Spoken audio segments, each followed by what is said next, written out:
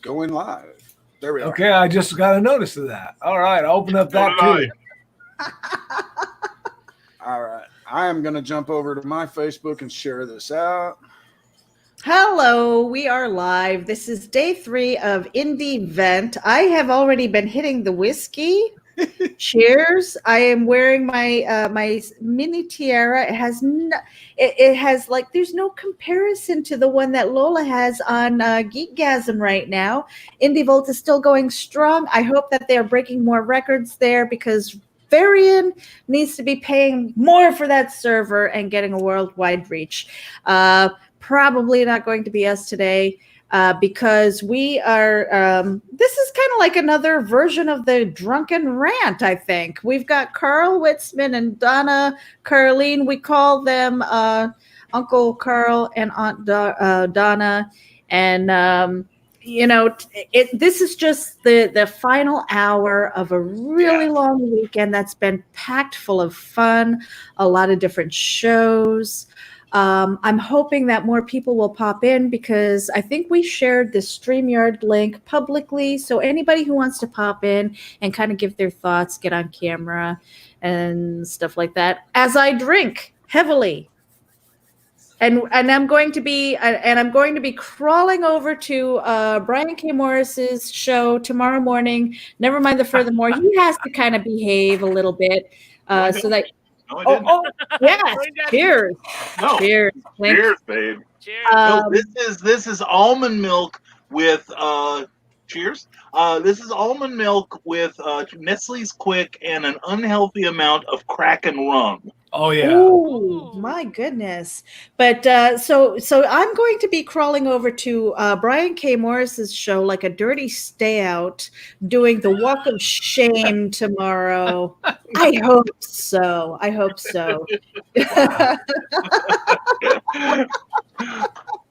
Oh, let's see. What we've got a couple people here already. Cindy Cap, do you have the link to this room? You should. Let's make it. Do you want it? Do you want it? I see Cindy and Ted and Russell. All right. This is going to be a fun group. Action has been released. Woo! All right. Where are we sharing? Let's just share this StreamYard link everywhere. I'm sending it to Cindy. Okay. I put this out in the humor group, so you never know who might show up here. I'm just putting this out to my public stream, so anybody who wants to pop in, hello. You can if you want to. Whether we let you on screen or not is, I don't know. Oh, somebody already popped in. Hello. I hear someone's voice. I hear popping. Oh, wait, hold on. Here she is. Cindy. Yay! Ted Davies. There he is. All There right. he is. What's up, kids? Hey, I've already been hitting the booze. I'm like bright red. Oh my God, that's terrible. It's empty. Sorry. Oh no, blasphemy. Oh. So, Hey, Cindy. You know what to do about that, Ted, right? Christine, is that? No, I don't do that. Probably shouldn't do that. You're a dead man If she walking opens right the now. door and I go missing, you know what happened. So I tell you what, there's a story of now my husband when we were first dating, or rather when we were first let's just say sleeping together, okay? Because that's PG. No. Okay, no. So Somebody's got a lot of feedback. he said is it me? He said, what did he say? He said, if I'm sleeping, whatever I say during my sleep, don't go against me. And so the one night, he has no idea how close he was to dying because he rolled over in bed. He rolled over in bed. He was snuggling me, and I was like, "Oh, this is getting interesting, right?" And he goes, "Fluffernutter."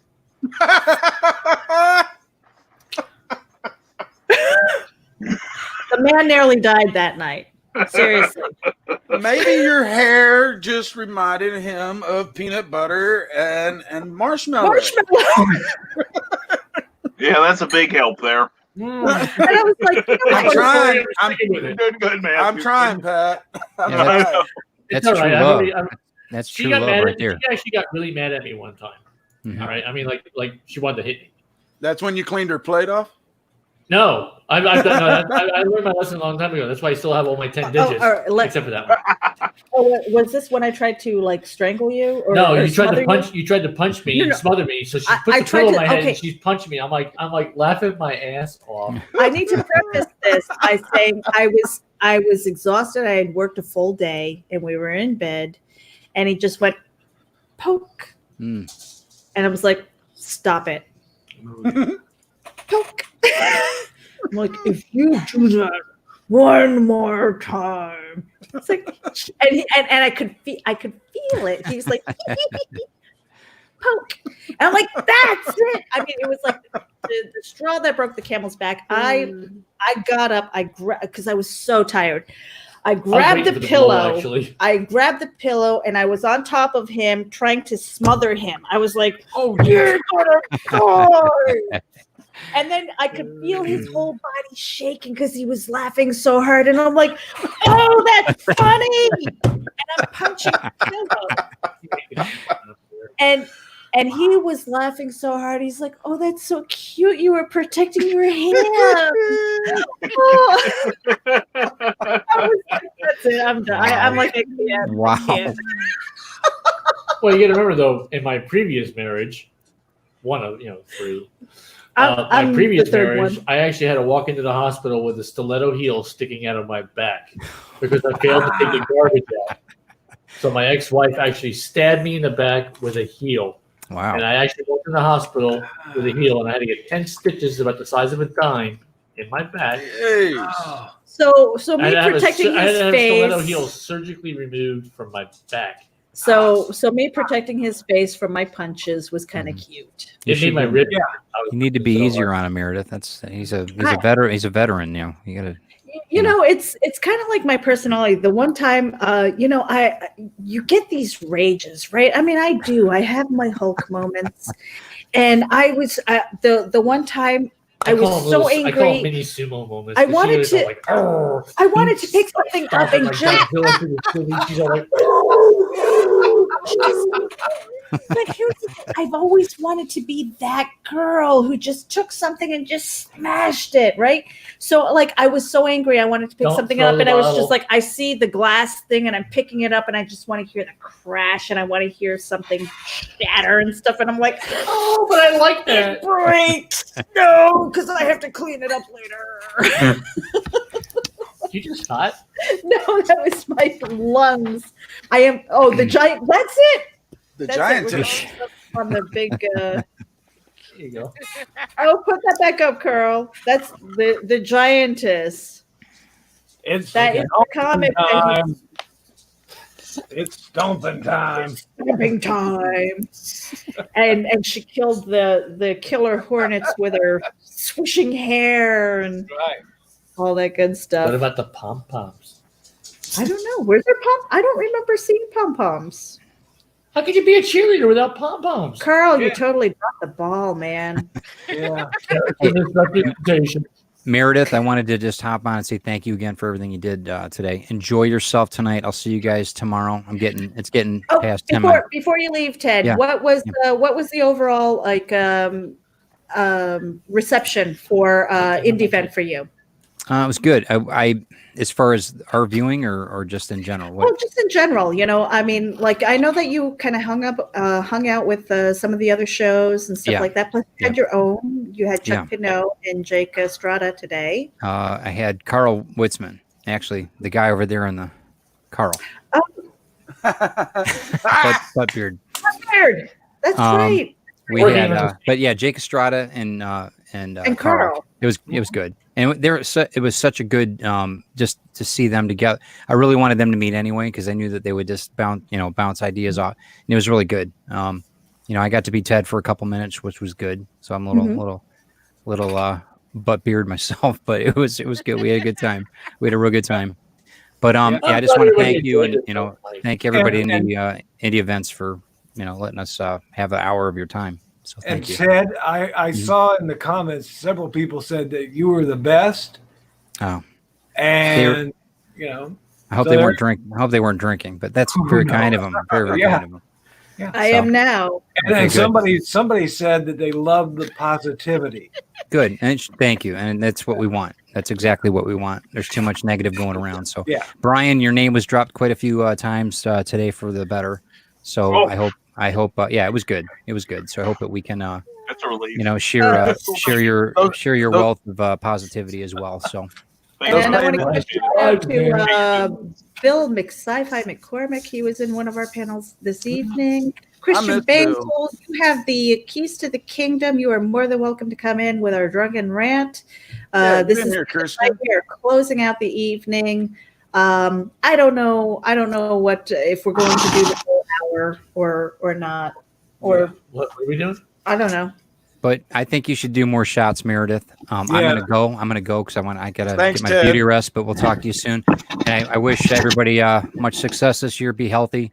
Wash your damn hands. Sorry, Brian, I got it. Took it from you. Okay, we'll talk to you later, guys. Have a good night. Thanks. I Bye. don't wash my hands. In Bye. fact, Take care, I'm brother. Hi, Ted. Take have a good night, man. Y'all come back now, you hear? Where's Brian's? Well, and Oh, I just want to Boogie.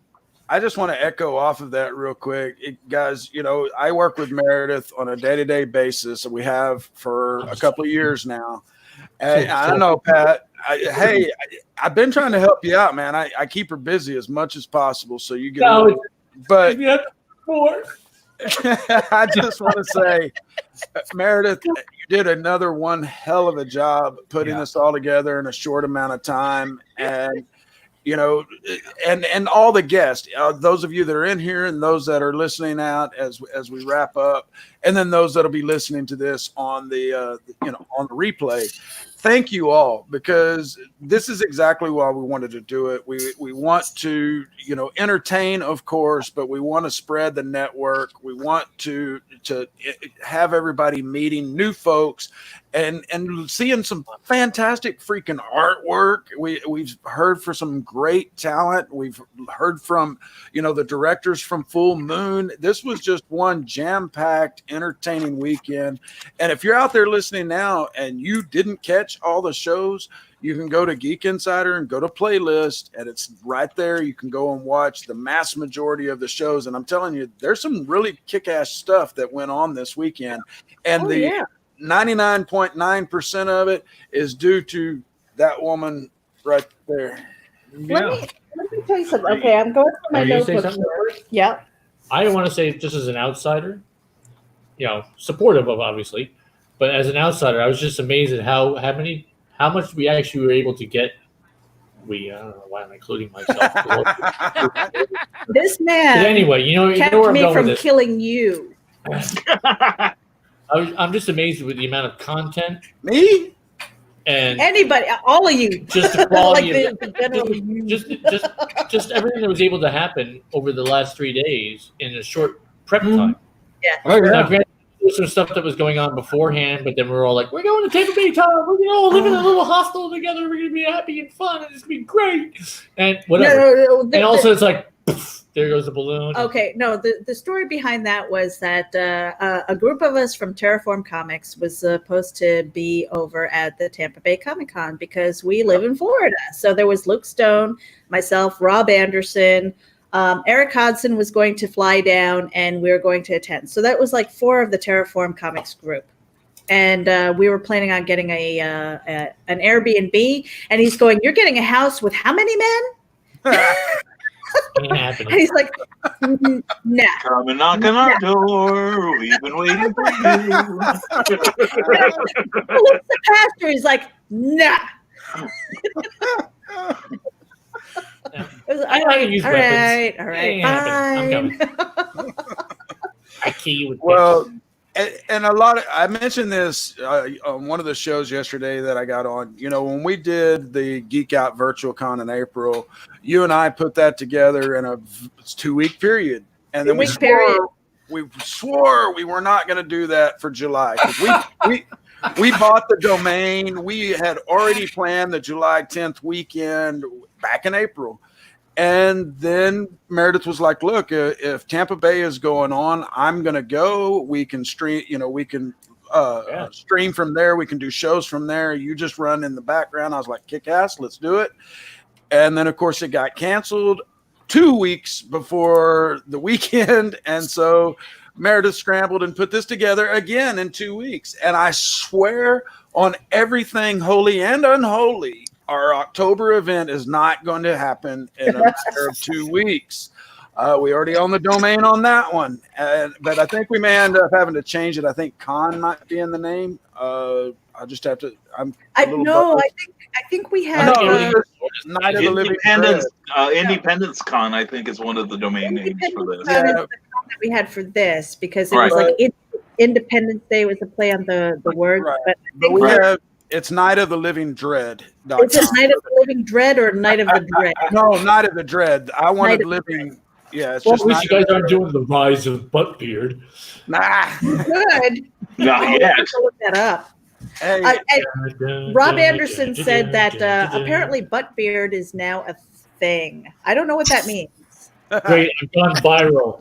well, maybe to Rob Anderson it might be, but you went viral. You were like, "Ew, cooties! You didn't get that. No, icky." No, well, I still liked my definition of what #Buttbeard is much better than y'all's. I don't know if you heard it, Pat. Probably not. I'm on the denial. So he's not drunk enough to actually show the butt beard, okay? Thank God. But it's not going to happen. So don't worry about it. I'm Irish. I'm a trained professional. My man. There he is. But no, Pat, I said, I heard, I didn't get to hear the morning show, and so I didn't hear the whole thing about butt beard. But I said I assume it's a grooming thing. I brought alcohol. But then that's just what I'm drinking, man. But then I told the guys last night on the full moon get me off of there. Get me off. The full moon directors, I told them my definition of butt beard generally means that my mouth is somewhere good if I've got butt beard. So that's all I'll say about that. You can get the visual yourself. Away from that. Bigger on the inside. Now comes the part where we throw our heads back and laugh. Ready? Ready!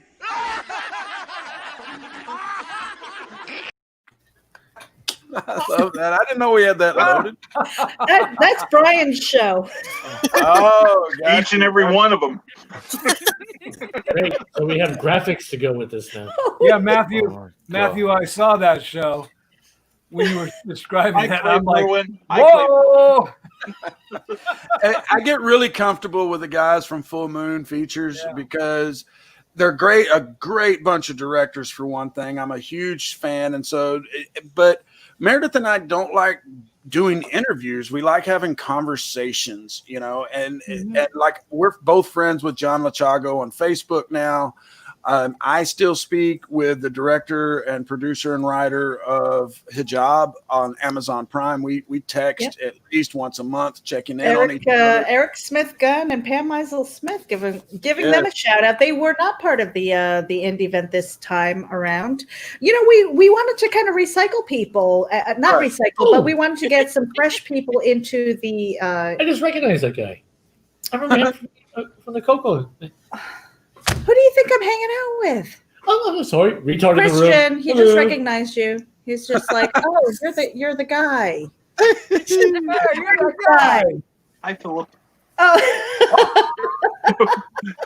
Yeah, normally it's like I'm the guy. You're the guy. You're the man. You're the man. Like often that's the man. I'm sorry. I'm just like, no. He doesn't pay attention to what I do online, which might be a good thing. Well, it's called professional courtesy. Because the thing is, it's like you gotta remember, she usually has these little freaking earbuds in. So I only hear her side of her talk. So it's like I hear things coming out of her mouth And The truth is, folks, wow, what's going on over there? That should be a StreamYard. Just hearing Meredith's side of the conversation and nothing else. The truth That should be a is, whole show. Meredith's side. the man doesn't even check his own email. All right, I don't think he knows how. I know how to check my own email. I mean, like, honestly, if I died, I have people that he can call to actually get access to, like, how to pay the bills. I got the red book. It's got all the passwords and my codes. Oh, you remember that? Yeah, I just don't know the phone number that I need to call to help me read the freaking website. I'll figure it out. No, seriously, He can't find the codex, but I can figure this crap out. Matthew, what were you saying? I'm sorry. If I can build a house, I can figure out how to freaking work the interweb.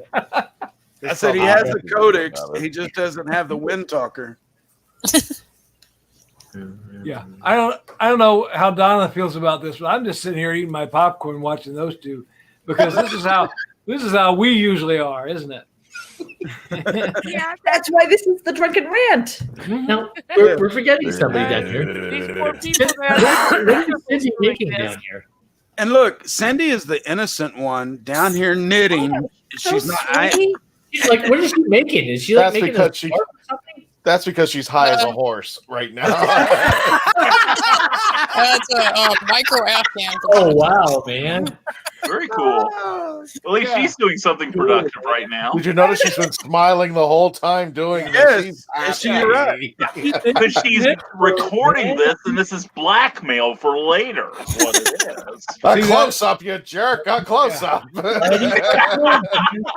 See, that's why I said Cindy was too nice to be in Uncle Carl's group, because she's probably knitting like an Afghan for some disabled veteran or something. That's so sweet of her, you know. Let me tell you, you have to watch out for those quiet ones. They're the freakiest of all. Yeah. We lost her. Oh no! Scared her to death. Oh, Carl, Donna fell off. Oh, we lost Donna. All right, I thought we lost. I don't know what happened to Donna. We have Donna, Nick. And there's the DA. Well, what are you doing? How drunk is This is Donna? like whack-a-mole. It's like whack-a-mole. No, I was saying you have to watch the quiet ones. They're the freaky ones. All right, rotating. Oh, hey! Rotate. I can't even rotate. Well, I guess you don't have to worry about me if the quiet ones are the ones you have to. I'm playing the Brady Bunch game here. You stop mixing the family up. Really? Wow. No, this has been really great because I think a lot of people have made connections too. Not just although you know, we watched just about every show that was on Friday and just about every show that was on Sunday. Speak for yourself. I wasn't home Friday. You weren't home Friday, but I'm speaking for myself, woman. Be quiet down there. Hey, don't make me come back. You ain't my woman. Nice knowing you, Carl. Yeah, you come back here. Through those hallways. Yeah, you come on back here. He's got that. Don't fall for it. That means he's got booby trap sets. I know this. Oh, it won't help. It won't help. I know Donna. I swear to God, this is a true. Oh, hang on, let me get everybody to calm down for 5 seconds. I guess You had me at booby. No, this is actually a true story. Okay. Why do we need a close up to understand that this is a true story? Get the calm down. I got one for you. All right, we just moved to Florida from upstate.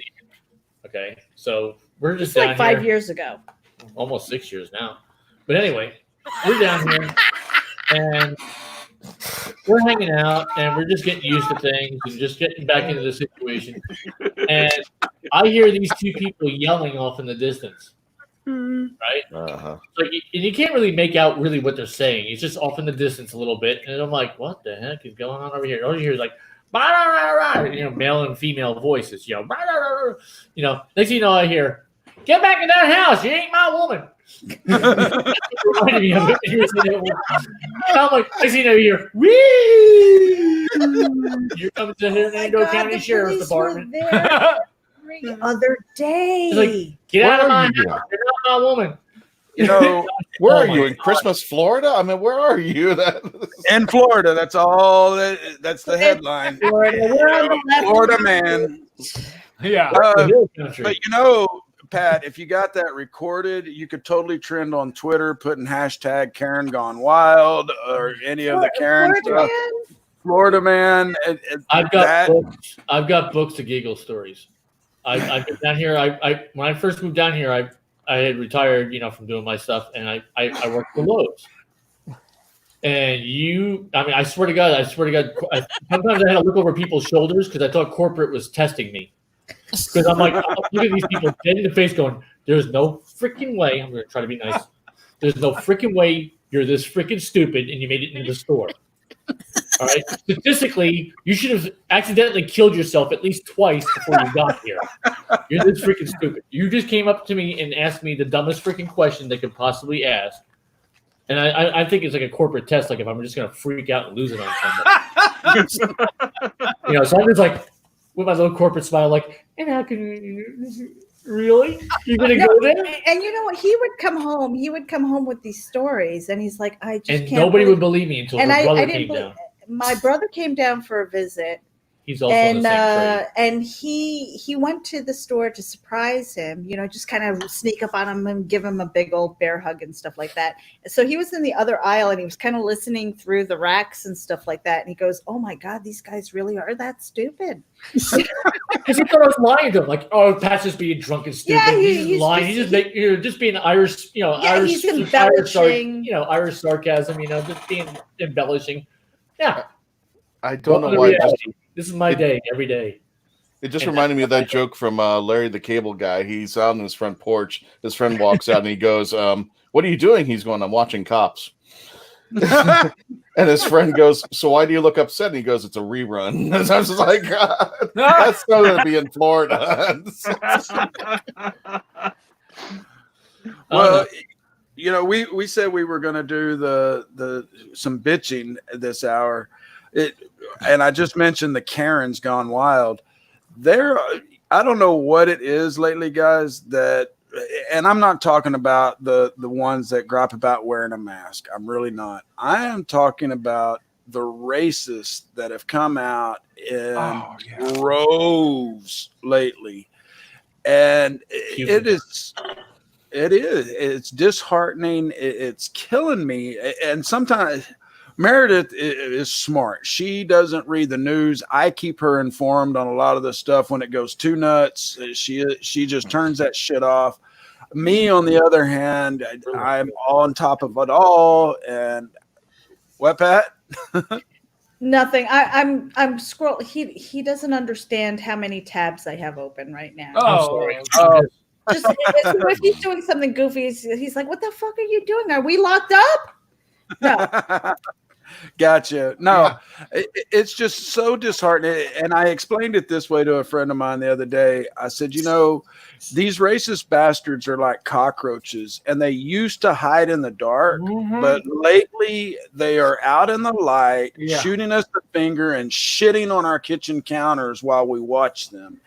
And folks, I just want to say, man, you're talking to a guy. I've got multiple American Eagle tattoos.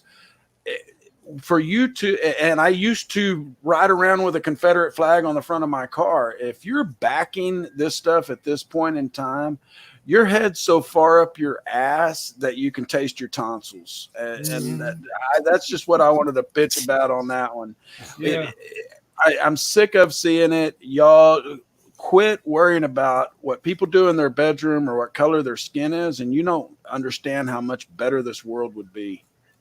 We do care about what people do in their bedroom. We've got Pornhub for that moment. That's right. If you're doing something in the bedroom, my email is Matthew mentioned the R word, and I'm thinking me and Meredith are the only two minorities in this white group. So I was like, do we need to leave? We have to exit. I am black. No, I'm a lesbian. It's okay. Brian is a black lesbian. Yeah, I am. Yeah. And so I'm trapped in a man's body. I know. But Matthew's right. People feel like right now because of a certain situation, they can come out and say these things. Where they would have kept their stupid mouth shut before. They think, oh, I can just go out and go do these things. And these hard times are showing us just what people are really like inside. Yeah. Yes, sir. They're angry and they want something to focus it on. And they, oh my God, I'm sorry I was drunk. I'm so sorry. I was just upset. And screw you. And I'll edit myself there. Because no, I don't care how drunk I get. Racism never comes out of me. You know, homophobia doesn't come out of me. I used to tell racist jokes, even though I've had people of color friends my entire life. And I thought, you know, hey, it's okay. It's just a joke. No, it's not, folks. And I'll tell you why I'm pissed, and I could save this for the not so happy hour. Is I saw a son of a bitch today in like Indiana, which ain't even in the South. He had his tailgate painted the Confederate flag and had a noose hanging over it, and put himself on Facebook or whatever, Snapchat or whatever, and wonder, you know, making fun of people calling him a racist. This isn't racist. This is because I want to pull. If I need to pull somebody, I can pull them. That kind of shit in this environment is absolutely uncalled for. Folks, we should be coming together to battle this virus that is keeping us from the Comic Cons, keeping us from being able to go to the concerts, keeping us from being able to hug each other. And if you think that this is all a hoax and, oh, the death rate is down, screw you, man. I could go on because, like I said, I follow the politics and I shouldn't because I'm OCD. But turn it off, Matthew. Turn it off. Yep, I'm turning it off. And here's the thing. I'm going to segue into something a little bit happier because I want to talk about. I want to talk about Indie Event. We'll talk about that more. Hey, I want to talk about hugging people. All right. That'll do. No, so seriously, the Indie Event hashtag. If you go to YouTube, we own this hashtag. We own it. It is hashtag iNDEE. EEVENT. I can still spell, and I've had a few of these. Keep drinking, then. Keep drinking. That's how we tell. All right, but you know what? I want to just take a little bit of time to kind of go through the rundown of the different shows that we've had. And if you go to Geek Insider's YouTube channel, Matthew, is it Geek Insiders with an S on YouTube? I think it is. So if you go to the YouTube, I called this my halo. It is not. You know, we have about 42 or 43 plus hours of content this entire weekend. This was people who came together. Legend of the Traveling TARDIS. I mean, Christian, you know, you have hit some major milestones, and I know that you're busy, and I know that you've been chasing down some of these big interviews and stuff like that. And I mean, you're like working while you're working, which is crazy. And I want you to jump on here, and I want you to talk about that.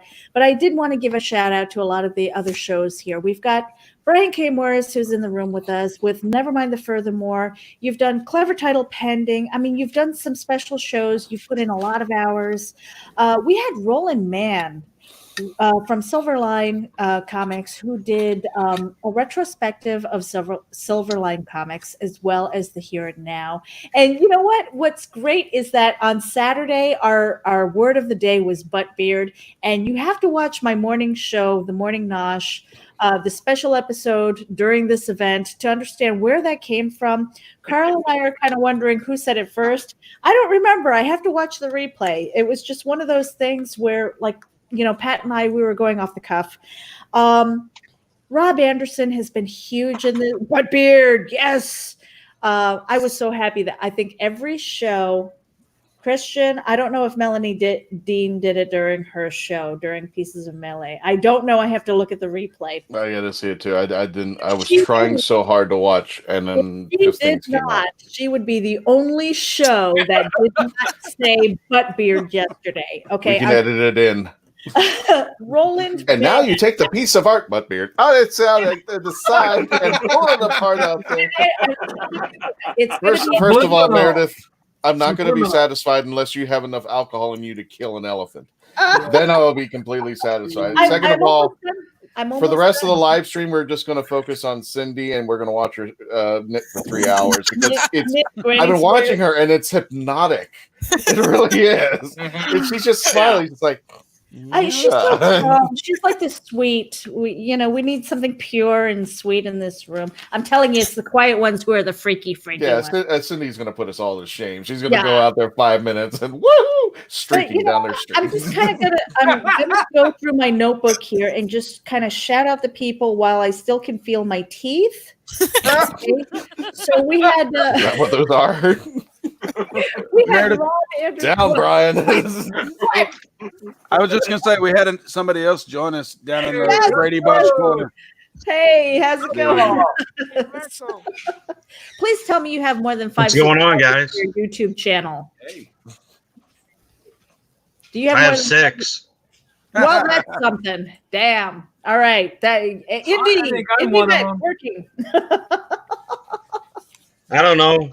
I haven't looked all day today. I've been working on my computer after I got flagged for copyright on one of my videos that I made. So the program that I used yesterday to make videos for my live show said that you could post to social media. So I've been posting them to Facebook, no problem. Well, I don't understand what the difference between posting to social media and broadcasting live is, because either way it's seen worldwide. But when I broadcasted it, Sony Music Entertainment flagged me yesterday. So that's how I got kicked off my own show yesterday, was because I was locked out of Facebook and everything. Oh, man. Wow. So I have like 7 of these videos on my page, and they're like, oh, yeah, that's fine, but just don't broadcast it. I'm like, what's the difference? What does that even mean? Right? Is it due to music or is it due to gameplay? Or what do you got going on over there? It's to do, so like I did trailers and I added people in with iMovie for like the show, and they've turned out really good. But the music, whatever they own to it can only be posted, not broadcast. Yeah, they got some really stupid rules on music and stuff. It's so ridiculous. You got shanked by the mouse. Yeah. Oh, me and Mickey went round and round just because I and you go on. I do the Geeky Cheeky and Downright Freaky show on Wednesday nights, and you can go. We were discussing the Mandela effect, and you can go and search that on YouTube, and you'll see 100 or more videos where they talk about Snow White and the whole mirror thing. And I do a 15-second clip showing that it's not mirror on the wall anymore. It's magic mirror on the wall. And 15 seconds, maybe 20. And that bitch-ass mouse sent me a cease and desist. It was enough. And it wasn't even an automatically generated thing from YouTube. It was from freaking Mickey Mouse or Walt Disney's Frozen Head, one or the two. And telling me to cease and desist on, and I didn't claim ownership of this. And like I said, there are tons of Mandela Effect videos out there that show the exact same thing. And Christian, you stop bundling Funko. I was just fixing to say, you put them up there. I was getting mesmerized. Oh, Brian's got the voodoo doll. First of all, yeah, I have the actual voodoo doll right here. Second of all, I'm Brian. I just want to make sure Cindy didn't know I've changed her name moniker. I'm trying to see how long it would take for her to figure out.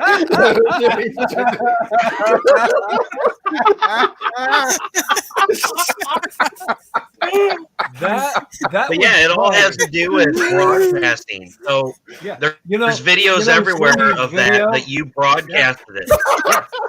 That would work because Finland, I guess, has this thing called slow TV. And you take a train ride, and it's the whole train ride on video, and they would probably have 50 hours of knitting. Well, and if she stops to take a bong rip every 15, 20 minutes, she's going to get that whole crowd as well. Yeah. And if she can keep that smile going for 50 hours,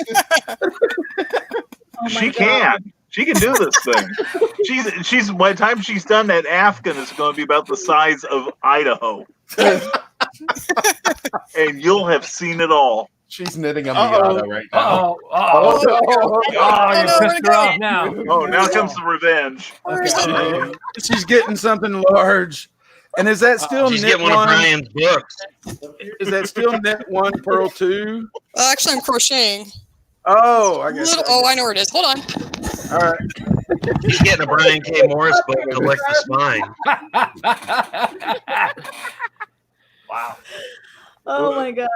We'll wait till she comes back and we'll get her up hey, Oh. where's the one that's over there? Oh, the one that. Wow, Right that's there. nice. Oh, that's beautiful. Oh, that's pretty. Lovely, Cindy. This is, and let's see if I can get far enough back where you can see the goofiness I did. This is made with fuzzy yarn, which tends to interlock on itself. I didn't realize I had 5 sides until I was too far in to pull it. Oh no! So it's a pentagonal after. Did you do that one yesterday while you were live streaming? No, actually, it was a pink and blue one that I was working on until last night when I finished it. Ooh, Oh, coordinated. good. Wait, I have a Dalek. Oh, great! We got tandem book licking now. Not only just tandem book licking the same book. I don't need you anymore. I have the hunting they said that COVID caused a lot of things, but I did not. Apparently, never expected that. Wow. This is the cure. And the thing is, I know from experience that that's not the strangest thing Meredith has licked. Oh, crap. I'm just glad it's something of mine. Meredith has this assumption that that's going to stop any one of us. So, yeah. My husband's like, that book is far from protected. Yeah. Grabbing Brian's butt. Wow. Oh my god. Can this thing bobblehead for me when I do this? Brian, quit licking yourself. Get over here. Stop. Stop licking yourself. Carl, is it drool getting on your head? You are the one who mentioned dino porn and ruined the Daleks. Exterminate. Awesome. I'm pretty sure Pat just molested Meredith's ear or something there. I think so. Woo!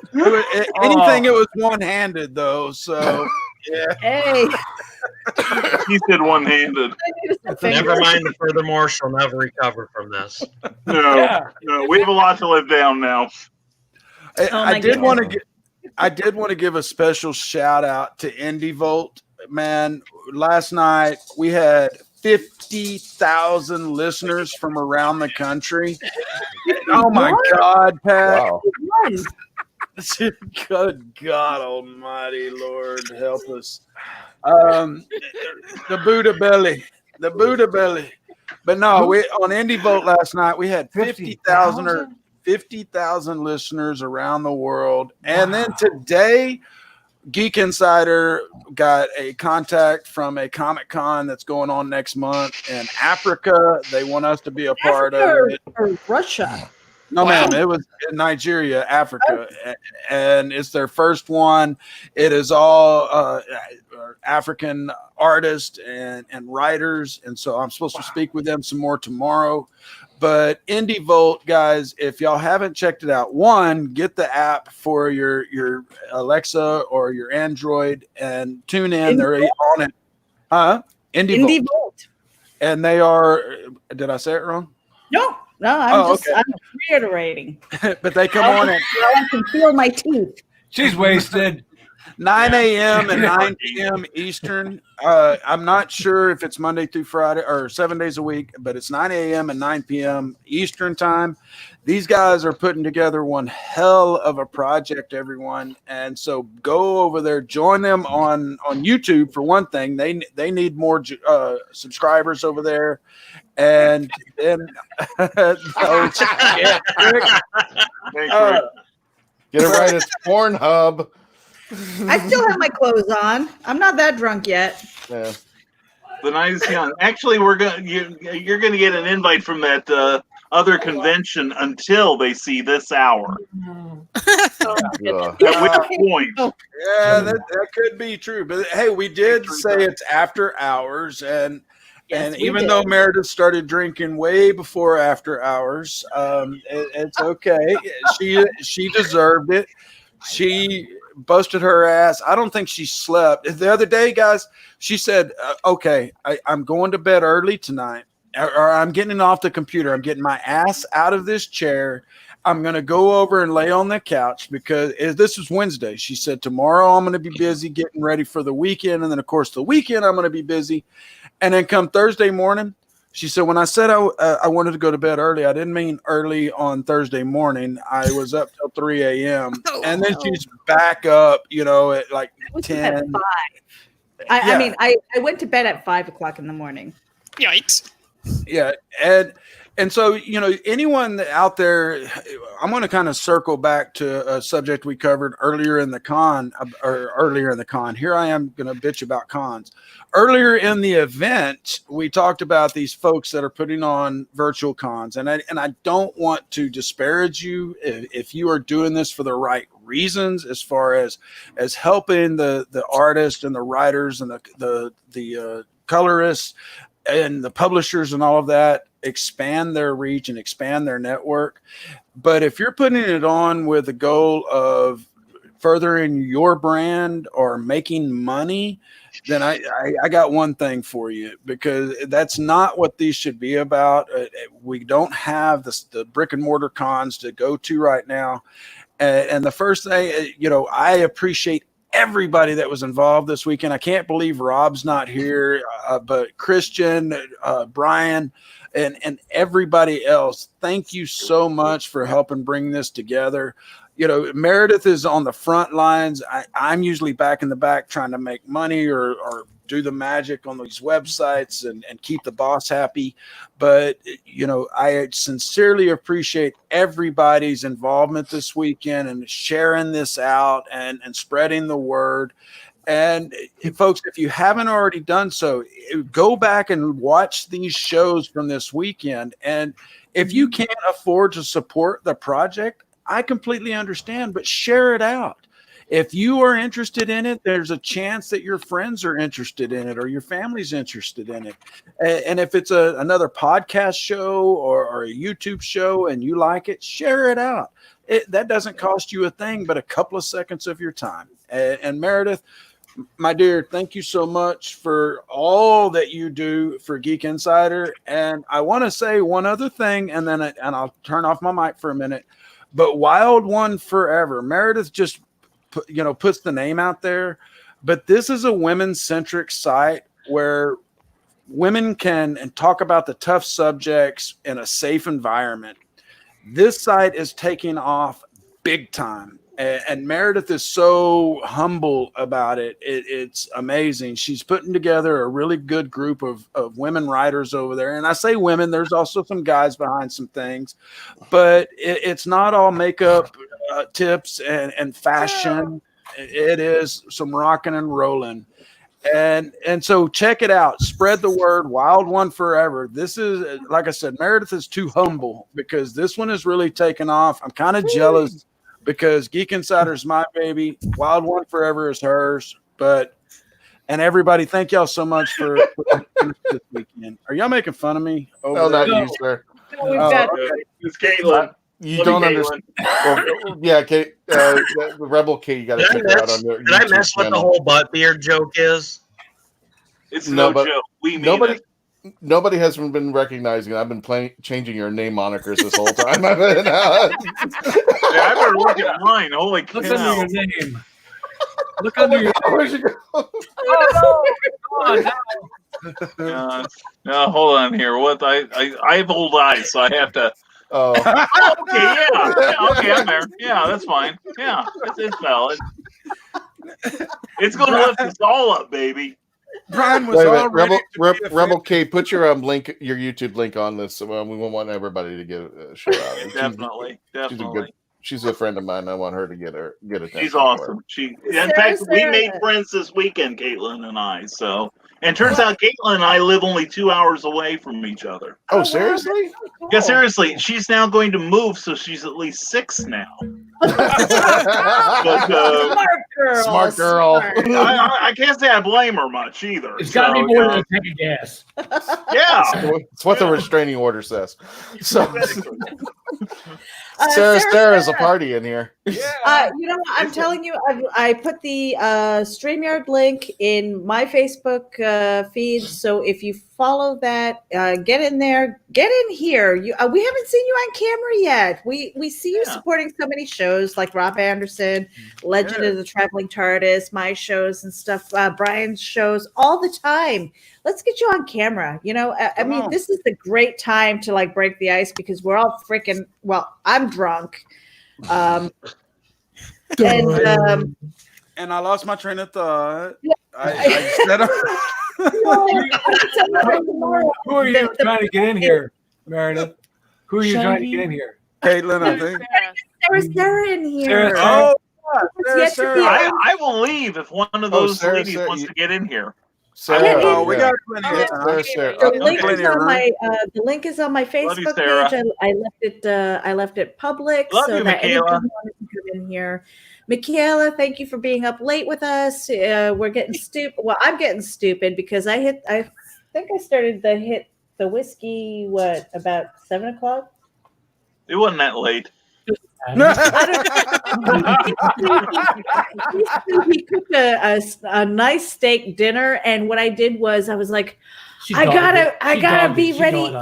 I basically took a fork and knife to the pan and instead of a plate, and I was just like eating bits and pieces. No worries, I'm just picking. Sarah, you know, I don't need no stinking plate. Sarah, do you want to come in? We'll get you the link. And Clayton, yes, we are. We're paying attention. Oh yeah. See, we're paying attention. We picked and choose what we're going to be talking about in front of the chat. Right. ArtofTheHeroMaker.com for Clayton Merwin there. You know, all the good work that we did this weekend is like totally ruined by a drunken rant. I make no apologies for that. We're used to that. Guess what? I think I'm calling in sick tomorrow. Well, you don't have to call in sick. We will excuse it. Just rest. Post-production. Yes. Yeah, there you go. Here's the thing. Because Brian K. Morris has a show Monday, Wednesday, Friday called Never Mind the Furthermore. And we are planning on doing, I think, a special episode where I know that I'm going to be crawling in like, what did I say? Like a dirty stay out? I'm going to be crawling into Brian K. Morris's show like a dirty stay out. Doing the walk of shame. He's pulling my hair, guys. I don't know. I don't know why he's trying to steal my tiara. Why are you stealing my tiara? You're like a drunken prom queen right now. You're getting ready to like. You're literally like this, like. So we're gonna be at the Never Mind the Furthermore. I believe. Brian, go ahead. I'm going to put you on the big screen here, and you tell us, like, who is supposed to be there tomorrow with you? Put on your 3D glasses when he does shit like that. No one is on the air. No, tomorrow we will have Meredith Loughran or whatever's Lock. Yeah, with any luck, we'll have Meredith on. And There you go. you're not fooling me. And hopefully Rob Anderson and maybe some of the rest of you reprobates are welcome to come on the show. I'll just leave. And we'll just take it from there. Yes, no, I'm not that drunk. I can still form whole sentences. So and I still can spell Kraken. So I'm still good. You'll know when I'm drunk. Butt beard. Yeah. Butt beard, yeah. His sentences aren't making any sense. Oh, just keep on knitting. Don't give up. Still going. Just keep knitting. Just keep knitting. Yeah. Hey, we got Rob. Oh, there goes the neighborhood. Oh no! He's gonna Rob. really. Indy. I'm not Rob. I'm Rob. not Rob. I don't know who Okay, put fine, you there. I'm Rob. Okay, I'm Rob. Get those singles ready. I'll give you $10 to button it back up. Oh God. Okay. Yeah. He showed it. He showed it. And that, Rolls a penny. ladies and gentlemen, was the longest butt beard in history.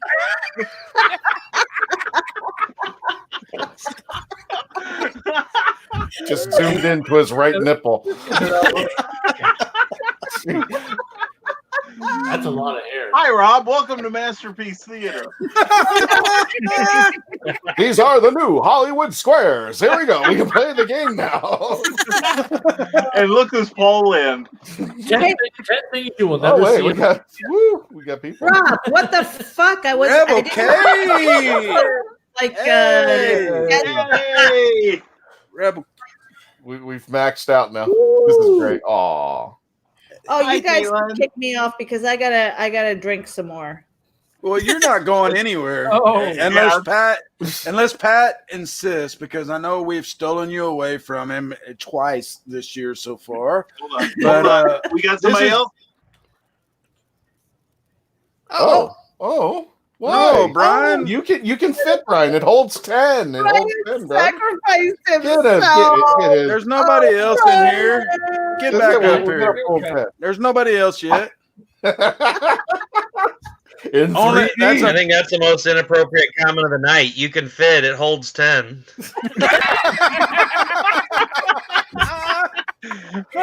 That's what she said. Who'd we lose? Oh, we gotta get Sarah in here Are for we a minute. using the metric system Sarah? or the standard system? Sarah. Where's Oh, Sarah? Get in No, there. I still come Get in on. there, girl. I give Kate a bit of Raz this morning. Yesterday when we were playing the game Sarah, show come in. because Oh my I god, don't see that her. was so I don't sweet. see her. she's coming. I guess sent her the link, so I beg your pardon.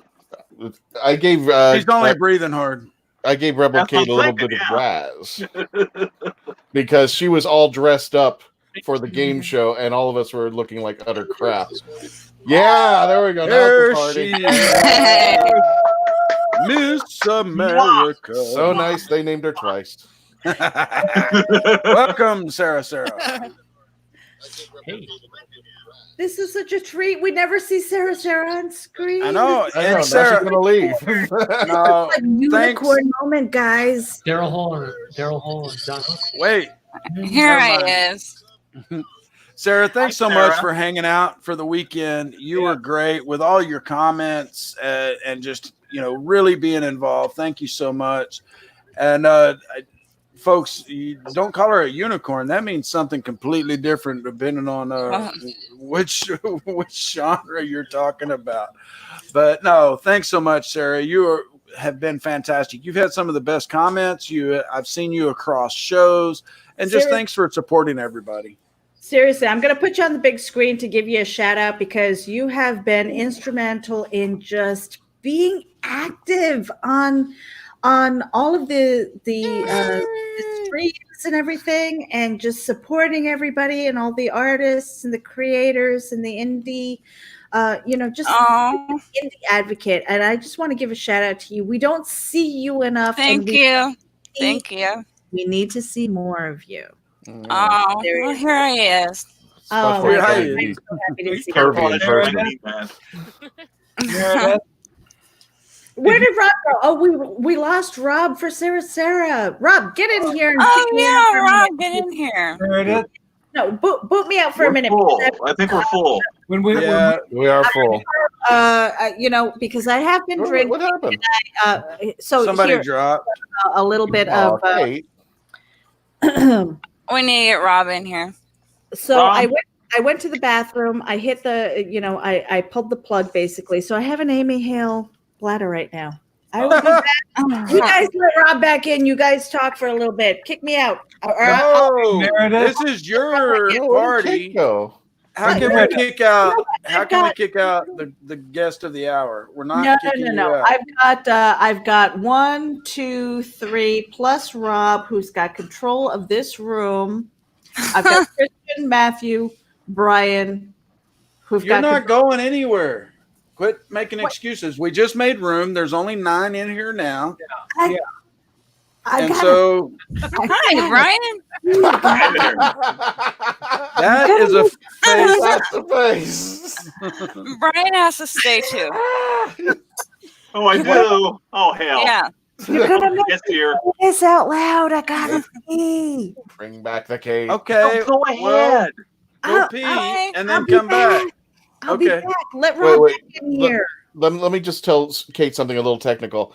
It holds 10 on the screen, but we actually have a green room that when we put you in the side panel, so you can still be in part of it, but we'll just pull you in if we got the room in the space. So, But Christian, we were just getting noticed though when we had 10 and that we couldn't have any more. It said somebody was trying to enter the room, but That could was me. not.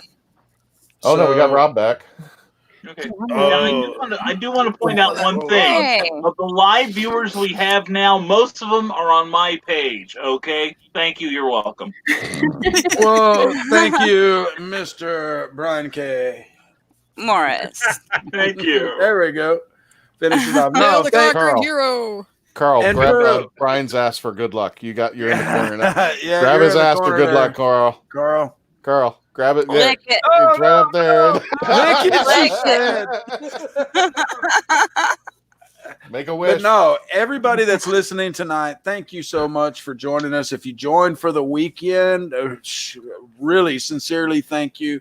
Yeah. This has been a great time. I hope you all have enjoyed it. You know, we got this man and this man and that one and that one and that one that have all been helping out and Getting I my can't gender right.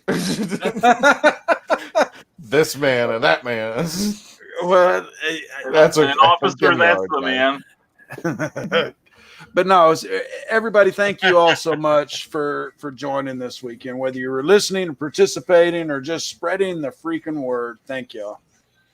Y'all done a good job with it. I've been on multiple virtual cons, and this one was very well organized. It was pretty easy to keep up with where to go next, and the panels themselves were very interesting. Thank you. And Cindy. very fun. Thank you very much. Thank you Wait, very much. Thank you so much. Michaela, what'd you say? Let me just pull that up. Christian, you just keep talking. You could read the phone book. Okay. Oh. Oh. I sense a love connection in 2 + 6. Wait a minute. She's got you in her back pocket. Albert AWOL. Just keep reading. Okay. Does anybody remember what a phone book was?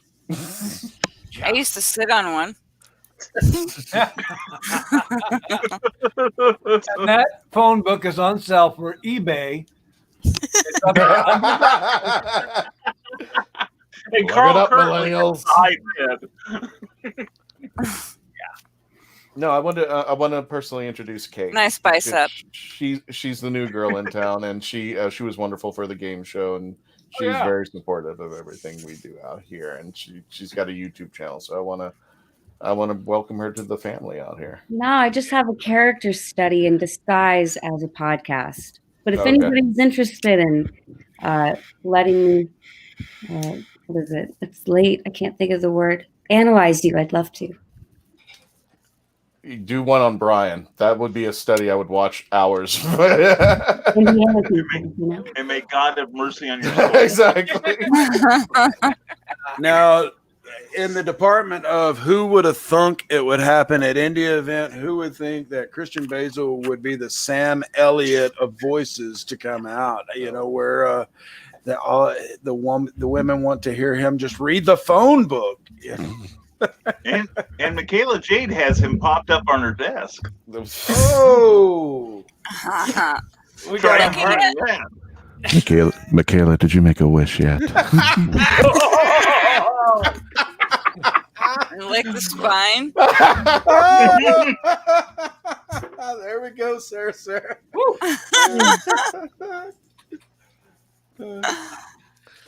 Yeah, I was going to tell Meredith before she left, if she came to our group on Friday nights that we're not doing the rant, we do a drunken rant every other Friday.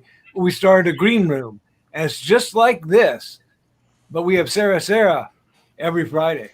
Oh, kick ass! Well, we definitely gotta check that out. And guys, anytime that y'all have these shows and stuff, this is something that Rob and I, we haven't talked about yet, but Rob and Meredith have, and we're going to get it expanding. Rob is kind of joining the Geek Insider family per se to take on the comics side.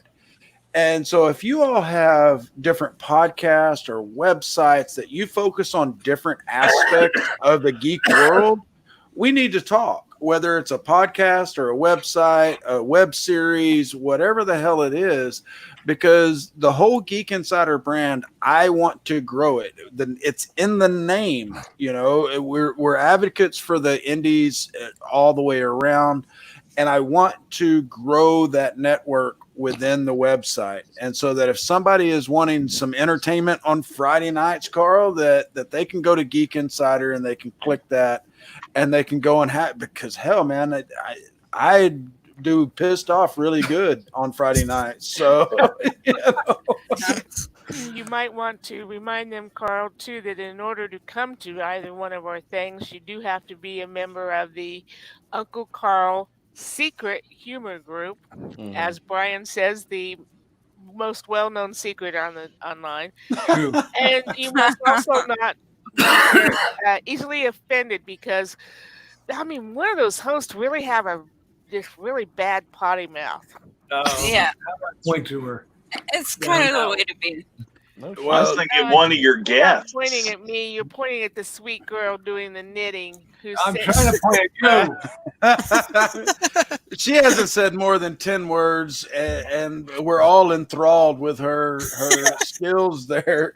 But, you know, it's like what I always tell everybody. You literally cannot offend me. At the same time that I worked for a Howard Stern chat site, I worked for a Christian or a Catholic, a Catholic forum chat site, and then one that this is rated G, not to be above anything you would hear on Barney. And so I worked at all three. God. And so you cannot offend me in the least. You can try.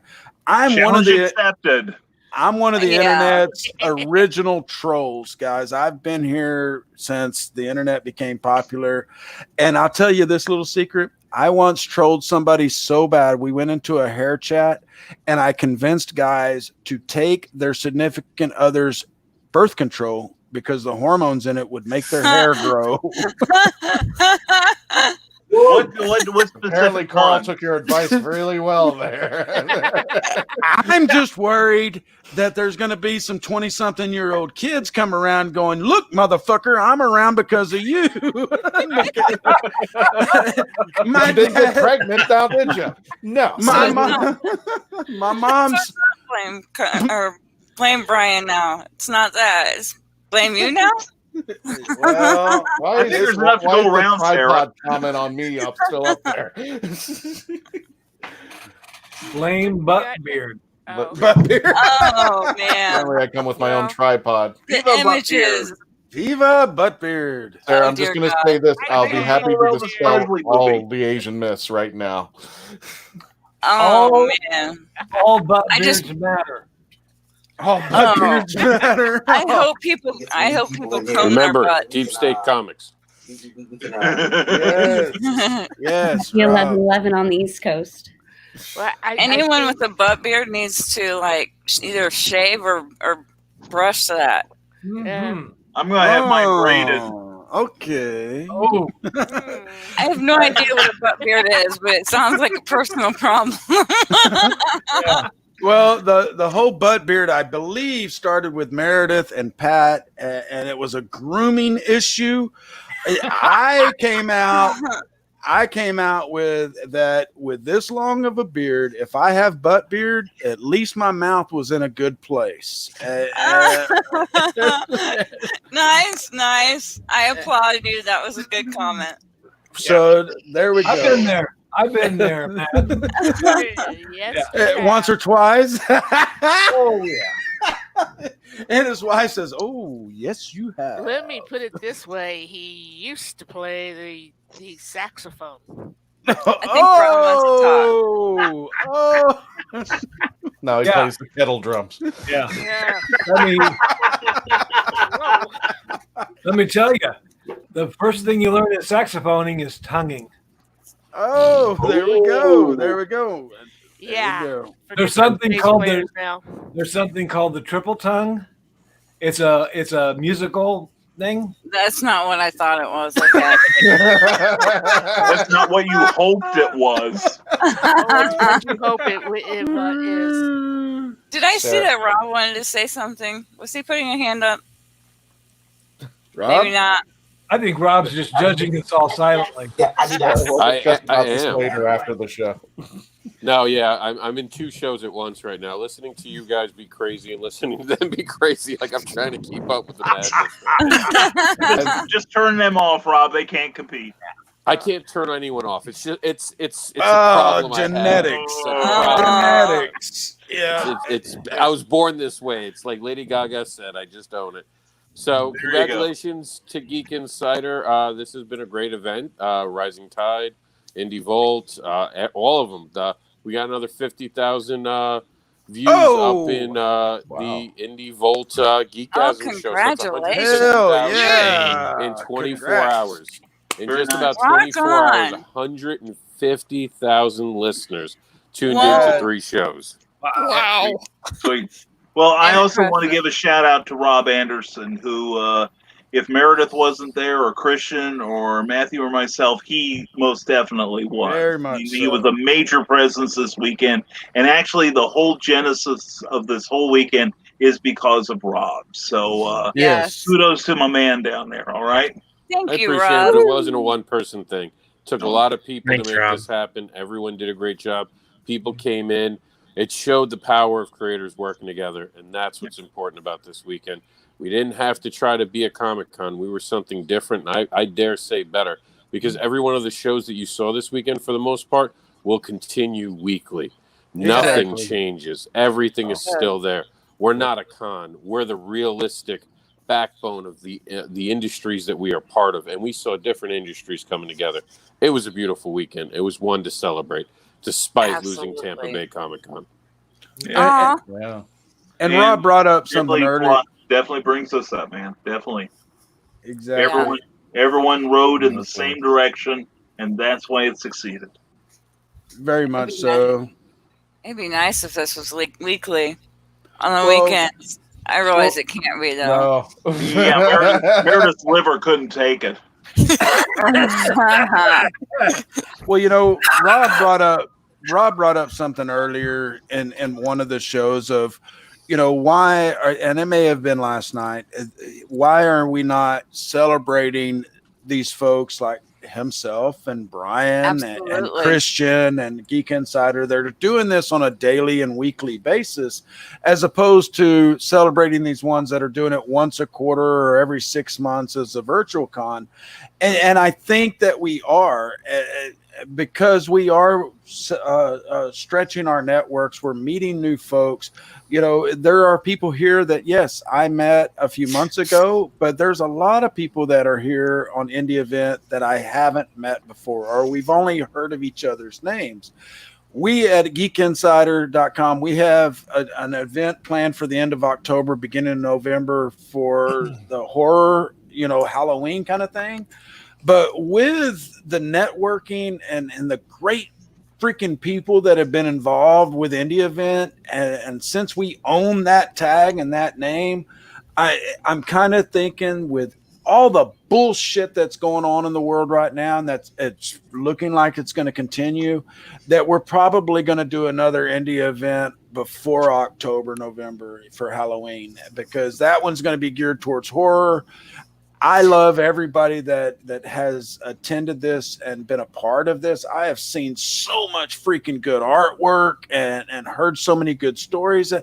And the thing is that so many of you are bringing to the table these experiences and recommendations for folks in our audience and everybody else's audience that want to get into this genre or want to be creative.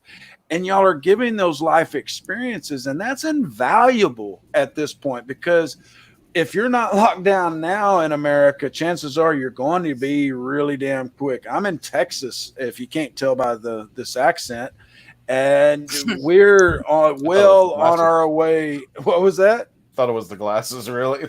Oh, that might be it too, That's what gave them away.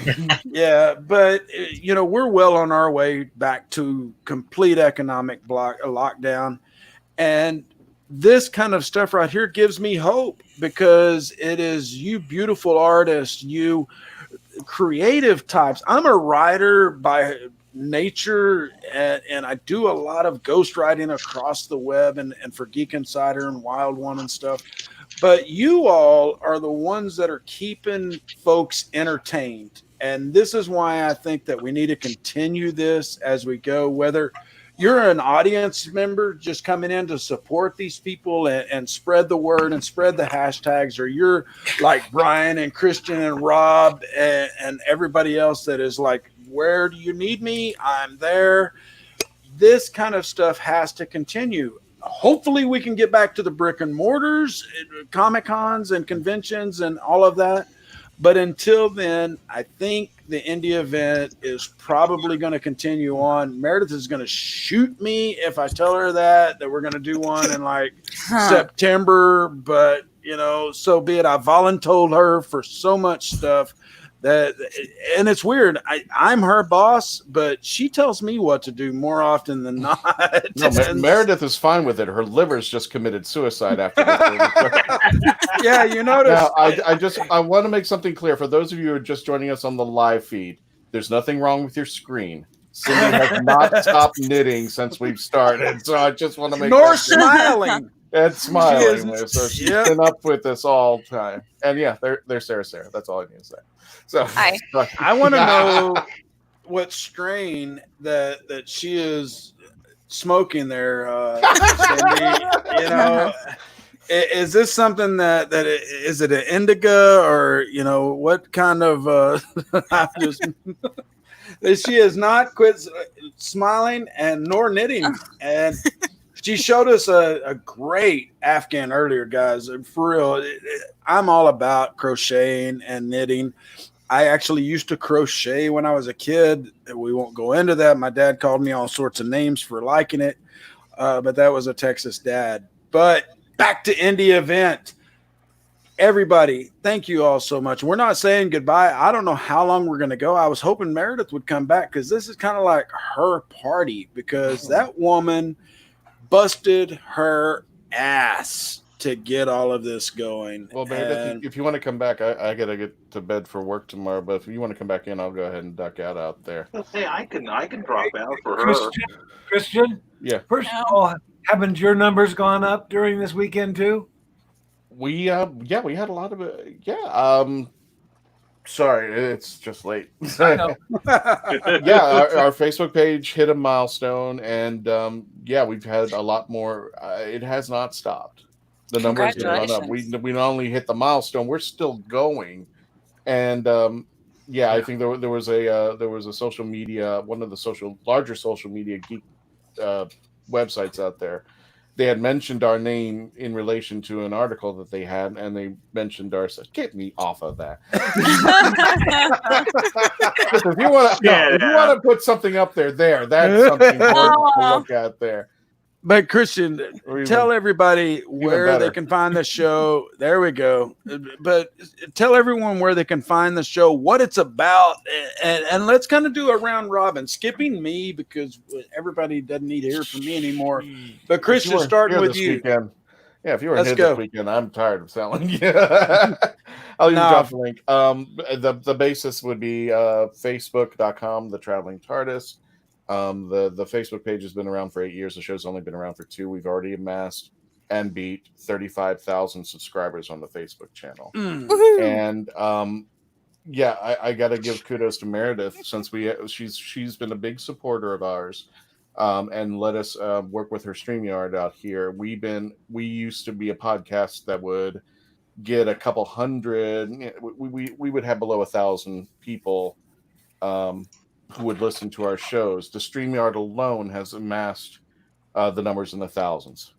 And we could not do that without Meredith. And let alone that's probably moving into the podcast. So yeah, we're just growing up. I feel egotistical doing this, but I'm just like... No, but tell everybody what the podcast is about.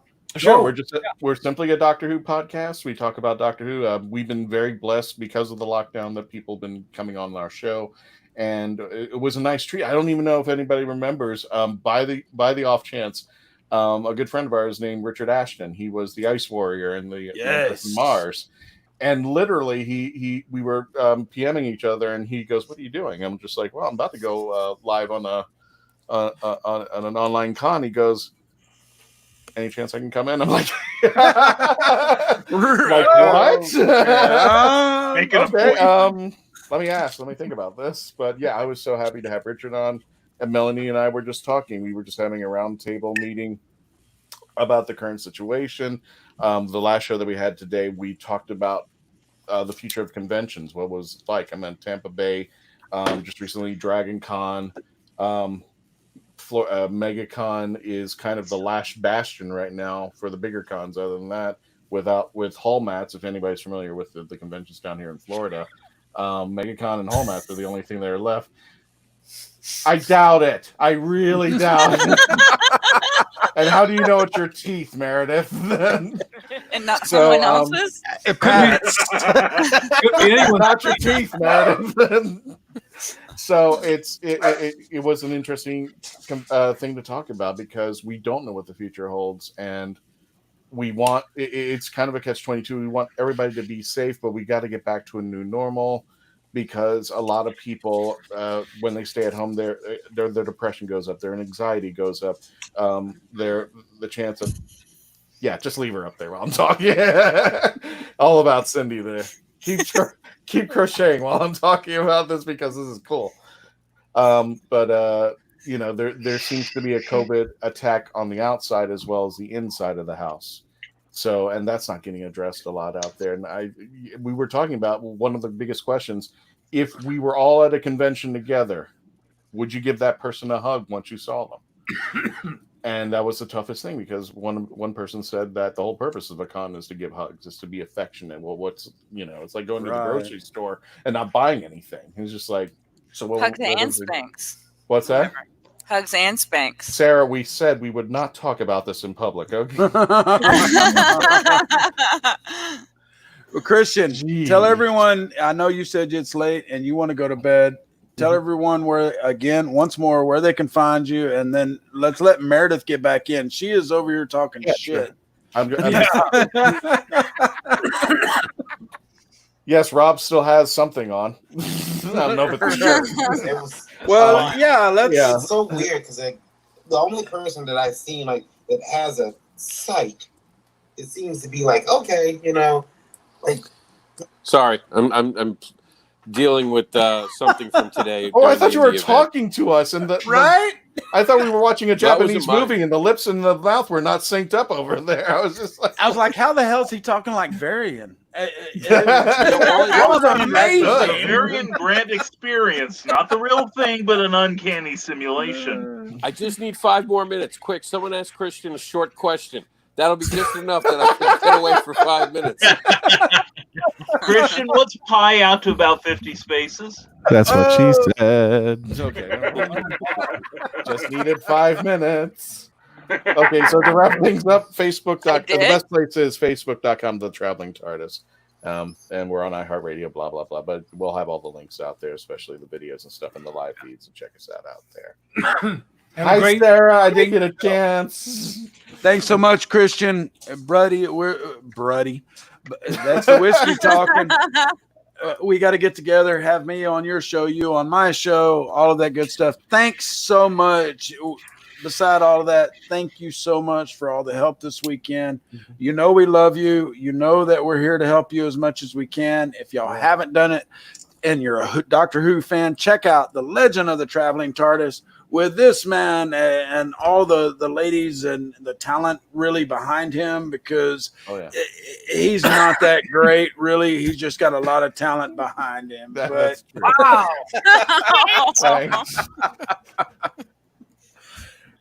Way to rain on my parade with a golden shower. Thank you very much. You know I love you, buddy. I love you too, guys. What's that? I'm right below you. No golden showers will land on my head. I noticed you smiled the whole time when you said that. So anyway, that meant how long did that take? Okay. Yeah, he should be back. But I want to thank Brian. I want to thank Rebel Kate. Check her out. Check them both out. And I want to thank everybody, especially Meredith. Meredith, we couldn't do this without you. We can't be the success we are. And very much. We're all here because of you. We're all here as a testament for everything you've done, everything that you've done to support us. Yes. There is no way we can repay you back, but we're hoping that we're making you proud every single day with what we do out here. Christian, All right, nobody could say it better, buddy. Agreed. All right, guys. Bye-bye. Sarah. Hey. Night. Now, Meredith, get your ass in here. This is your party. It took Hey guys, I'm probably gonna have to call it a night. Who was that? Who was that? Yeah. Yeah, who was that? It was me. I'm probably gonna have to call it a night too. I got to get up at 3 o'clock for work. And just stay up. Right. At this point, is there really any point in sleeping? Yeah, but I drive all day, so it's probably a good idea to get some sleep. Yikes. Go get some shut eye. Don't run over anybody tomorrow. We don't want to be responsible for that. So thanks for joining us, man. It's been great meeting you and having you be a part of this. So thank you so much. Yeah, thanks for letting me be on, and thanks for putting this on. It's been fun. I've been trying to share out everything as I see it coming up and joining in stuff, but it's definitely been nice to see everybody's page and see everybody's podcasts and shows that they have going on. It's really opened up a lot to me as well as other people of stuff that's out there that I didn't know that was out there. So Meredith is trying to get in, and Christian has not left. Oh, wait, there goes Christian. Russell, have a good evening, and thanks for all. Yes. You taking off too, Carl? No, I'm saying bye to Russell there. Oh, gotcha. Because he's on our secret humor group too. All right, Chuck came in. We got somebody else trying to come in. Hey, Chuck. Hey, Chuck. If you're leaving, I had what's to up, pop in, fuck Chuck? and I had to pop in and thank everybody for doing this and for having this going on. It was really nice to be able to get out there and talk for an hour and pretend like I was important. So I really appreciate all you guys letting me a part of it. Oh, you are important. One can pretend. We look up to you, Chuck. You're our role model. Is that because I'm standing on a ladder? That could be. I think it is. It's some high hills. It's those high hills, man. I live in a hill country for a reason, so I look tall. Thank you so much for being a part of everything, Chuck, and keeping the word going. Like I said, with the indie event, I definitely, this is not the end. I really don't think we're going to wait until Halloween to get another one going, because we all just have so much freaking fun. Yes, it is a lot of work for Meredith and Rob and Brian and Christian. Me, I just go where they point me. Meredith says, Matthew, be here. And so I'm there. Otherwise, I'm working on stuff in the background. I'm trying to work on some stuff with IndieVolt to help them get some advertising going after all of this is over, because I believe in this project. And any of you out there, if you're listening and you're thinking about getting into comics or you're thinking about getting into writing, go in and listen to the shows from this weekend for one thing, and then get in touch with us, any of us, whether it's Geek Insider, it's Brian K. Morris, or anybody involved for the weekend. And I'm sorry, I was just reading Meredith's comments there. For those who aren't reading, I'm pulling them up. Oh, wait. See, she's already saying she hates me because she knows I'm starting something that's going to happen, and I'm going to volunteer for it. But no, really, everybody. She's out of booze. She's out of booze. She finished her Jameson. Yeah, Oh. You better That get her feels in like- quick. Jameson, How my favorite. how can she plan something like this and not plan more Enough booze? Like that booze, makes no right? sense to me. No, it doesn't. And I think it's only 11:30 there, so I think they can still at least get beer. While I normally don't recommend mixing alcoholic beverages, let's say that 6 times fast. Meredith definitely deserves every drop of alcohol she can get this weekend. And Meredith, sweetie, thank you so much for all the work that you do. And guys, this isn't just about Meredith putting something together at the last minute. It is that she believes in this. Meredith and I worked together on a cryptocurrency project.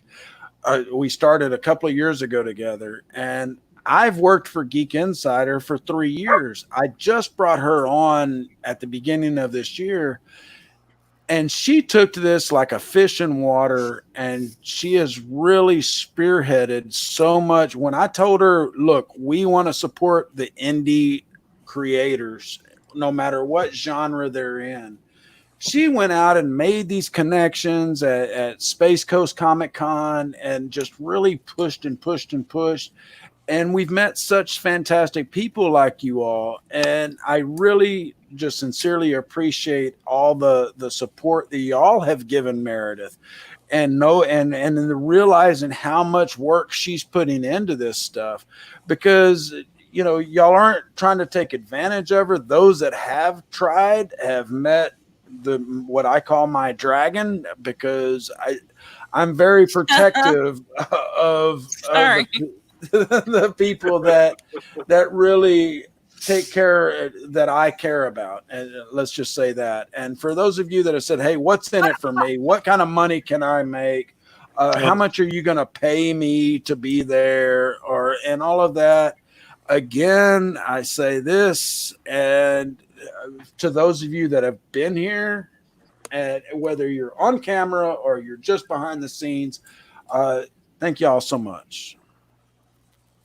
Thank you. Thank you. That's good. Yeah. Yeah. And Paul Surratt, this guy knows me from back in high school. He just said, what the fuck? You talk a lot, Matt.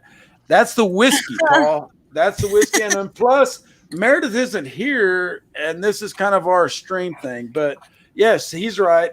Matthew talks way too fucking much. And so we're going to give this over to Brian, because I know Brian has a big show, or a show early in the morning. Look, why do I always think of a leprechaun when I see you do that face? Well, you think Matthew talks a lot.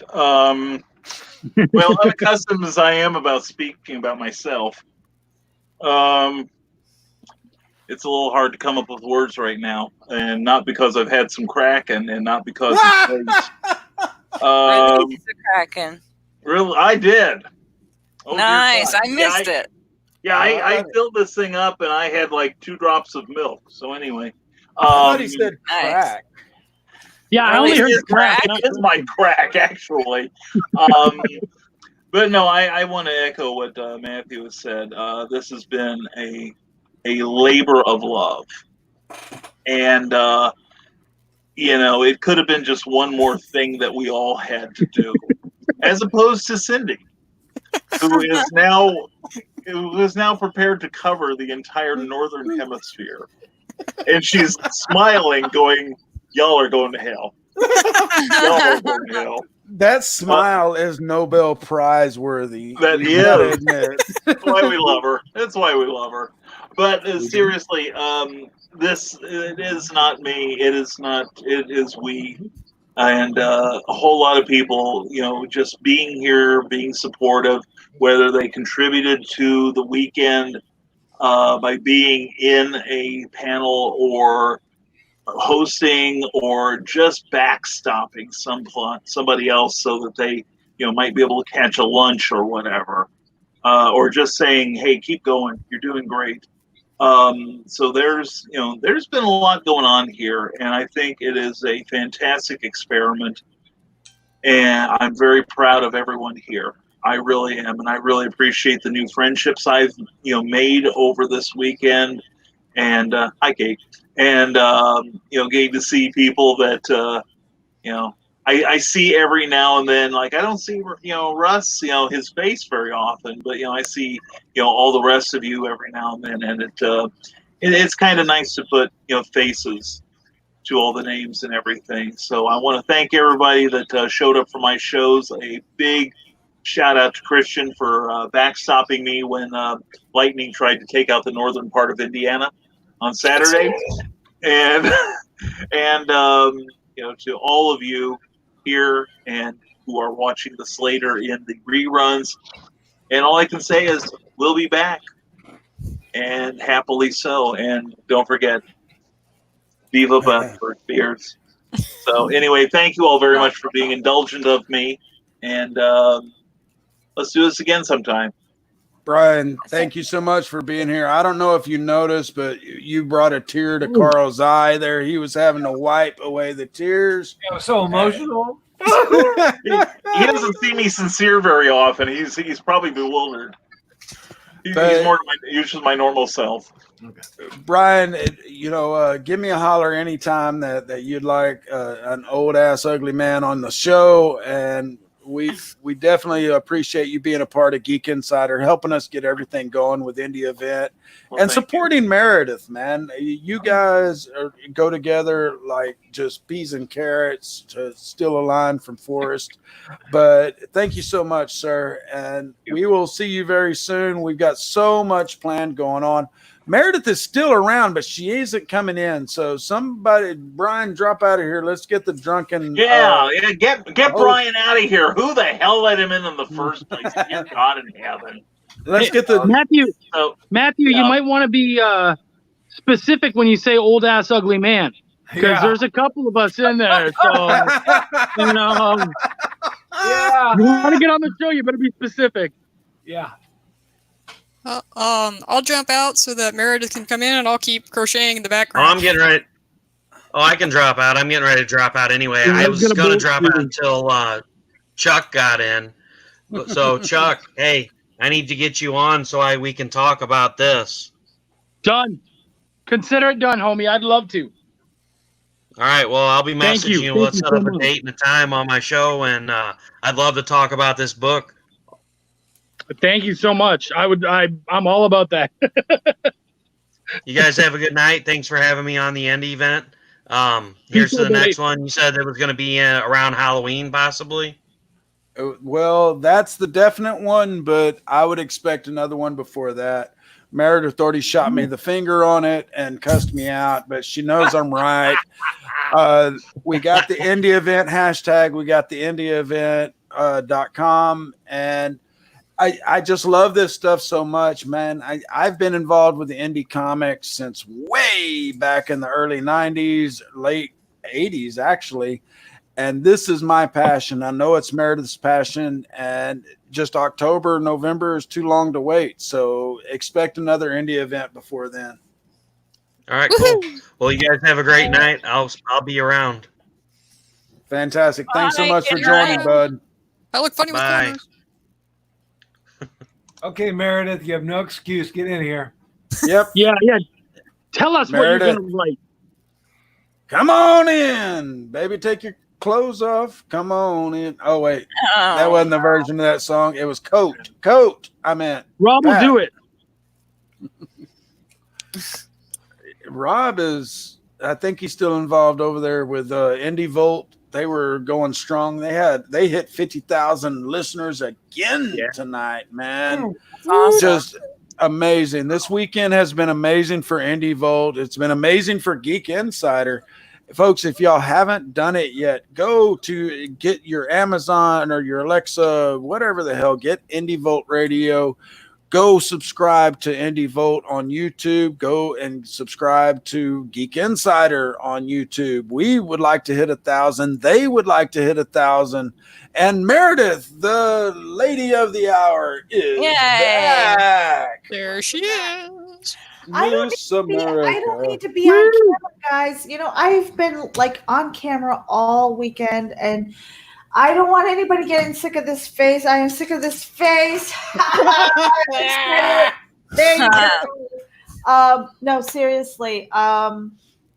You know, I really mean it when I say I'm the keeper of the calendar. I built the website. It was all of you who brought your shows to this event, to this weekend. I have been drinking. I've been playing with my Rubik's Cube. And while I'm listening to you all guys, it's like hanging out and having fun, doing the after hours party, just having a party. I love this. I love this. And you know, it's not about me. This is what I love. I am a goal-oriented person. I love doing this stuff. I love organizing it. I love putting people together. I love introducing people. It is my passion. It took me a really long time to get to this point of saying, this is what I'm good at. This is what I do. And I mean, I hate to say it, but Indie Vent is not the first community-oriented online thing that I've done. I mean, I've done something that the community actually nicknamed the Beast. And they called it the Beast because it was hard. It was a challenge. And I challenge every single one of you to go out there and do something that challenges you, whether it is creating something, pick up your pencils, do something new, learn something. I mean, my God, if you had asked me a year ago if I was going to be involved in comic books, I would have been like, you're fucking crazy. There's no way in hell. Because honestly, I hadn't looked at comic books since I was a teenager. And, you know, it started with back when I was in middle school, I want to say. My friends and I, we were so in love with Star Wars. We loved Star Wars. We loved Han Solo. We loved Indiana Jones. And the fact that it was, you know, acted by the same guy. We just absolutely loved Harrison Ford. And we had put together this fan fiction comic book. It was my very first comic that I had collaborated with my friends. And we got a cease and desist. We got a cease and desist. Congrats. You know, and it was one of those things where they were like, well, if you want to do this, you have to get a license and blah, blah, blah. So you have a cease and desist. And I'm like, well, I'm only in junior high. Oh my God. And from that moment to now was just this, not a void of creativity, but just it was life. It was a matter of, I'm choking on myself. Oh, no. It was a matter of, you know, married, kids, divorce, remarriage, rebuilding, you know, all of this life stuff. And for me to fall into this group, I mean, I've been involved with online communities since the 90s, the early 90s, the mid 90s. And my online community is the family that I have adopted. It's not the family that I was born into. And there are people that I have connected with and I have stayed connected with from that time. And you have been my saving grace. So when I say that I don't feel like I deserve the kudos because I'm doing what I love. It doesn't feel like I deserve this. I am an organizer. It's what I'm good at. And so when I'm doing the stuff that I'm good at, maybe I don't accept the recognition, but this has been so much fun, and I really want to shout out to everybody who is involved in this weekend. There were so many people that we approached, and I don't want to call anybody out, but we approached a lot of people and said, "You have first refusal on a time slot. Get in here, get involved," and they ignored it. They ignored it, or they said, "Nah, I'm not interested." People like Chuck Pinot, Sarah, who's been in the background, Brian K. Morris, Carl Witzman, Cindy Kep. I mean, all of you guys, Indie Volt, you see the value of networking and getting together with people who are passionate about what they do. And it doesn't matter whether it's comics, it doesn't matter whether it's radio, it doesn't matter if it's film. None of that really matters. It's because as a people who are just creative in whatever endeavor it is that they do. They go out there, they do whatever it is the hell that their passion calls them to do. This is a calling. Whether or not, I am confident that I will get a comic book out. I am confident that I will publish more books. I will publish more stories. I will be involved in some way or another. Whether I'm in the background, it doesn't really matter. I don't need the big screen. Whoever put me up here. I am like red. Look, my bottle is dead. All right. I have no more whiskey. That's bad planning. I know.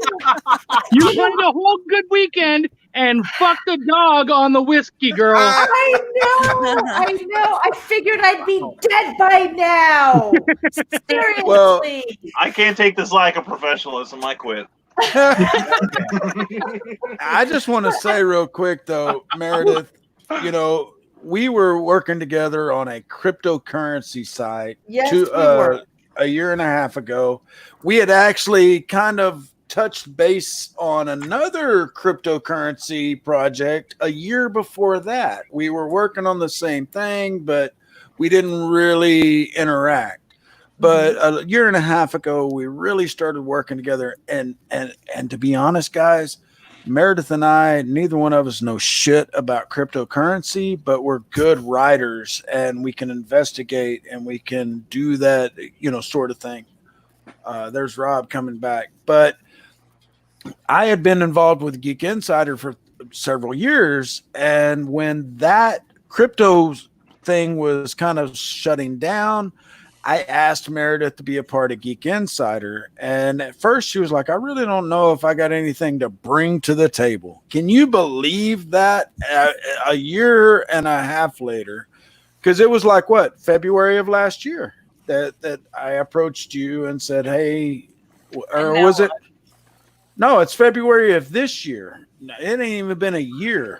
Actually, it was February of last year that we started working on the cryptocurrency. So it had to be January, February of this year that I brought you on Geek.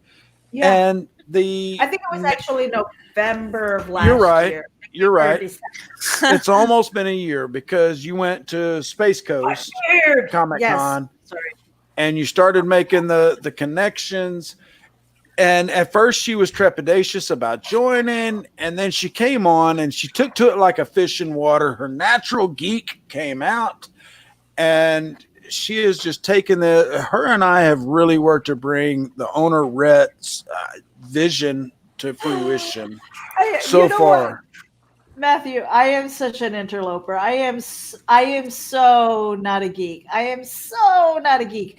You're totally a geek. All you have to do, You're is totally share a geek. a finger, story, and that's the story of my life. I know Matthew loves this. Come on, seriously, that is the story of my life. Anybody who doesn't know the Athena Finger story, okay? Meredith, sometimes you have a little geek inside you. Pat gets lucky. Are you calling Pat a geek? When Pat gets I know lucky. he's Irish, but are you calling him a geek? He's also calling him little. I'm just saying. He's a little geek. Seriously.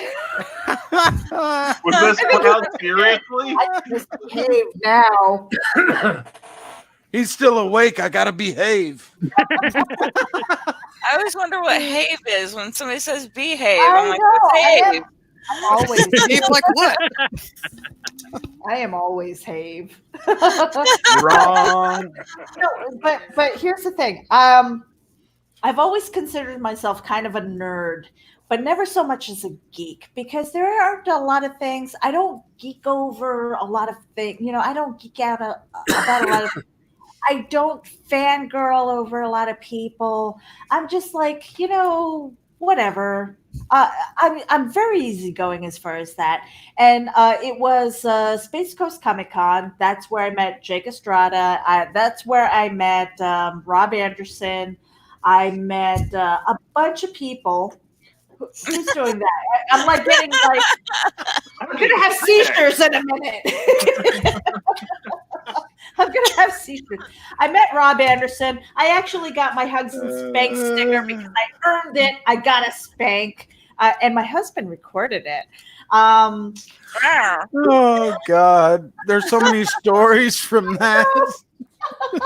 You lost me. No idea.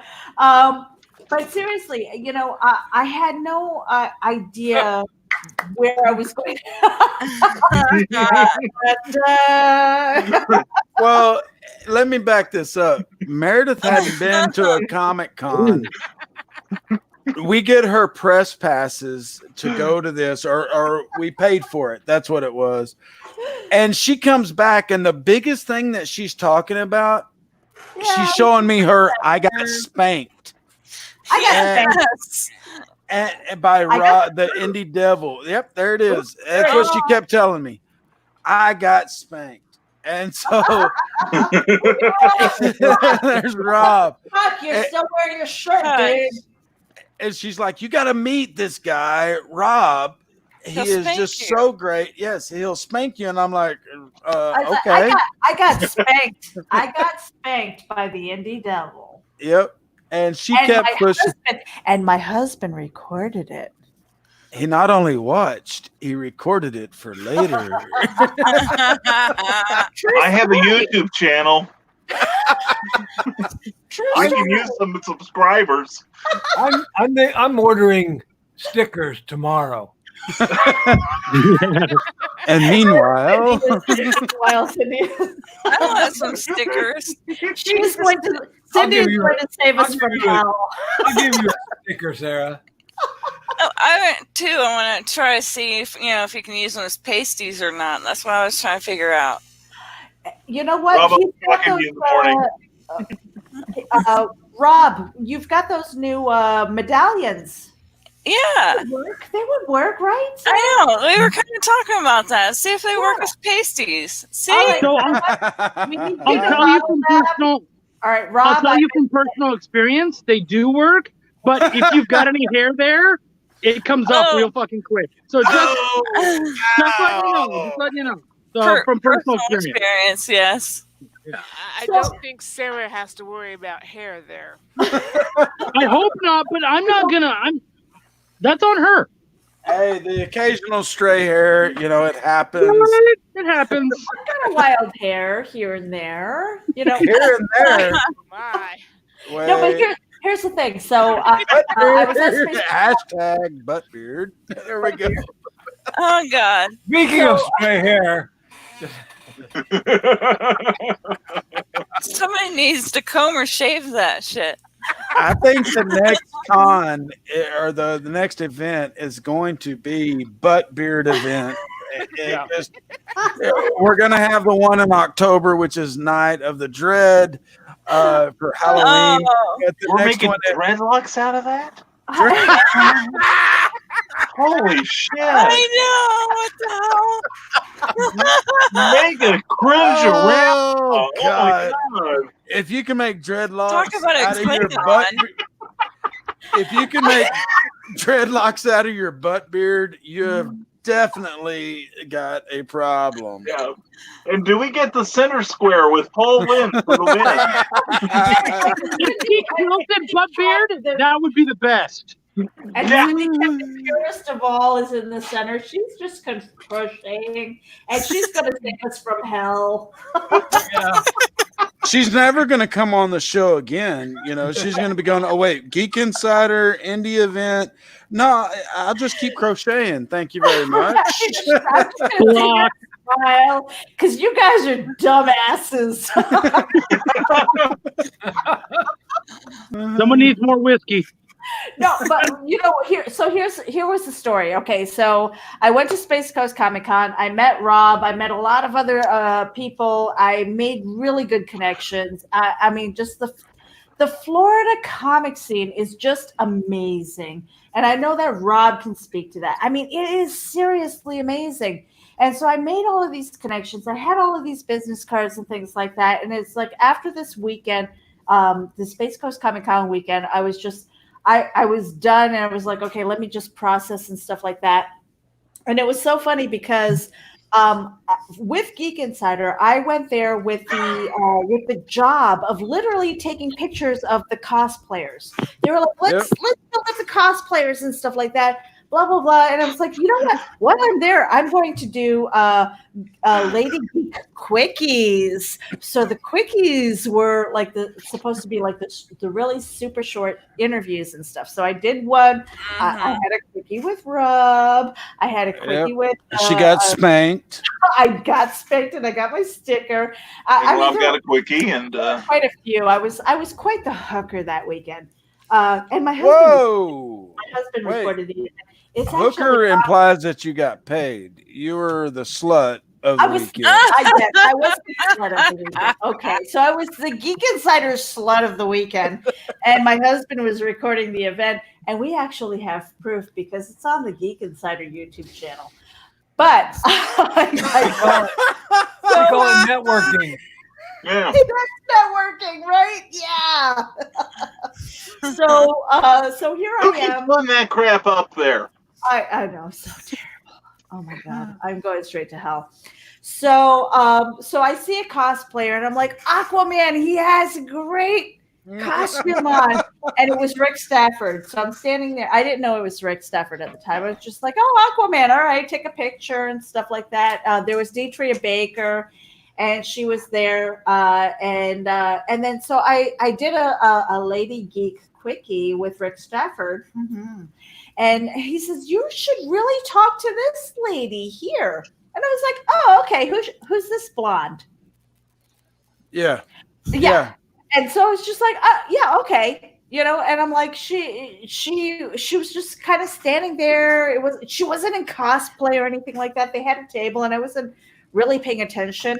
And little did I know that it was Athena Finger. And so it's just like, I don't know. Again, I had been so far removed from comics that I had no idea who I was in. Even days later, she still had no idea. Yeah, whatever. It was a great event. That's the thing that I do. I connect with people. I don't care about your titles. I don't care about your history. I don't care, what kind of comic book royalty you come from. Well, Athena, I love you.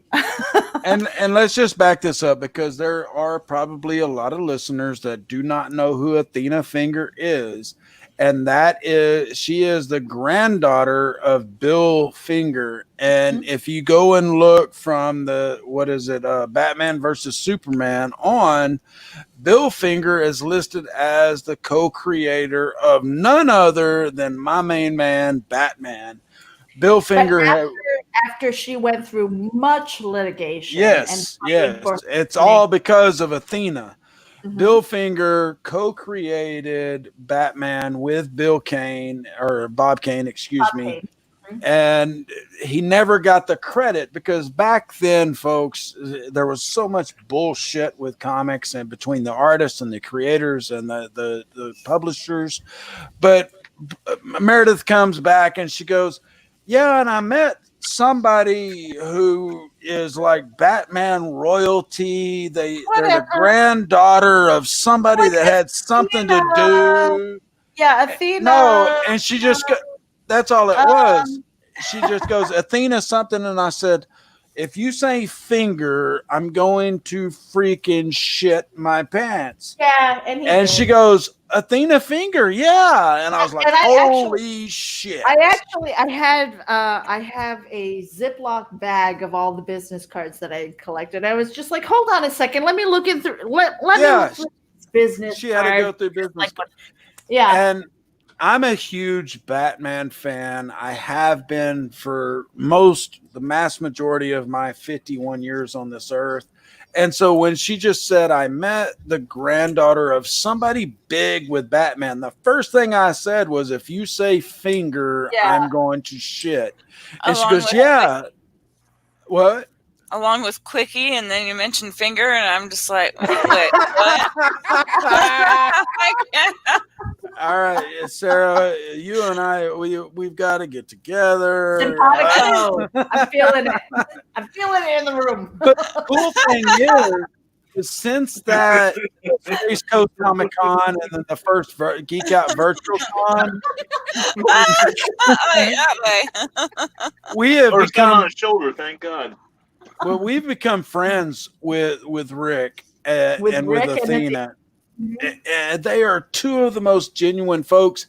And I want to say one thing, Meredith. I won't go off, I promise. But we got some flack a couple of weeks ago about Rick being on our convention back in April.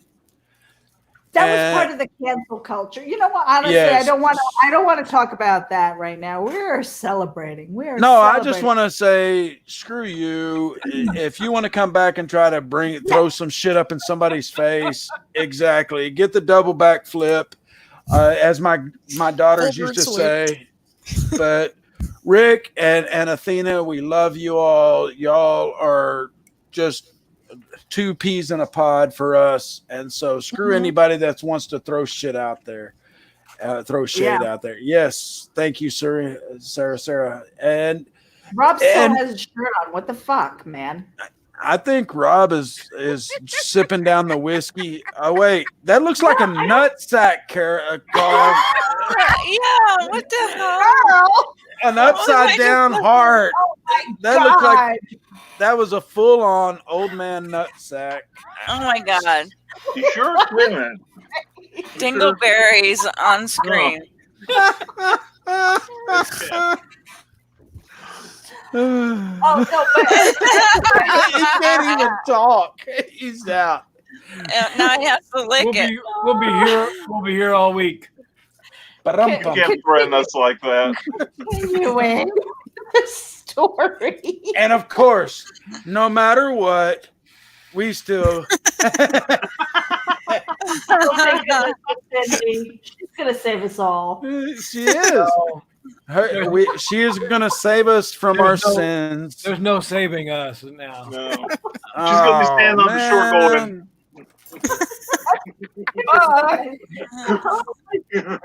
Magic carpet to save us. But so the I guess the story is basically I had no idea who I was in front of, and that's kind of my style. I have no clue, honestly, guys. This is the God's honest truth. I have no clue. All right, really. I don't fangirl. I don't fangirl for a lot of people. I really don't. I don't know a lot as far as the industry and stuff like that. All I know is how I feel around people. I kind of I'm kind of an empath in that sense. I feel who's good and who's not. and I base my reactions around that, and I try to be very diplomatic in that sense. So when I came back and I told Matthew about Athena Finger and stuff like that, he was just like, "Are you kidding?" And I was like, "Yeah, I don't know what I don't know." And the thing is, I'm not going to fangirl about it. I'm going to treat her like a human being. I'm going to treat Rick like a human being, just like I do Rob and Carl and Brian and Cindy and Donna and Sarah and everybody else who I interact with. It took me a long time to get to this place of being myself and feeling um, feeling confident in who I am, and I got mine. Hey, I'm telling you. I got mine. And so when it doesn't matter, I don't care what you've achieved. I mean, you could have been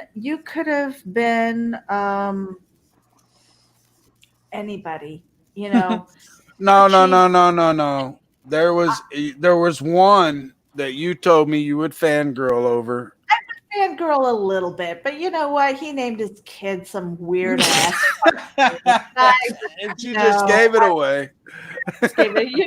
If you don't know who it is, I would fangirl a little bit over Elon Musk, and I know that he's in Florida somewhere, but I am not going. I'm not like the one who's going to be like. Dun, dun, dun, dun, dun, dun, dun, dun, dun, dun. I thought that was some kind of just fish.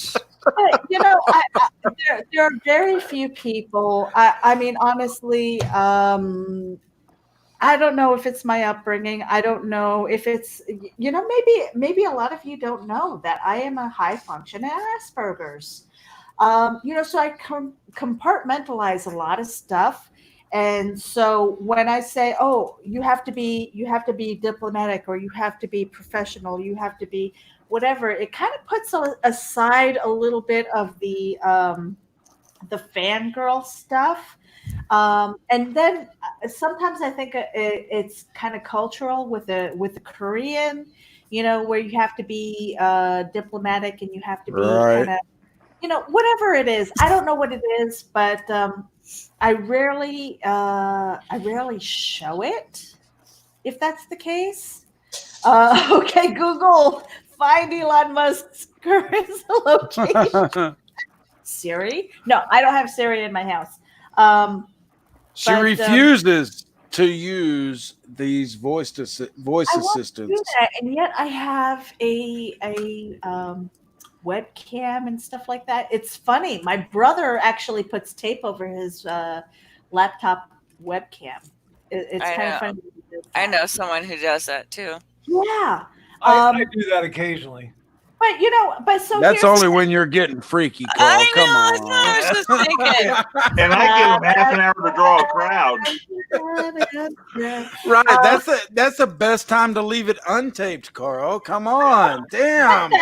We're all out here suffering.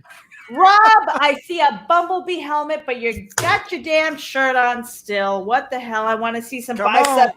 Man. Come on, Rob. Let's do the. He's got I want the to see the pecs dance. Let's see the pecs dance. Yes, you, Bumblebee, do it. Do it. Dun, dun, dun, dun, dun, dun, dun, what a he ran away. He's getting naked for us. I know it. I know it. Wait, folks.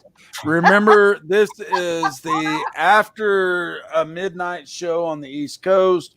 Like the after show. Yeah, this is the after. Rob is there's no telling what Rob's doing, and really and truly, the anticipation is killing us on what Cindy is making here. Thank God for Cindy. She is the magic carpet. Oh, Jesus Christ! That thing was 2 inches wide when we started this. Right? Look at what she's done. It was just this middle part. Yes. Jeez, you are freaking talented, Cindy. Thanks. That's just ridiculous. ridiculous. You know what that means? That means we've wasted like that much time in our life just She's drinking. gonna keep knitting and crocheting until we start making sense. Well, that's gonna be a you long could be here all time. week. and I just keep hearing the Finding Nemo thing. Just keep knitting, just keep knitting. Just keep, yeah. Where did he go? He must have had to go. Oh man, did he I am totally not done here, folks. I'm gonna make another drink. This is the end of the indie event that has brought. No. We're not done here. I'm just saying, stick with us because we are having fun. We are just relaxing and having a good time. There's going to be folks coming in and out.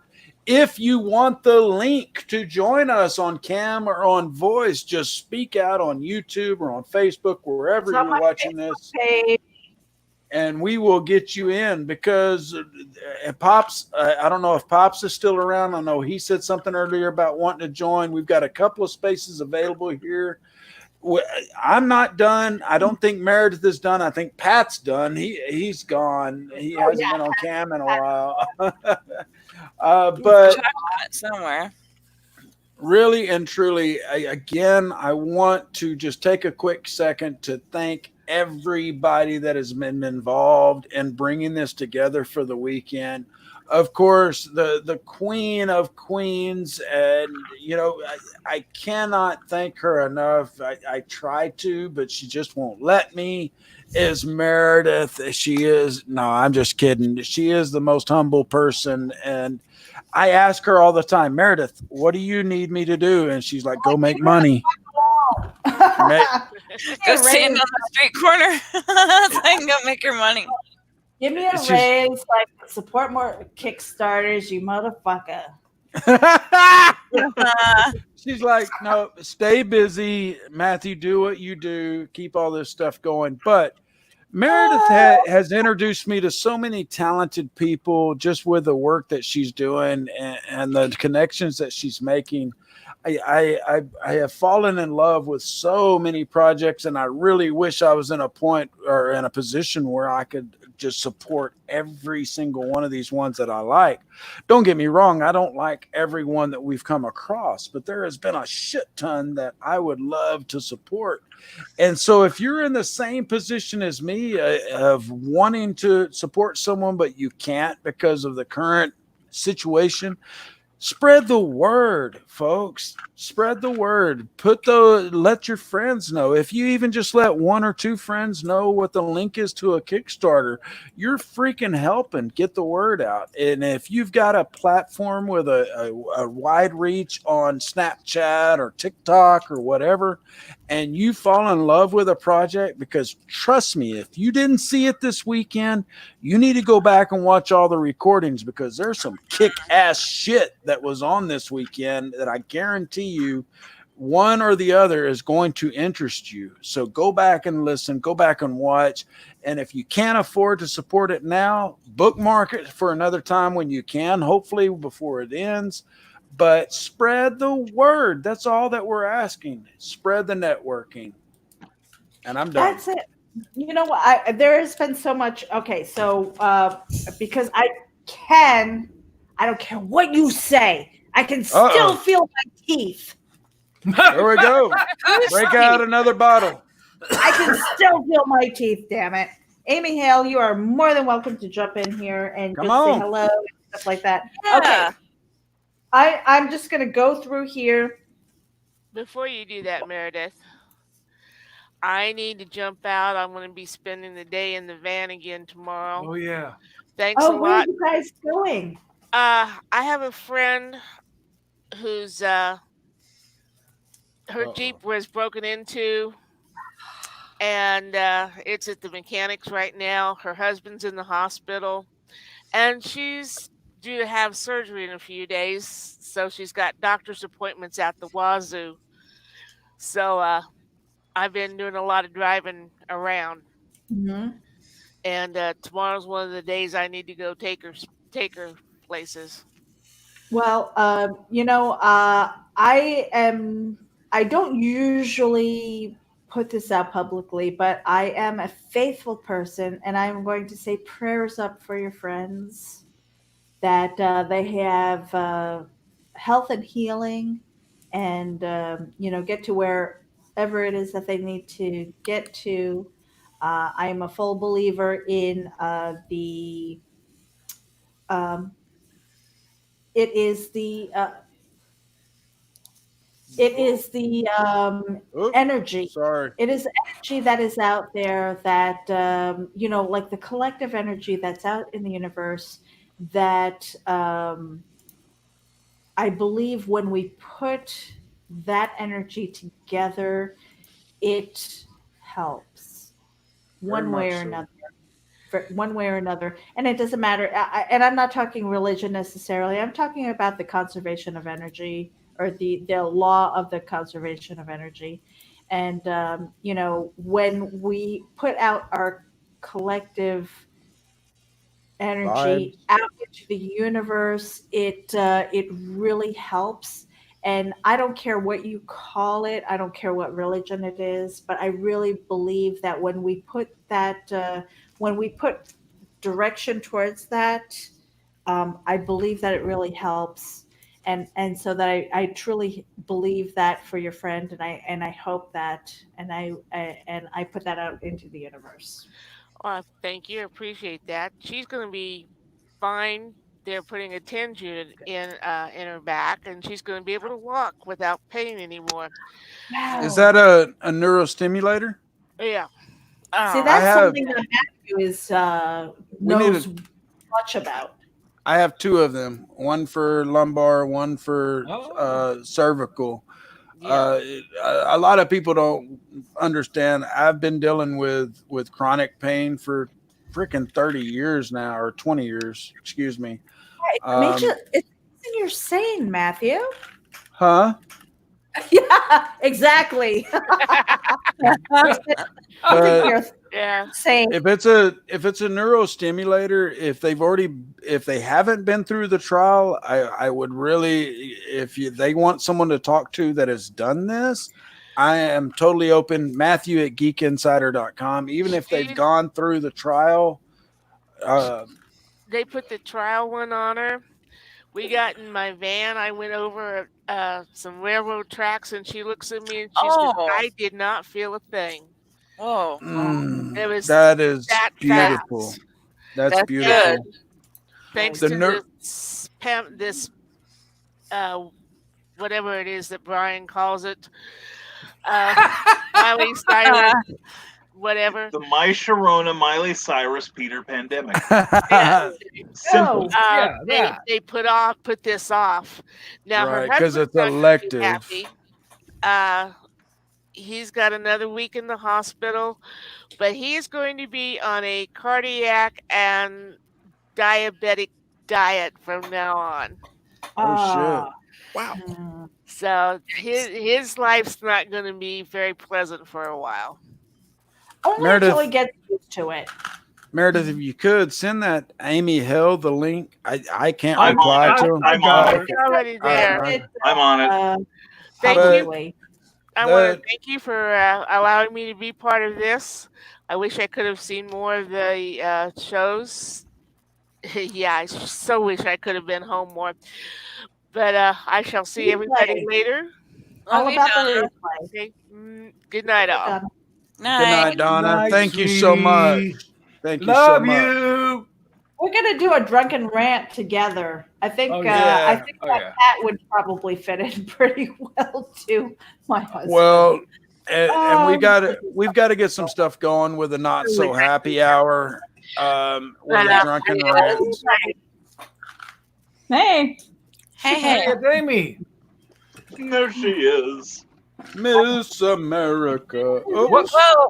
Amy. I was trying to bring her up. There we go. Oh, chug. Seriously. I'm like sipping on this because this is all I've got left. I got to go get another drink, so I'm going to throw up whatever icon Meredith gives me. Okay, so really quickly, because I can still feel my teeth. then we're not. This is the thing It's for not her, late Amy. enough. Beware. Brian, you know you're getting a very, very hungover Meredith tomorrow, right? Oh, I'm counting on it. It's called gold. You know what I'm saying? It's money in the bank.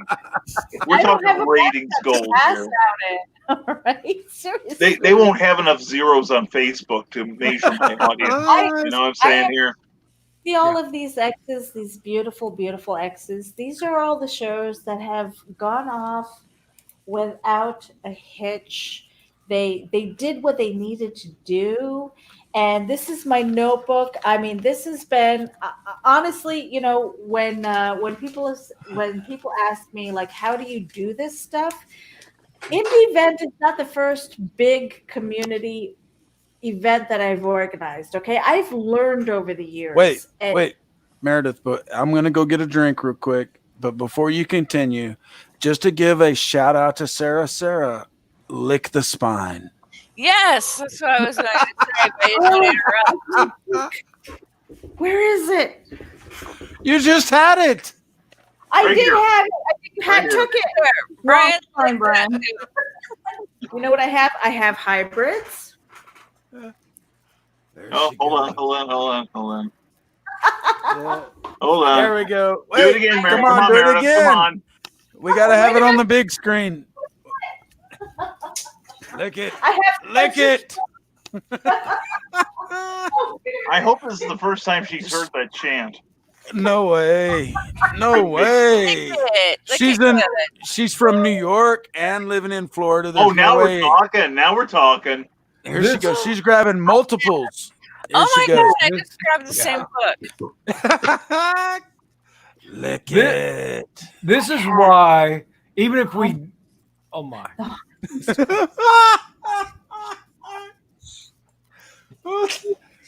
Wait a minute. She's done this way too much.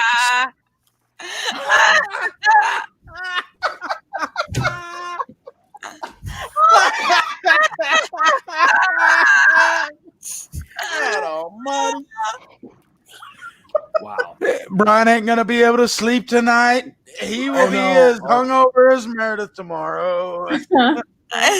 Brian's gonna sprain his wrist. What happened, Brian? Wow. Well, there was a woman licking the spine. Oh my gosh. That's some BDSM right there. Right? Hey, don't draw blood. Don't draw blood. Brian's on there right now. Yeah, just nibble. Just nibble, They Brian. had me underneath his little. Oh, dun dun dun dun dun dun dun dun. Okay. They're licking All right. books now. Is Carl doing a play-by-play? Oh, Donna came in here to give me a goodnight kiss, and I I wanna was know- explaining to her what was going on, but I didn't tell her that at this point you could duct tape Cindy Kep to your side, and you still will not escape. We're all cursed. But Carl, I gotta know, did you ever think, and no, baby, they're licking books would ever come out of your mouth? I know. Licking spines. Yeah. Hello. Big difference. Look, same book. I grabbed the same book. Oh no. And I gotta say, when I first heard the licking spines thing, my mind went into the gutter, and I'm thinking, as well. Oh yes. Whoa. I've got a really crooked spine, and I'm thinking, please somebody, let's go. See, Brian's getting all turned on. And Sarah, I do want to mention that Brian is in one of those groups that's you got to be careful with him, okay? Please keep talking. And that's the Fez police or something to do with the Fez and the whole kinky thing. We know that he's not a Shriner because the Shriners have disavowed him. They have shunned him. They have ridiculed him because his Fez is not as cool as theirs. But we know that Brian licks good spine. Right. Oh. Brian, you know the modern version of that. You I need gotta to get a see refill that here, model. folks. I'll be right back. I gotta get a refill. Oh. And on the flip side of that, we have. Oh, Rob missed it. All the lickings, he missed it. Oh my god, my ribs hurt. Oh my gosh. I didn't touch them. Well, I fear I must take my leave because Cookie has heard me having fun, and she said, "No, that shit's got to end." So, Okay. that's right. That's right, folks. Viva Buttbeard. And Amy, Oh. I will let them explain it to you, and may God have mercy on your soul. And wash your damn butts. It's too late for that, Brian. Yeah. Stay stupid. Wash your damn butts, and you've got a lot to apologize for, all of you. Wait, Brian, what time is your show tomorrow? 10 o'clock? Can I call in drunk? Yeah, sure. As long, but you gotta deliver the message in person. Love you, Brian. Love you too. Wow, love you all. Thank you for an incredible weekend. Thank you for everyone who did your part and more. And Meredith, let's do this again sometime. Just not next weekend, okay? All right. Night, everyone. Amy, I'll be grilling you tomorrow about the convention. Good night, Carl. Good night, Cindy. Everyone, take care. Love you all. Bye. Bye. Oh my god. All right, you know what? I've actually yes, prepared. You know what, Brian? Actually, I have managed on Saturday to get every single show on Saturday to say this word. I don't know how that happened. I even got Roland Mann to say it. And then Rob, you said something while you were on Indie Volt with Geekgasm. You said that Buttbeard is a thing now. I don't know exactly what that means, but it kind of seems interesting. But here's the thing. Before anybody else speaks, I want to do a shout out. I want to really kind of go through my calendar of events. I know that we've been goofing off and I've been drinking and stuff like that. And I hope that I'm not tripping over my words. I have so many people to be thankful for to make this event amazing. Whether you're watching the drunk event right now, it doesn't even matter. It started off with Brian K. Morris, who just left to get some beauty sleep. But never mind the furthermore. He was here. We have Rob Anderson, who sat with me and kind of launched the event on Friday morning. We had Roland Mann from Silverline Comics, who was able to do 2 days. He did a retrospective on Friday. He did a Here and Now with Silverline Comics on Saturday. Comics News and crowdfunding with Rob Anderson. I mean, he is just, I think he's an unsung hero. And I just want to put that out there. Rob Anderson, people might think that he's controversial in it and everything, but I honestly, the reason that I connect with him is because he's real. He says it like it is. He says what he means what he says. And I appreciate people who will do that. I want the person, and I know this sounds goofy, and I know that I've been drinking, but I want the person who's going to say, you know what, Meredith, you got a little boogie in your nose. You want to take care of that. I don't want the person next to me who lets me sit there with the boogie in my nose, hanging out there all day going, hello, without telling me. I don't appreciate that. But I want to hear it. Funny.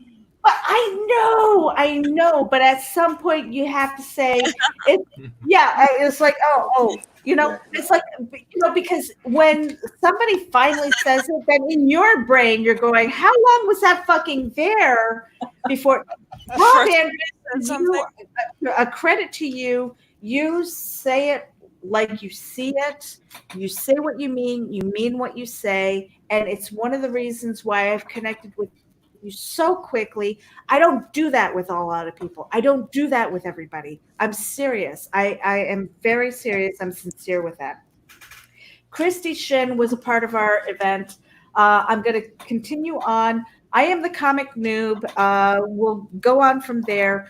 I had special guests. I had Hasm Productions, Rodney Fike, who does Peanut Pudding and Jelly.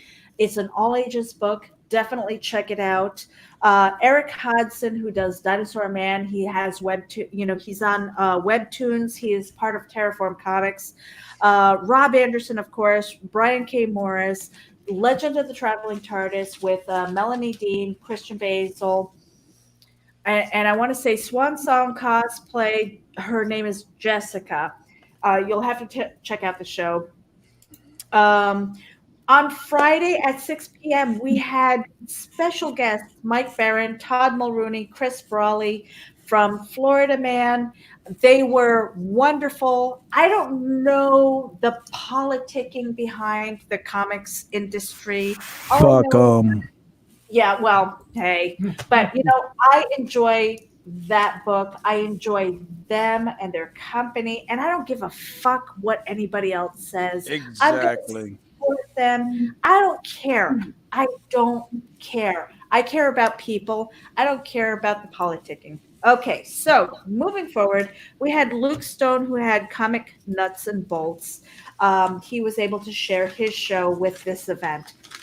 What makes this event really special is the fact that it wasn't under one banner. It wasn't under Geek Insider. It wasn't just under Indie Vault. It was under everybody's own individual show. They brought it under one website, but nobody owns it. Not really. It was just an event that everybody came to. They said, I've got a show, I've got a talent, I've got a gift, I am sharing it, I want to entertain you. That's what we did this weekend. Moving forward, we had Larry Higgins, who has the comic book Niobe, and he interviewed Tyler Carpenter, and Larry is with Rebel Comics Gaming. We had Comic Uno, who's on the playlist. We have Art of War with Eric Hodson under the Indie Vault banner. JD Calderon, who is amazing. He's been very active throughout this entire event. Demon Phil was active. He had his show Unscripted. I was on one of them. It was just kind of killing the midnight oil with him on Saturday. But Demon Phil, he had an interview with that was on Friday. I started the morning with Wild One Forever. I don't remember if it was Carl Witzman or my husband who started the whole butt beard thing, but because it was the first thing in the morning, that was the word of the day. So if you're not tuning in right now, you don't know what that little Easter egg is. We're going to do something fun with that. Okay, Legend of the Traveling TARDIS with Christian Basil. He had some major milestones as far as viewership, as far as being part of Screen Rant. I mean, it's just his network is growing. People from Doctor Who are actually connecting with him and being part of his show. He's not an overnight success. He's worked his ass off, and he spent 3 days with us, and he was available. He made himself available. He said, Meredith, wherever you need me, wherever you need a moderator or host, he was able to jump in and make that happen. So I don't even know how much I can say to show my appreciation to Christian Basil, Melanie Dean, Jessica. Melanie Dean also did if you missed her show, she did art with fondant. That's art with food. Yeah, it was so cool. So delicious. And she makes these delicious cake pops and stuff like that. You have to watch her show. Seriously. I mean, there's so much talent that was involved in this weekend. This isn't just comics. This was like indie creators. We had Golden Kid Comics, which I had asked them. I said, why an all ages book? Because all ages are difficult. Rob Anderson can speak to that with Cat Dad and Supermom. And they were like, we love the stories. this is the story. This is from my youth. This is the things that I went through. These are the hardships and stuff like that. And every single one of them from Golden Kid Comics said, I learned to read because of comics. That hits me right to my core. That hits me right to my core because I wish that my parents had maybe seen that in me as the awkward, shy, Aspergery child that I was. Right. You know, to embrace the weird and just look outside the box and say, okay, how can we help this child? Instead, I was thrown into the fire, which is okay. I think I turned out all right. I'm not that screwed up. Matthew and I, you know, we did Geek Speak. We had to fill in a couple of spots and stuff like that, and that's okay. We had last minute cancellations, guys. It happens. Life happens. Yep. I'm not going to call out anybody because something happened. All right, shit happens. We moving on. Sarah. Yeah. Well, she'll be back. Saturday we had Clever Title pending. We had crowdfunding with Kickstarter pause with Rob Anderson. Again, he's been instrumental this entire weekend. He is an unsung hero, Rob Anderson. You need to follow him. You need to see what he's doing. He's Very with much Paraform so. Comics, Comic Book Advocates, Indie Volt Radio. I mean, he's just so involved. You just don't know. And I had a blast on the Kickstarter pause. That was just such a cool concept. That was your first time there, right? Yeah, very much so. It was the first time there. I hadn't been able to see that segment of his show. And to be able, Brenda, my wife, she even said that is such a valuable tool for these folks to get that kind of feedback from somebody that is outside of it and not involved in the Kickstarter aspect, as well as somebody that is, and then somebody that is involved from the same side as them. Brenda saw that value immediately. And what Rob is doing there is just, Rob and I have clicked from day one, but that segment when he was like, hey, you want to come be a part of this? I'm like, hell yeah, thank you. And I enjoyed it because I was able to be honest. And then I tell you what is that big ass comic that we're all interested in? I ain't got it written down. The Alyssa, or how does she spell it? Iva. Iva. Ava.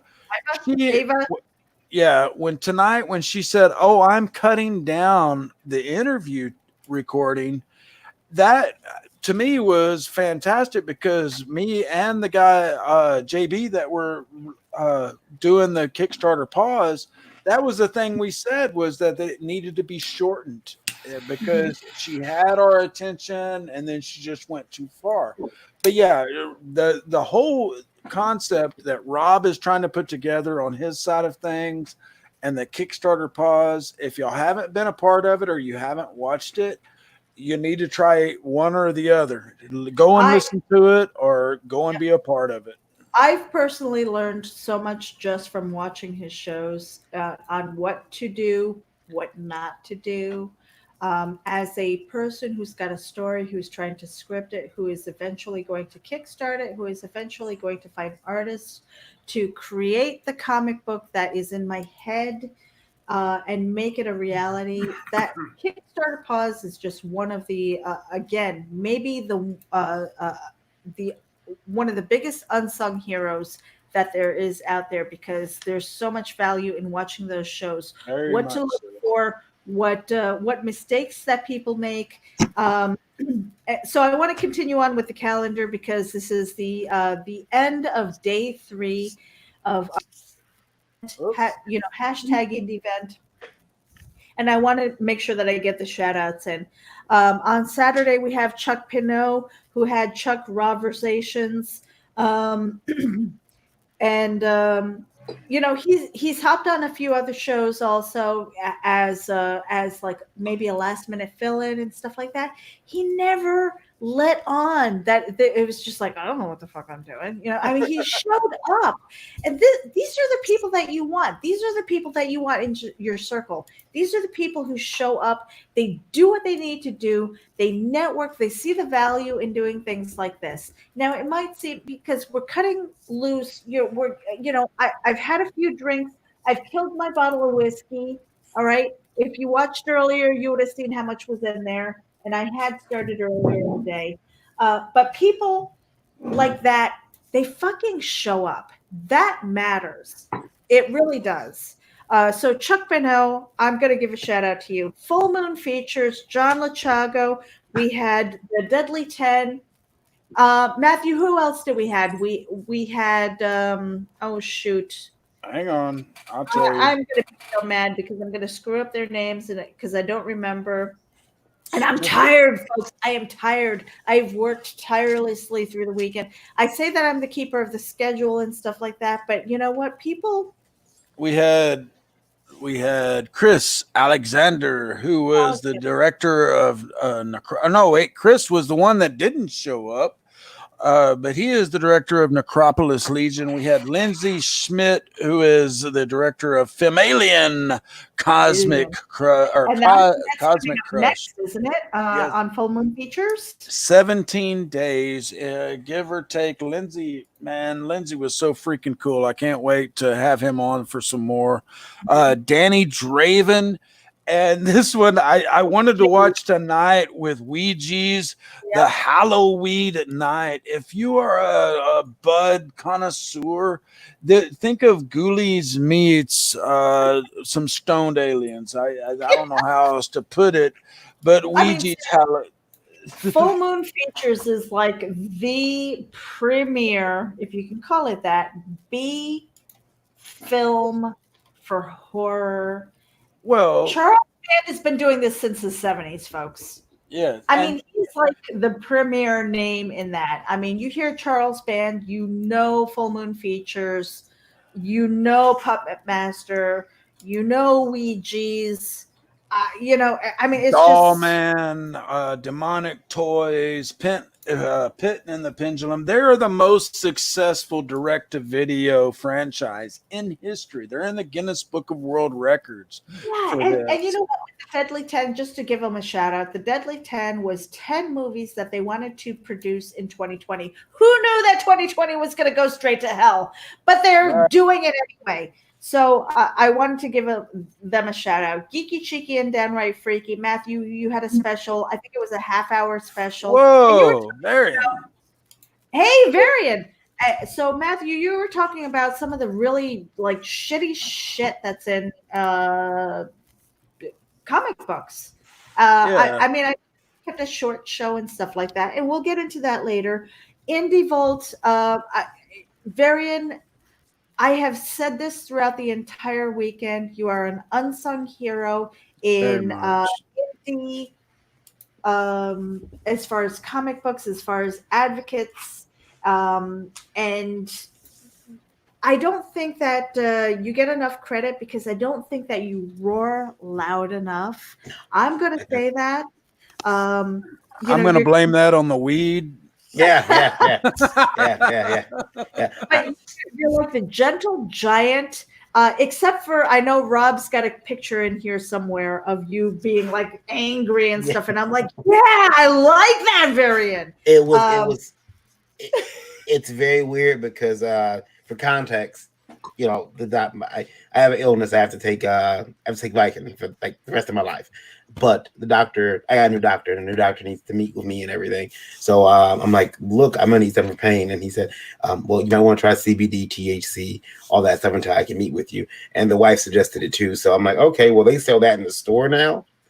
Right. Now keep in mind, guys, I'm like, I don't even drink like alcohol. Like, I'm like, I will drink for you. Yeah. Well, I will have a beer occasionally, but I've never smoked weed. I've never done it. So I get this thing comes in a tube, and it looks like a long cigar, and I light it, and I've been going through them, and I'm telling you, for somebody who doesn't do that stuff, I'm like, what if I'm missing my entire life?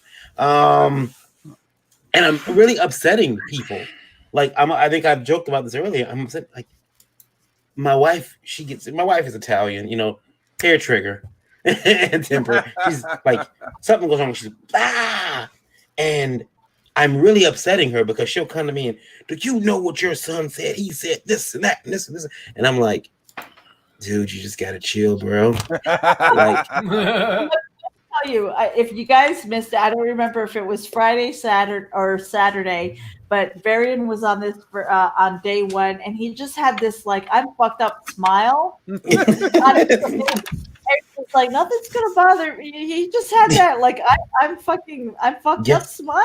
Yeah, I had the cops called on me. I was fine with that. I'm like, peace, bro. Yeah, but Varian. Karen Dixon. We're watching out for Karen Dixon. If you know what Karen Dixon is, don't engage. But Varian, I've got to say, and I said this earlier in one of the streams that you guys were doing, or the shows that you guys were doing. I have suffered from chronic neck and back pain for damn near 30 years. And I have been on the opiates and had to come off of them and go through and feel like I'm a junkie. Marijuana and CBD have been a fucking lifesaver for me. And folks, if you are suffering from pain, Varian is showing that he is getting relief for the first time in a while without having to be on Vicodin and these opiates that make you feel like you're a junkie when you're coming off of it. Yeah. I have been a weed smoker for the mass majority of my life. And most of the time I did it because of just, hey, I want to get high. Now I do it because of pain control. And I tell you, when you take a hit and you can feel that pressure coming off of your neck or your middle or lower back, you're going to be a believer. And screw you if you just think that it's somebody wanting to do it because they want to get high. Yeah. This is for real. CBD, THC is God's gift to mankind. And yes, I'm an old hippie, but I believe it. I'm telling you, man, I can't get mad. I'm worried about what I can't get mad about. Like I might wake up in the morning, oh, dude, my car's gone, bro. That's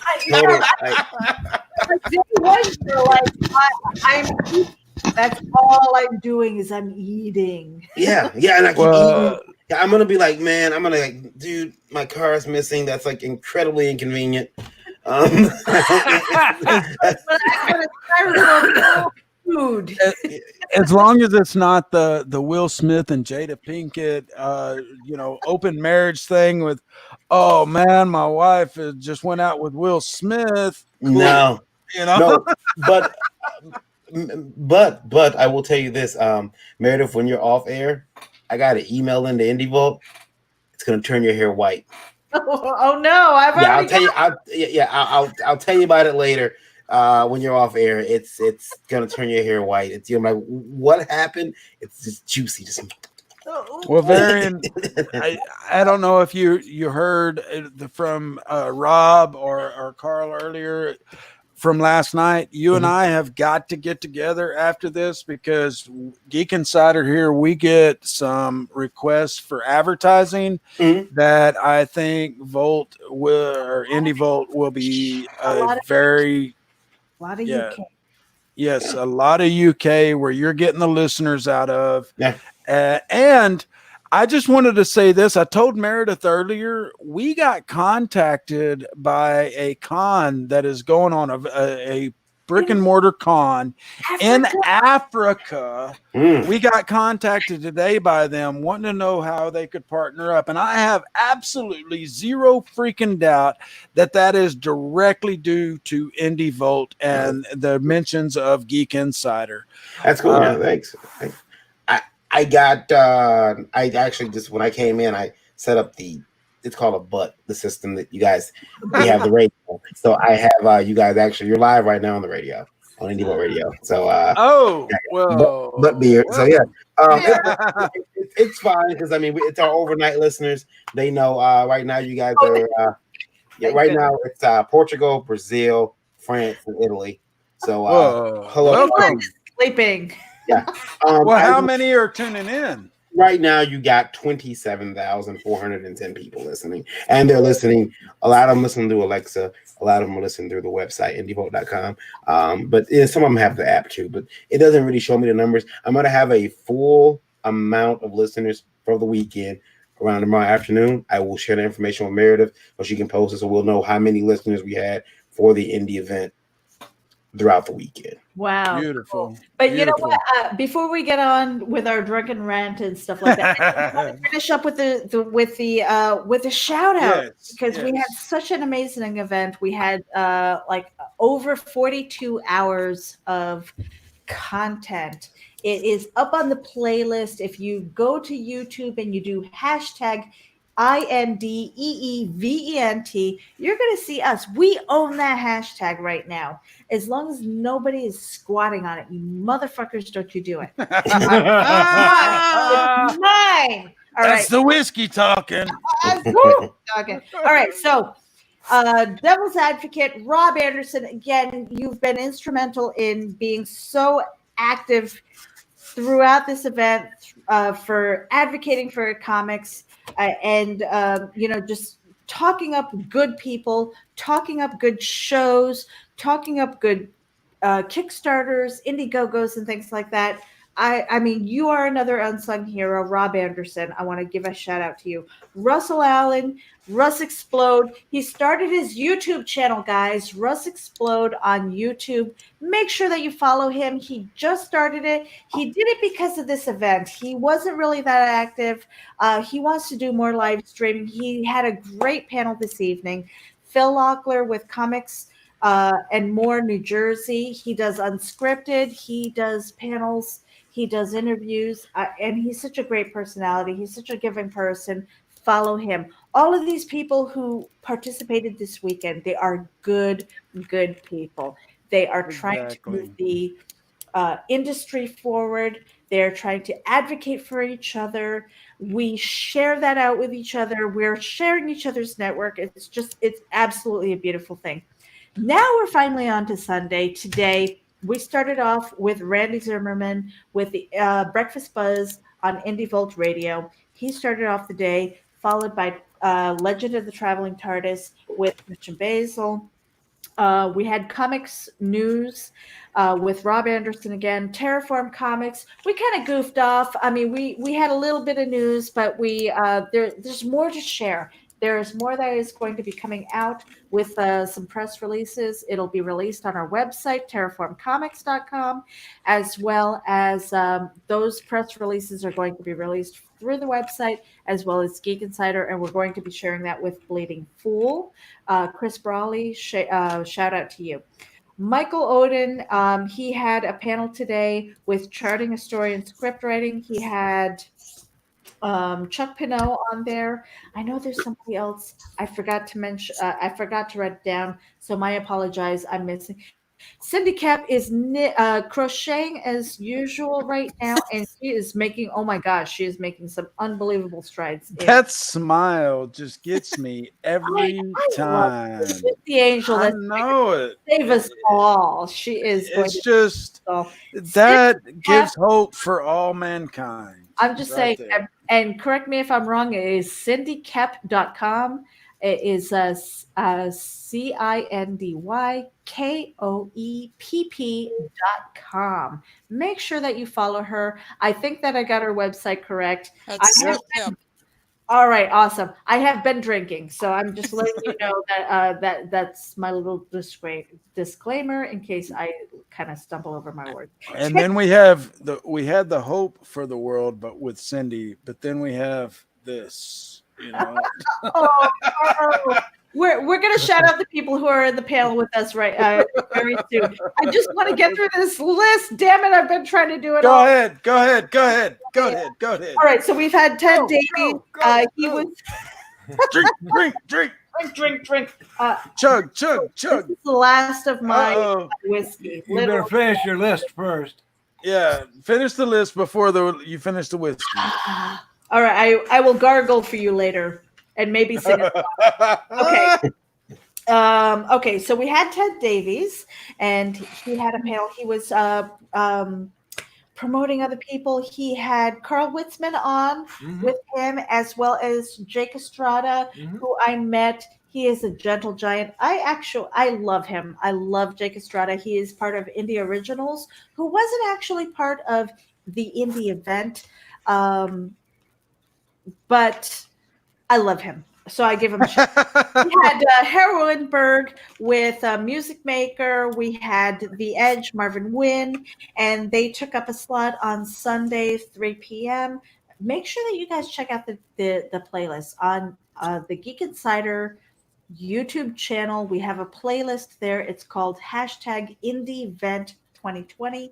It has currently 42 hours, I believe, or 42 playlist, right, segments. Playlist. Yes, segments. Yeah. So that doesn't necessarily mean it's 42 hours. I think it's more than that. Yeah, because there's some that went over an hour. Right. And then on top of it, Facebook Live, we had Phantasmagoria, who actually said Buttbeard on their show. They said it.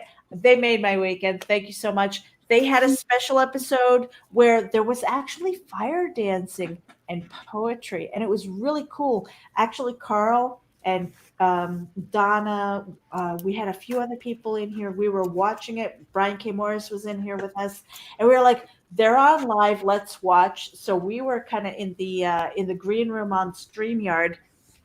That was something. That was amazing. I mean, seriously, follow these guys. They are I'm pretty sure that they go to different festivals and things like that, especially with the fire dancing. Fire dancing, folks. I mean, like real fire. If it was me, I would have been on fire. But no, she was actually dancing with these fire fans, and it was just amazing. Check them out, Phantasmagoria. Then we had Comic Book Advocates. Sunday, continuing on, we had an author block. It was a 3-hour event. We started off with marketing your book with Travis Gibb and Christy Shin. They were really talking about the nuts and bolts of Kickstarter, what makes it successful. Both of them have two very completely different styles as far as building their Kickstarter, launching it, and promoting it, marketing themselves.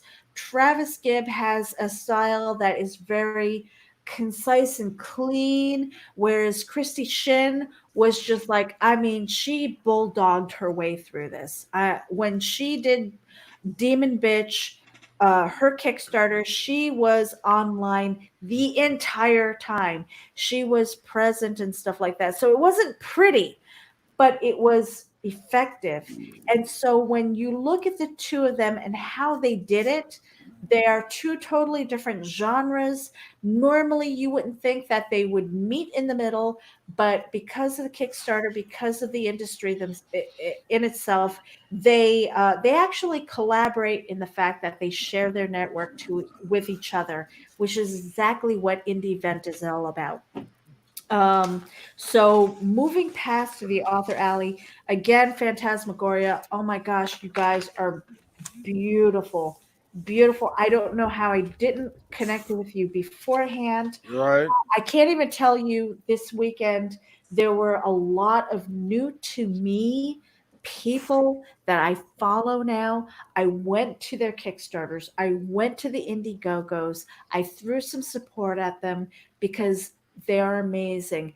And without events like this, without people bringing their shows here, I never would have known. Right. I don't know what I don't know. And so by bringing that to the forefront, by bringing your shows here, by sharing it with networks like IndieVolt, like Comic Book Advocates, with Geek Insider. I mean, I'm going to throw in Wild One Forever because I'm a part of that group. And it's part not of that group. well, all right, but I am not that the Wild One Forever is not comic books necessarily. No, it's not even. I don't even want to say it's entertainment. It's not, but it doesn't even belong in this genre, really and truly, except for the fact that there are so many women in this industry and in this genre. I have a foot in a lot of these other places too. Woman, if you really had to have the actual feet for what you have a toe in, you would look like Squidward on an acid trip, because you got a toe in everything. And I'm stupid. Sometimes I think no, Meredith, you just have this open, receptive personality, and that wants to genuinely help anybody that has a desire and a talent, or well, I should say it backwards, a talent and a desire to express that to others. Man, I have heard so many artists this weekend that were the victims of bullying, and that went on to create these freaking fantastic pieces of art that could help others that have been affected by bullying. We have, you and I together, and I will toot our horns here. It's you have opened me up to so many different talents when this was my baby. Geek Insider is my heart, my soul. Even though it's not mine, it's Rhett's, but I've just been involved with it so long. But you have really just empowered us. You really have empowered Geek Insider. You've empowered these folks that have so much talent and have so much to bring to the table. And Meredith, I know you are the last one to toot your own horn, and Pat's not around right now, so I can bend over and toot your horn as much as I want right now. Yeah, take a drink, sweetheart. Meredith, I bow down to you. This weekend could not have happened without you. And folks, if you are, well, let's just say, go out there and support everybody that has been involved this weekend. Meredith has her own site. She has her own projects going on. But we didn't do this for self-promotion or self-preservation. We did this because we want to help everybody that is out there just trying to make a difference. And that's the big thing. And I'm sorry, Meredith, go ahead. Yep. I am almost done with the calendar, because like I said, I feel like I'm the keeper of the calendar. I can build a website. That's easy. It's connecting with the people that has really made this such an important event for me. And there's Cindy Kemp. She's still crocheting. I love it. I can't wait. She probably gonna have a blanket or an Afghan the size of the globe right now. I just wanted to make one with her smile. I love that. God, and to think where she started. So I mean, actually, I was almost done with the list. 9 o'clock, Indie Volt Radio with Varian Grant. Lola, who has a much bigger tiara than I do. I actually lost my tiara. I don't know where it is, and I'm verklempt right now. I'm like, where'd it go? She's got a huge tiara. Geekgasm was on at 9 o'clock. You guys were killing it. You had a full panel. Then it ended tonight, and we've been running for 3 hours. Holy cow! I've been drinking for at least 3 hours. Whoa. You started long. You shut up. Wait. I know you tell me what to do a lot of the times, but I'm the boss, even though you tell me what to do a lot. I gave her the whole thing of voluntold about 2 years ago. I'm like, Meredith, I'm going to voluntold you for this. You are my work husband. You realize that, right? Oh yes, and Brenda knows that Meredith is my work wife, and Meredith and I, we click. We just really do. And what's funny is we disagree on a lot of different topics, but we freaking love each other. We have been together through, both of us, neither one of us knowing what the hell we're talking about on cryptocurrency, but we are investigating it and pumping it out. And then me bringing her over to Geek Insider and her going, Matthew, I'm not a geek. And I'm like, Meredith, yes, you are. I'm a nerd. I'm a nerd. There's a fine line, Meredith, between geek and nerd. Yeah, it's interesting that you got a chance to have a work wife. I had one for a while when I worked at a UPS store, and I had one until my my now wife, then fiance, found out about it, and she said, "I don't like that." She started, and whenever Lola starts swearing in Italian or speaking in Italian, I know that I've really messed up. Yep. And she'll walk down the hall, and she'll come back up the hall, and the arms is swinging and everything. Yeah, and variant. She looked at me. She's like, "You better get a work husband." And I'm like, "Oh, I will be." No, variant. She made me gay for pay, basically. She was like, "You can get a work husband. You can't get a work wife." So I tell my husband all the time, I'm like, he needs to go out and he needs to find a friend. Because, sometimes I'm trying to work here and these guys have seen it. Carl has said it. Every once in a while he sees the look on my face and he's like, what the hell is that about? It's just that look. It's because my husband is walking around with his shirt up here or tucked in or something like that. And he's got his beer belly showing and he's doing this goofy dance or something like that. I'm like, I'm on camera, right? And if you've missed it, you can rewind about an hour and a half, and we've got Pat doing that exact thing coming up. He's got the whole shirt tied up in the knot. He's showing belly. If we would have let him go, we would have probably seen a lot more than belly. What I want to do is, because we do actually have people on the panel here who is not, if you are listening on Geek Insider podcast through iHeartRadio or Spotify, Podbean, Deezer, and all that stuff, Indie Volt Radio as well. I just want to kind of go around the room and shout out the people who have actually stayed the 3 hours that we've been here with the drunken rant. Carl Witzman, please introduce yourself and let us know where we can find you. Okay, my name's Carl Witzman, KarlWitsman, and I'm here on Facebook, where we have a Uncle Carl's Secret Humor Group, and it's not much of a secret anymore. But and it's not for the faint of heart either. Oh no, it's not for the easily offended. People who will want to PM me about it, and I will check out your stream, your Facebook feed, and if I don't find it wanton and disgusting enough, you won't be in. I have actually, if I look through and I see a bunch of, have a nice day and Bible verses, you're probably not. No, thank you. Bye. Move along. And then we also have Amy Hill, who has been so quiet and patient in here. Let's bring you in here. I am so tired right now. I know, but you've managed to hang out with us, and I appreciate you for doing that. I'm glad. You've had a busy weekend. Yes, I spent 3 days at a brick and mortar convention, and we just got home like a couple hours ago. So I'm wow. You actually had a bricks and mortar convention? How was it?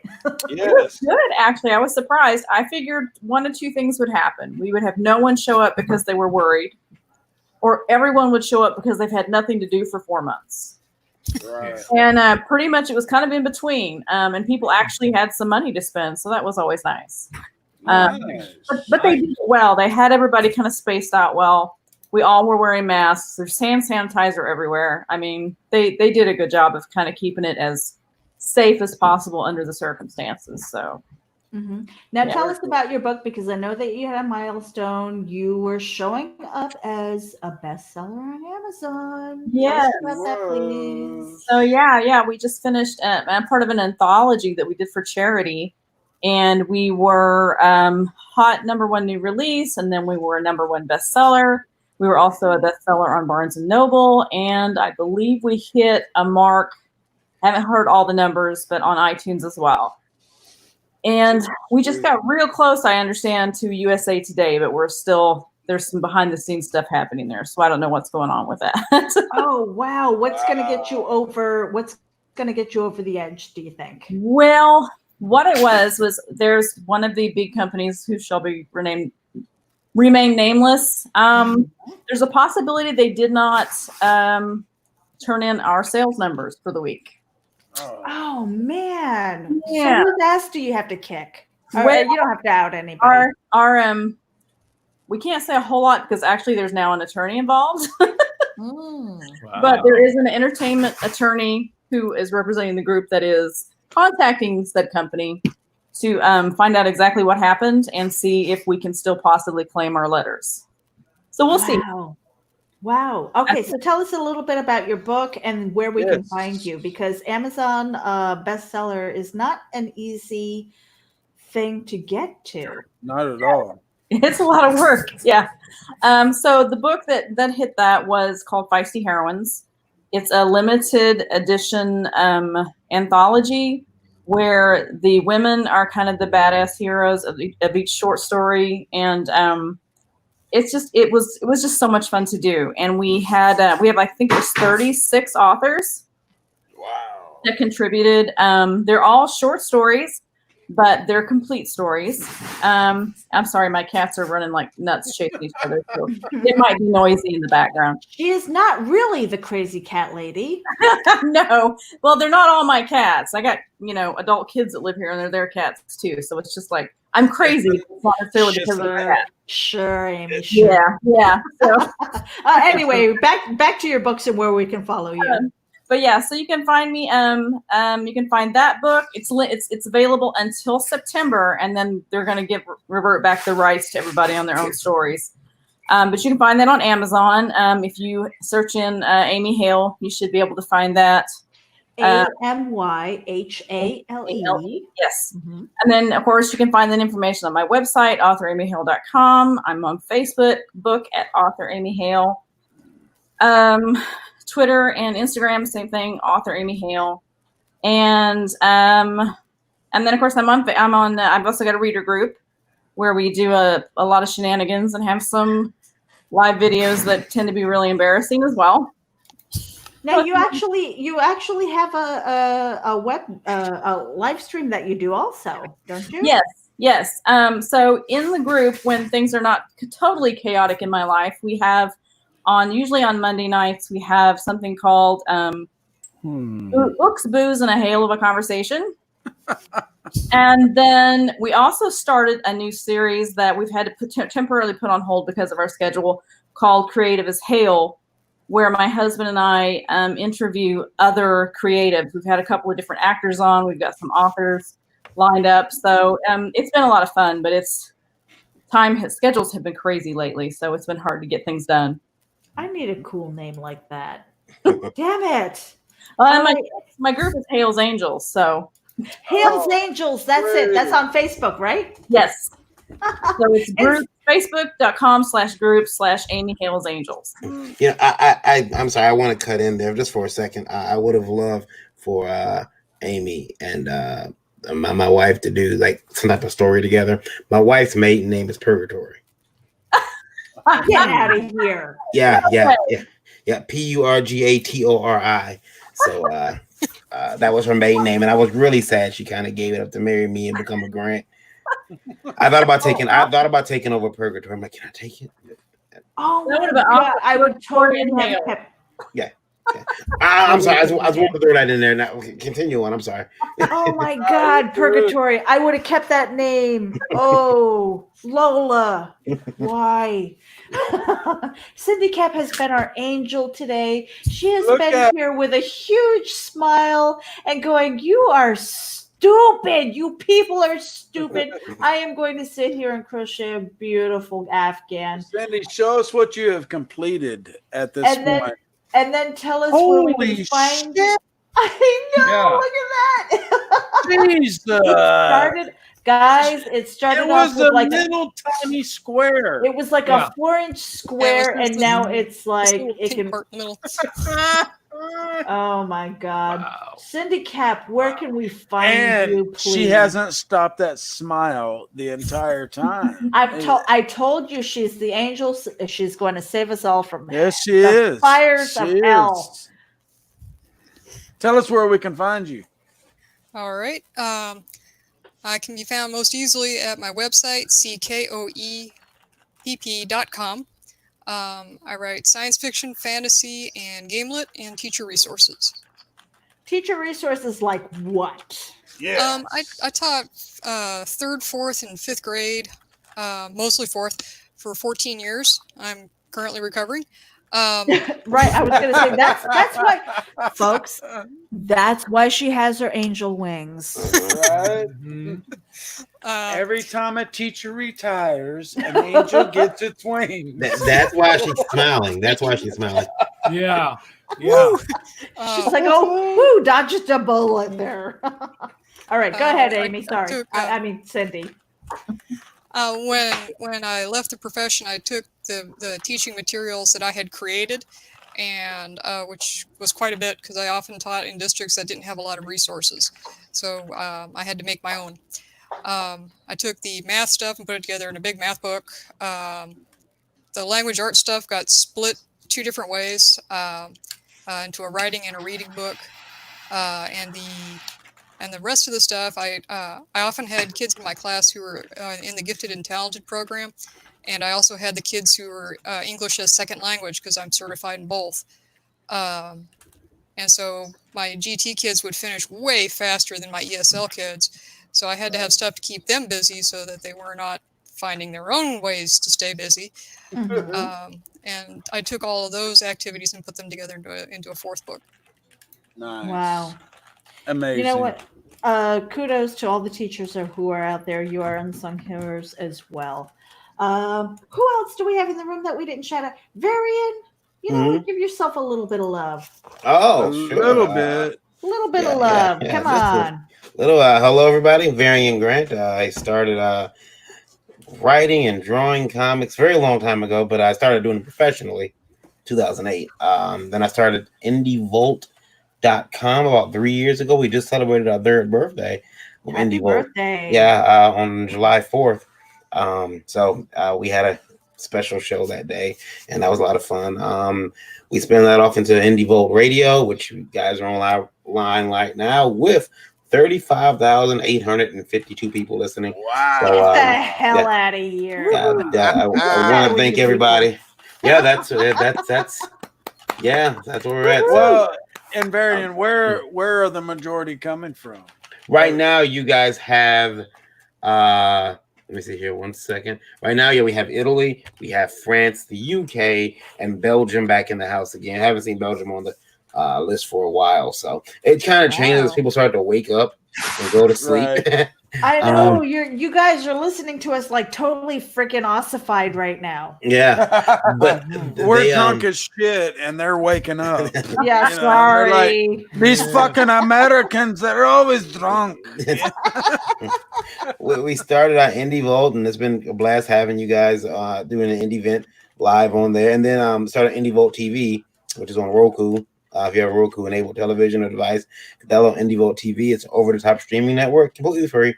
Got a lot of independent movies as well as some exclusive Indie Vault stuff that isn't on our YouTube. We put there because we don't have to worry about being demonetized over that. So, but yeah, just one. I do comics. You do Last Call Comics.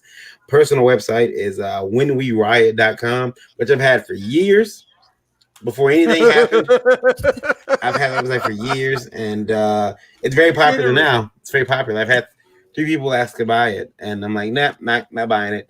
So indievolt.com, lastcallcomics.com, which is my publishing company. I find that all on social media. If you want to follow me on Twitter, KYD_V, Kid V. KYD_V on Twitter. I tweet maybe once a week, or I do like going through and liking stuff. I try not to tweet too often because I find that's how you get in trouble. But you're busy. No. You just say I'm fucking busy. I'm doing other stuff. I don't have time to be tweeting this shit.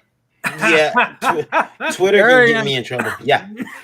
Varian already has the cops knocking on his door without tweets. He doesn't need the That's whole. Very true. That's very whole true. tweet police It's like outing him. It's like I picked a good week to start smoking. And that is one of my favorite memes. He's somewhere around. One of my favorite memes is from Airplane. You know, it looks like I picked the wrong week to quit sniffing glue. Right. And, that is just Varian's life lately. Yeah, but I picked a great week. Listen, apparently you're not supposed to say if someone's not shipping their comics correctly. If you say that, you get in trouble. They call the police on you and have the police come to your house because apparently you threatened them. I didn't threaten them, but that's fine. That's fine. They ship crinkled up bullshit after their campaign that is begging for money. The worst thing is, let's call the cops on him. He threatened me. The worst thing is he should be jailed for shipping that obscene material through the mail. It's horrible. A tree died for that book. Yeah, it's worse than Brian K. Morris licking the spines off of his own books. Seriously, Amy. That Brian is not. He's not meant to. Brian, you have to remember something. There's something wrong with that Brian K. Morris. You have to remember something. And I remember this whenever I have, like Randy and other, people, especially Brian K. Morris or Scott Roseman as well. These gentlemen went to sleep with how to put this, when they were young, they went to sleep with asbestos blankets. And that can cause injury, a lot of things, a lot of bad shit happens. So stupidity. Yeah, forgive them, those asbestos blankets. They, and some of them have passed it on to their families, because I can see in some of the youngsters the same type of issues that are going on, like those asbestos blankets, man. I mean, look, I'll tell you, Carl, I do have a horrible joke for you, which I'll tell you later. I can't tell it in proper company. I can't tell it online because no one's going to cancel me. But right. Forgive me, Lord, for I have covered up. Yeah. Just that fact alone, Varian, if you want to join my group, come on in. So now all of a sudden I'm like very, very curious. I'm like, oh no, you can't let it go at that. We gotta take some of this conversation offline, because Varian is like making me curious as hell. Oh yeah, I got a story about some shit that happened in the industry. It's it's great. It's just folks, those of you that are out there listening, if you haven't already done so, go to YouTube and follow Geek Insider and follow Indie Volt, man. We're both right at around the same numbers. We're at like 500. And YouTube is not our most popular platform where we're trying to get the word out or we're trying to help folks. But that is something that gives us a springboard into being able to monetize a few things. And no, we're not into this to make money. If you think that, let me show you and me and Varian can show you the bottom line. We're definitely not into this to make money. We're into this to entertain. Wait a minute, Matthew. All right, the Korean in me just came out, and I'm like, what do you mean you were not in it for the money? Well, yes, we would like to make some money, but that is not the first and foremost goal. It's not the end all be all. And you know what, Varian, well, we have you here because it's like 1:24. All right, tell us a little bit about this app and Alexa, this connection with Indie Volt. Oh, okay. Well, yeah. The app, the Indie Vote Radio app, 24 hours a day, 7 days a week, music, indie music. So because I'm not paying ASCAP and BMI, I refuse. So the reason why is because I have a lot of friends who are musicians, or they harbor delusions that they're musicians. But I wanted to they were like, man, you don't do shit for us. So I'm like, okay, I'm gonna do this radio station, and I thought it'd be kind of cool to have talk shows on there, or we could talk to people about comics and independent movies, because I got director friends as well, and it's been really cool and to have them in. And the radio is an app to reach out to a couple different platforms. Now we will be going to iPhone or Apple natively, so you'll be able to go into your store, the Apple store, and download the app very soon this year. But right now you have to download Streema, Streema. But the way it works is, I cut in. People know our schedule on Indie Vote. Tuesday night at 9, Wednesday night at 9 p.m. And then Thursday morning. Yeah, Thursday morning at 9 a.m. and then Friday at 9. And then Rob has a show as well on Saturday, I believe at 9 as well, the Devil's Advocate. And we talk about comics. That's what we care about. The app is it's free. Download it. It was a lot of fun to design, a lot of fun to make. I swore and cursed, and everybody knew that that I was gonna be an issue when I was making it. Let me see if I can pull it up here. Well, what? While you're pulling that up, it's kind of funny because last night, I think you hit a record, didn't you? You hit like 51,000 or something. Yeah, I hit a record. Oops, is that there's well, it's kind of focusing. I hit a record. We got up to 52,000 for one show listening right then and there, and that was pretty cool. Randy and Rob and I think Matthew and I, we were like, let's get to 75 and break Varian's break it. No, he would have cried. And we were like, we knew you were going to be coming in. If we were anywhere close to that number, you were going to be pulling the plug. Like, what happened with you people? So quick. He was like, don't make me cry. Don't make me cry. The thing is, there's bandwidth charges. After you go over a certain amount of listeners, they're like, hey, we need some more money to keep your radio station on air. And I'm like, how much more? Well, they have no governor. They're like, well, how much you got? Let me see that wallet. Yeah. And that's one thing that we got to talk about, Varian, outside the stream stuff, because here at Geek Insider, we got some stuff going on, and that's definitely some stuff that we need to talk about. But folks, the whole thing is that these people, and I say these people, us peoples, that the six sitting here and beyond that, we're doing this not to make money. We are wanting to bring entertainment to those that are out there listening, watching, clicking around. But we're also wanting to expand our networks. And so if you've got something going on, I don't care if you're in the UK, you're in Africa. I don't know if you heard that earlier, Varian, that we've got a connection going on with a Comic-Con in Africa that is going on in August, and they want to see how geekinsider.com can be a part of it.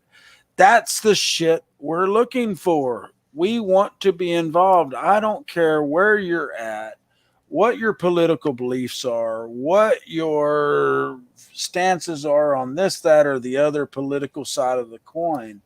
If you are involved in the geek sphere, which is comics, pop culture, any of that stuff, anything that's involved with geek kind of atmosphere, Geek Insider wants to be there. We want to be a part of it. And whether that is at the starting point of things or at hey, I am producing a movie for Full Moon Entertainment or Full Moon Features, excuse me. whatever the case may be, we want to be a part of it because that is the whole Geek Insider aspect. And Varian, you and I meeting, Meredith has just been an integral part of all of this. We've got everything from if I can scroll up here, from this great smile to Meredith, who has just been involved in so many aspects of. She never even knew what a Rubik's Cube was until we met. And I'm just kidding. Meredith and I, we started out on just the weirdest kind of stuff together. And then for it to evolve into what is going on now, me meeting Rob and Christian and Brian and Varian, and the list goes on and on and on and on and on and on. And it's just because of this woman, right? Where is she? Right. Yeah. Look, she's showing her cube. She's got one side done. Yeah. Let's see. Can it go on? Go on. Quick. Get it done. Can you get in the Guinness? Nope. She can't get in the Guinness. I saw a guy on YouTube do it in 6 seconds. Yeah, I did too, but it was called RedTube, not YouTube. No, the Rubik's. Oh, we're talking Rubik's. You just said do it in 6 seconds. Yeah, well, I can do that in my home videos. Yeah. I've been warning my wife. I'm like, you haven't met your real husband yet. You haven't. How long you been married, Varian? We've been married for 3 years now, but we've been together since 2010. I've been married for a month, but we've been together for 3 years. Yeah. But I do want to take a minute, and yes, I am buzzed like hell. This whiskey's kicking my ass. But I want to thank everybody that was involved in INDEE event this weekend, Geek Insider and INDEE Volt. Those two were huge, but the Legend of the Traveling TARDIS and Rob Anderson, if you look him up on Facebook, Rob Anderson, we got to get the sin in there. Yeah. There's so much that has been just great inspiration for the whole freaking weekend, man, as far as the indies go. It's been such a fun time. I appreciate everybody taking the time to out of their week and their weekends, because I know even with the virus going on and the shutdowns going on, everybody's got their families to deal with. They got their own shit to deal with. But to take the time to participate in INDEE event and share this stuff out and try to spread the networking around, that is exactly what INDEE event was all about. And I just greatly appreciate it. Go ahead, Meredith. Yeah. Raise that hand. Yeah, I just wanted to point out that, this isn't anything new. Rob Anderson and INDEE Bolts, they've been online, they've been active, they've been doing it for years. Right. So organizing this, again, I don't take any credit. I really don't. When I say I'm the keeper of the calendar, I sincerely mean it. These people who have done their shows, they've done it despite the shutdowns. They've been doing it even beforehand. It is, they are the ones who inspire me to advocate for them.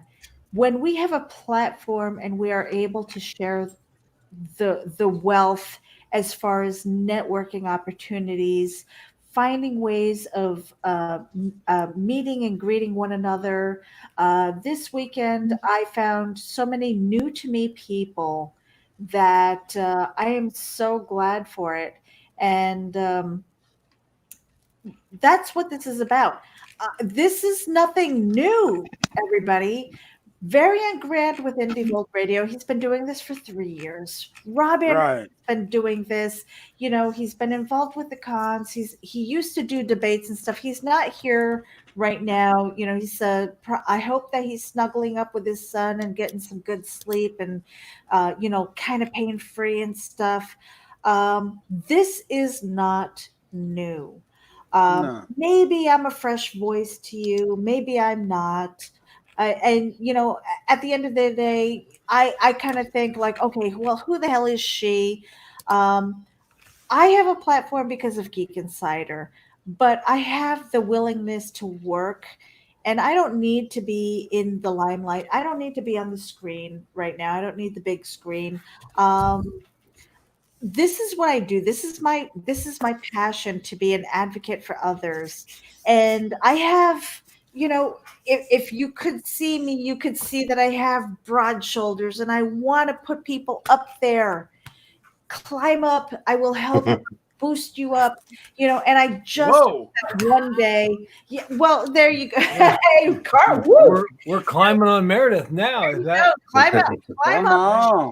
I've got broad shoulders. I've got strong shoulders. Climb up on them. I will boost you up, and then I hope that one day when I'm ready, you will extend a hand to help me up as well, you know, wherever it is that I may be. So this isn't about me. This indie event isn't about any one platform. We all came together as independent creators. We brought our own shows.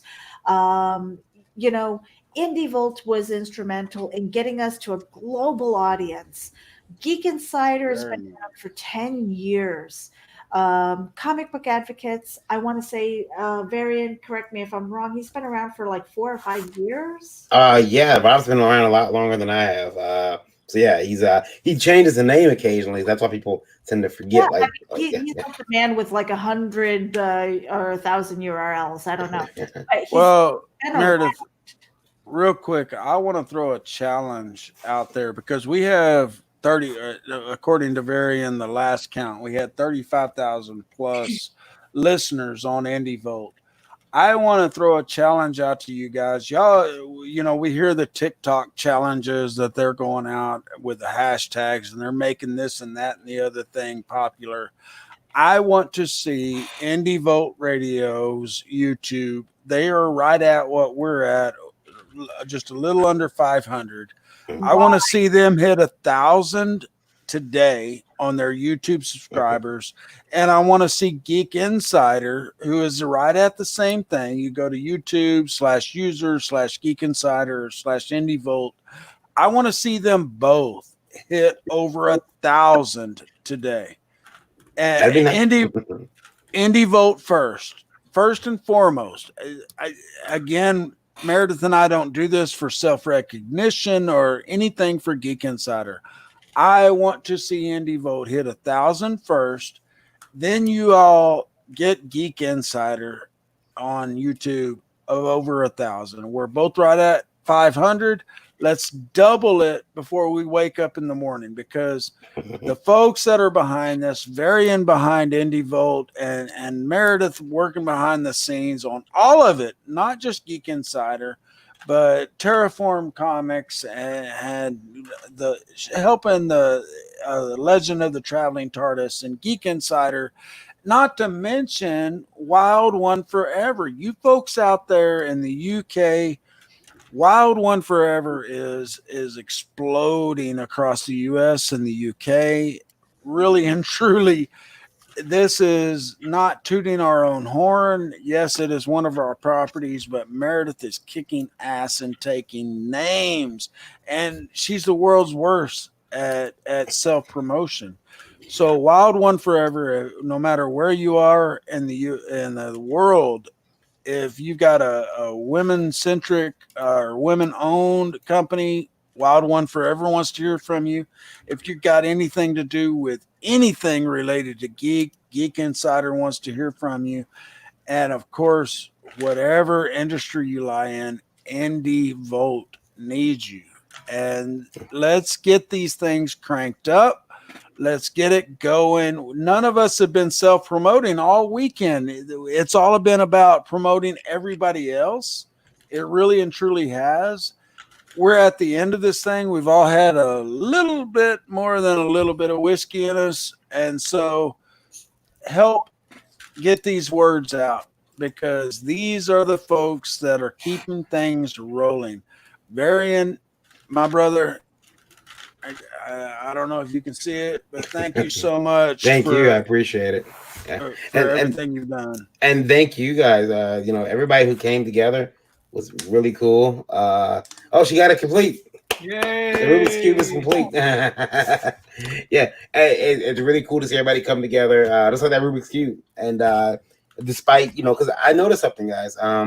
There's a few tense moments, but we brought people together regardless of affiliations, regardless of what side of the comic industry they're on now. We brought authors and comic artists and comic book writers together. And it was the only thing that was missing was the out of place jury maker. We should have had a jury maker, but we didn't have that person here. So we got Cindy's making the app game, but see, Cindy, that's an actual that's an actual skill. We can see you making that. A lot of those jury people, they buy that from Wish and they bring it. Anyway, I'm throwing shade at some people that come to Comic-Con. They're like, people. I'm an artist. Like, well, for credit card, you just buy the stuff from. But yeah, I can't. My aunt used to knit for me all the time, and my mother can sew. She used to be a seamstress. She worked for General Motors for 35 years. She retired, but her first job was at Fisher Bodies, which was General Motors company, and she was making the canvas tops for the convertibles as well as the seats. So they had these big industrial machines, and she really wants a new one. She wants a new industrial machine. I'm like, Mom, I can't afford that right now. I'm not gonna. I can't buy you this big, huge machine, guys. I got to get out of here, but I want to thank you for having me. I want to thank you for putting on the event, and I'm hoping that the people listening now on INDEE Vote Radio will give all of your sites and your products a try. We really are, there's so much talent out there. Talent I'm meeting for the first time. People I've met through the event, which is cool. So I hope to continue those conversations that we're having and to continue to be able to support you and receive that support. Really looking forward to it, guys. I want everybody to have a good night. Stay safe, stay healthy, and we'll be with you. INDEE Vote returns Tuesday. It's Tuesday at 9 p.m. Unless something really stupid happens in the world of comics and we got to break in, which happens because some stuff has happened before and it's like, oh, this is stupid. We have to go live. But Meredith, when you end the broadcast, it will drop off the radio, just so you know. So you don't have to do anything special. Okay, well, I think I'm going to be right behind you because I am done with my drink. My whiskey bottle is dead. I've got nothing left, guys. I am going to crawl over to Brian K. Morris's show in the morning at 10 o'clock Eastern. It is Nevermind the Furthermore. I am going to crawl in like a dirty stay out, doing the walk of shame. I'm going to be a hurt puppy tomorrow. She's got her whole bag packed.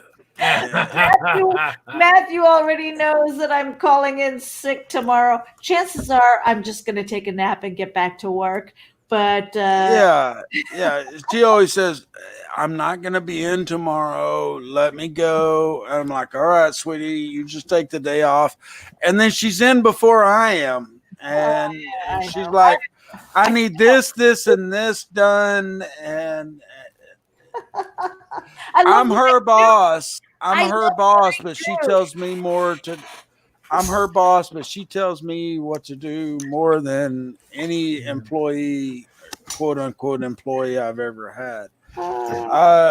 Varian, I'm not going anywhere. I've got a quarter of a drink left. If anybody wants to stay on, we're here until the last one leaves. I think me and Carl, we're gonna have a beard contest here in a little while. It's grown since hashtag we show. I think my beard has grown. And if anybody wants to come on that wants to challenge the hashtag butt beard, we're all about that. And this is a challenge out to the world. If you can beat me or Carl's got a beautiful white beard going, and his is better than mine. I've got a decent one going. Varian my is wife starting has on. thing. Yeah, mine is mine is not happening. It's been like this for years. It's like I thought about getting some Rogaine at one point, then I found out that you can actually lose hair, and they were like, "You're gonna lose hair, you're gonna grow breast, you're gonna like," and I'm like, "I revert." You know, I'm gonna try and grow my beard too, guys. You know, I got a little Fu Manchu going here. I think it's because I'm almost 50. Well, I keep trying to trim this, but my wife has a thing for ZZ Top, and she wants this beard as long as ZZ Top. And I'm like, yeah, there's a thin line between ZZ Top and homeless guy. You know, if you don't have a guitar with you, you're gonna get, run in. But I think I'm going to be heading to bed too. I am going to be following Varian Grant out. I appreciate everybody who participated in Indie Vent. It is hashtag INDEEVNT. Make sure that you follow Indie Vault Radio. Make sure that you download the app. I think you can shout it out on Alexa and just say, "Hey, Alexa, Indie Vault." Yeah, you can tell that. Yeah, you can tell her to play Indie Vault. You may have to teach her the skill, but she will play it, and she'll say, because she's a wiretap, right? That's what she's listening for. I have to be very careful because obey. There's 3 tablets over there that has her on it. She's right here. My thermostat. The TV in the back room can get her, so she's always listening. And like the thermostat will play music. She's like, what room are you in? And I'm like, I don't like that. Like my thermostat's playing music, and it's like I don't like that. I don't like. But it's all well and good until you're laying in bed asleep at night, like I was, 1 o'clock in the morning, and my phone says, "I'm sorry, I didn't get what you said." Yeah. Like what? Yeah. And it was, you need to continue crocheting. And she's laughed before for no reason, Alexa. She's oh man, I'm telling you something freak you out. You're like, I'm throwing holy water on the Varian, if you use Alexa, just walk by and say, "Alexa, I pooped," and see what she says. Here it goes. The bitch just heard me, and she's applauding in the background. Well, you guys want to see? You guys want to hear something funny? Hold on, let me do this. Alexa, have Sam Jackson tell me the weather. Oh, I love Sam. Hold on a second. Let me poke my head outside. Right now in Macomb, it's 64 degrees Fahrenheit with mostly cloudy skies. Today's forecast has intermittent clouds with a high of 81 degrees and a low of 63 degrees. I'm lucky he didn't cuss me out because the other day he was like, "Hold on, motherfucker," and I'm like, "No, Varian, Varian, tell her to ask Sam what his favorite word is." Okay, Alexa, ask Sam Jackson what his favorite word is. Motherfucker's my favorite word. The one I love, he says, apparently a lot of motherfuckers out there want to hear me say motherfucker. And having that with Cindy just whipping away over there. Okay. She's, you know why she's smiling? She's like, "All you guys are going to hell." Yeah. She's like, "I'll have the last laugh, guys. I gotta get out of here. But good night, everyone." Death. I don't know. I'll see you Anybody? guys Nice to meet you, Varian. Varian, you and I gotta talk. We will. Hit me up. All right. I appreciate it. definitely gotta talk. Thank you. Get some sleep. I am actually out of here too, you guys. My drink Fine. is dead. I am out of here. I am toast. Well, I probably that will was be the, out of here soon too. that was the whole theme of the show, is that she's toast. I'm toast. Meredith, thank you so effing much for what you did this weekend for everybody. The indie, just the whole indie aspect of this. You and I, we've gone through a lot. We've just gone through a lot. Let's just put it that way. Mm-hmm. Thank you so much for putting this together and making everything possible. Meredith, go get some rest. I'm not calling it tonight. Anybody that wants to come in, you can check out Meredith's Facebook. There's the link. Pop in. I'm still going strong, weak, whatever you want to call it. But our Jim Beam infused. Meredith, you rock, ma'am. You really do. Anybody who disagrees, well, you got me to deal with. Me and Carl are going to go out for the longest beard contest. He's got that best looking white one. What was that? At least it's not a pissing contest. No, we already had that. Yeah, Carl and I met, and we compared. Carl won. Right? What was that? Never mind. I need to get out of here. I said, as long as you're shooting straight and not to the right. Yep. That's it, folks. Meredith is drunk, and that is my teeth. I can still see them. Wait a minute. Then you're not done yet. I'm sorry, sweetheart. You cannot call it a night. No, I am out of booze. Hey, I'll tell you what, Meredith. I'll tell you. My bottle of Jameson. I will show you. There's nothing in there. That's sadness. Oh man. You know what? I do not mix whiskey and wine. I don't do it. I've got. How about beer? No. I had a really bad experience. Beer or beard? I got a Fu Manchu going. Yeah. Don't test me now. I don't see it. Sorry. No, I don't see it. We're gonna have to get an image and a sound effect going for butt beard. When I get back on here, I'll show you something. Butt beard has been. Check the mustache out. Stretch it, maybe. I was thinking of making a handlebar. Oh, what was that? Oh, brother, where art thou? Yeah, something like that. Yeah. With what was the wax that he used? It was Dan. Oh yeah. Dapper Dan. Dapper Dan. Give me some Dapper Dans. Dapper Dan. Yep, I gotta have some Dapper Dan. Oh my God, shit, Carl. I eat that half the time. Anytime I try to eat something, I end up pulling that out of my mouth.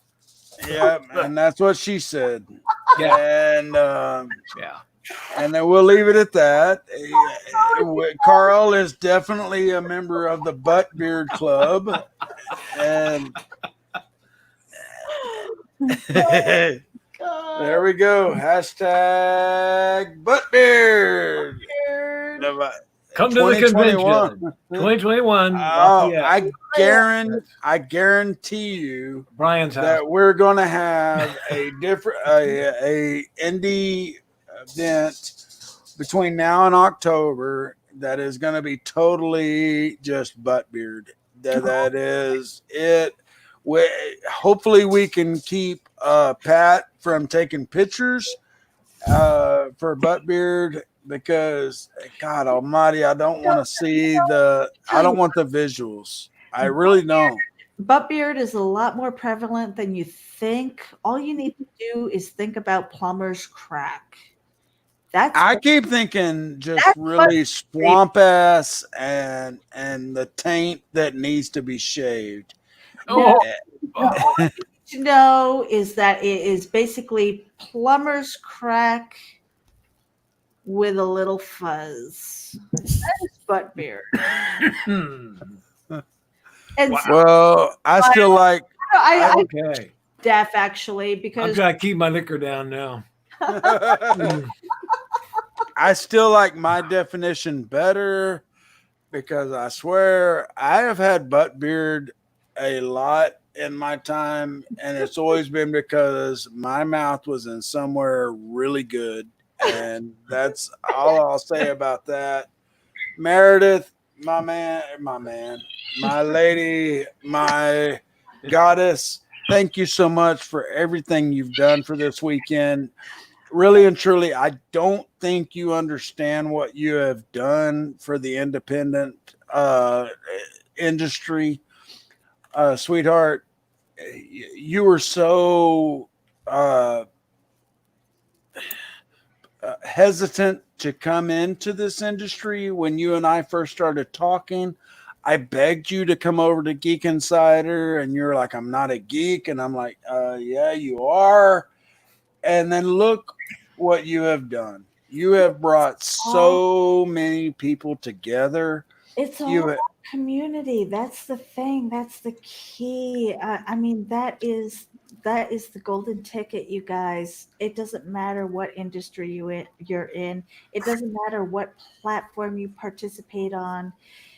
If you are connecting with people, Amy Hell can tell you, Cindy Kep can tell you, Carl and Matthew, everybody who's in here, everybody who participated in this event.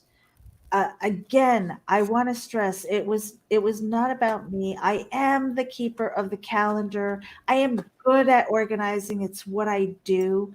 But at the end of the day, it is about networking. It is about finding your tribe. It's about finding the family that you were not born into, but it is the family that you discover because they love what they do. They will uplift you. They will support you through thick and thin. That's what this event is about. That is what I live for. I live for online communities who will build each other up. Um, if it wasn't this platform, it would have been another one. This isn't the first rodeo that I've been in, folks. It's what I do.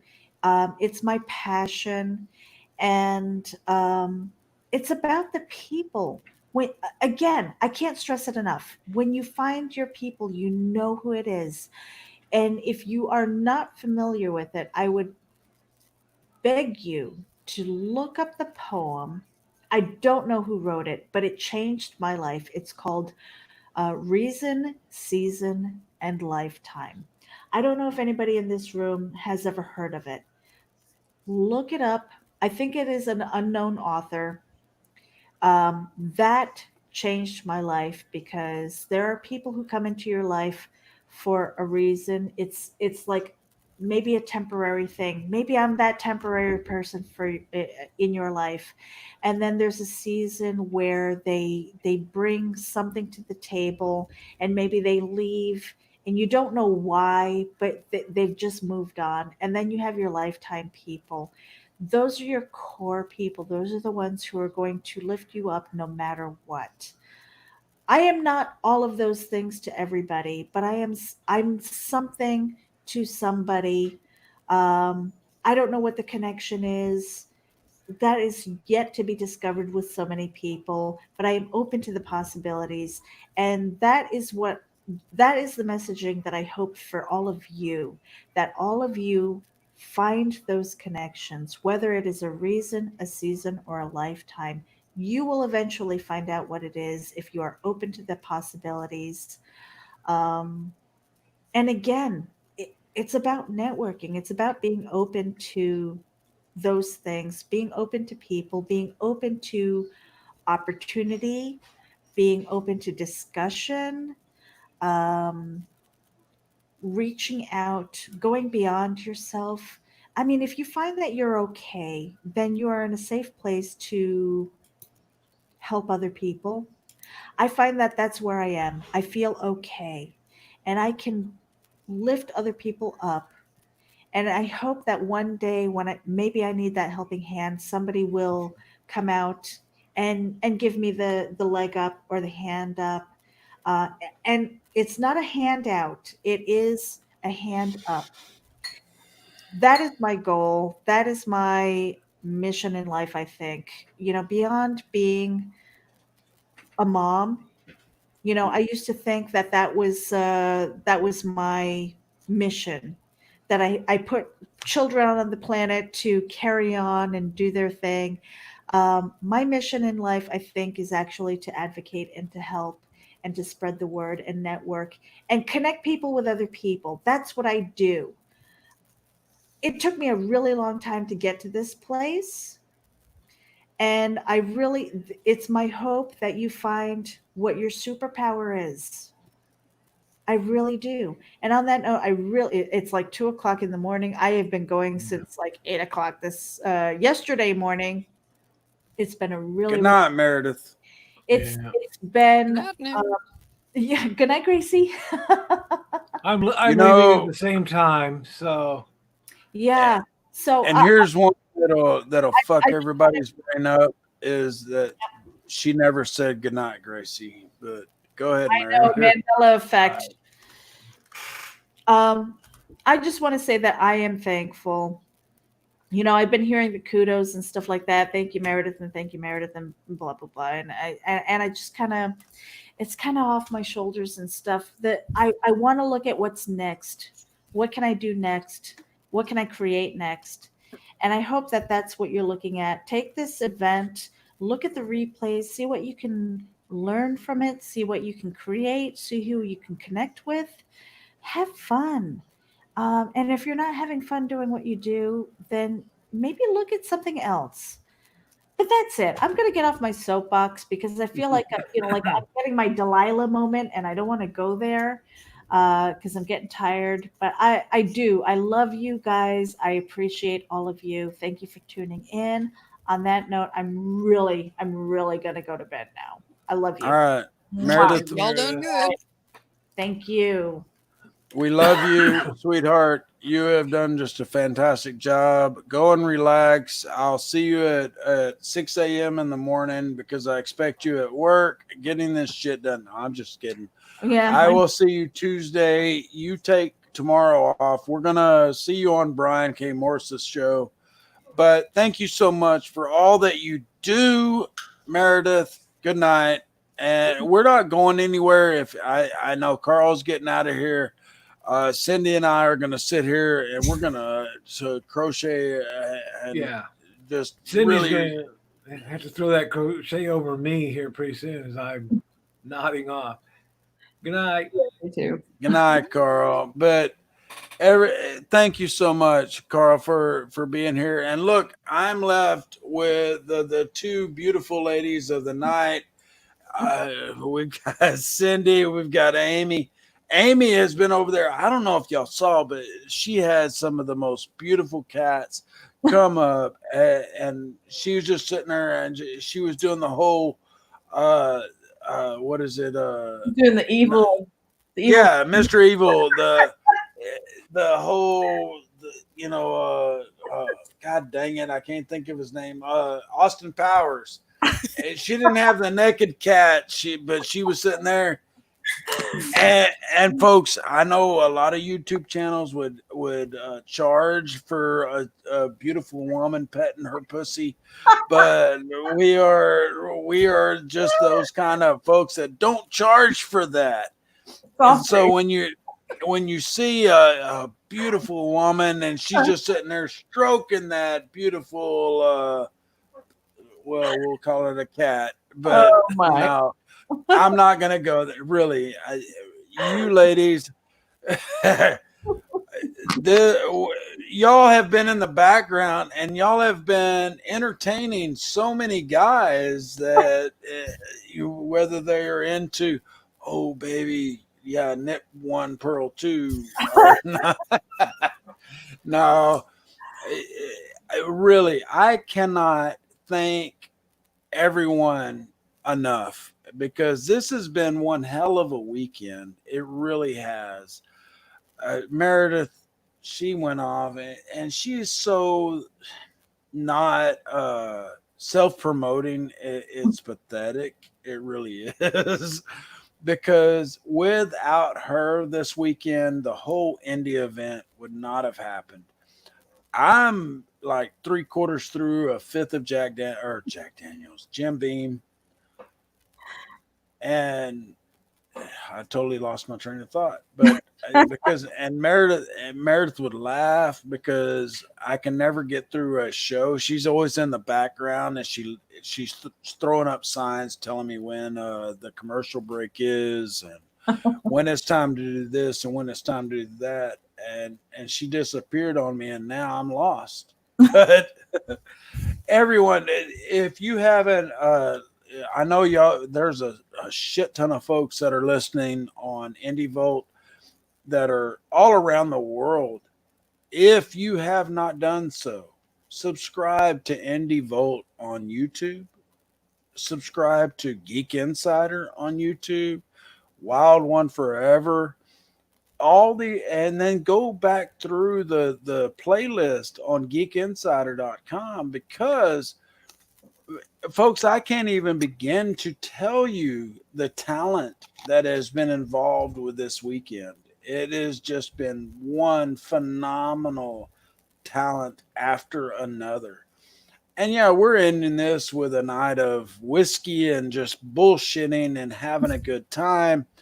But this whole thing did not occur without the help of some beautiful talent behind the scenes. And I will tell you, and I'll be the first to admit it, the folks that made all this happen are female. Oh shit. Grab your socks and it's just holy shit, I'm kind of drunk. But you know, I just have to say, really and truly, I cannot express my gratitude enough for what has gone on this weekend, because this is exactly what Rhett, the owner of Geek Insider and Wild One Forever and Gadget Crush and the list goes on and on and on and on and on.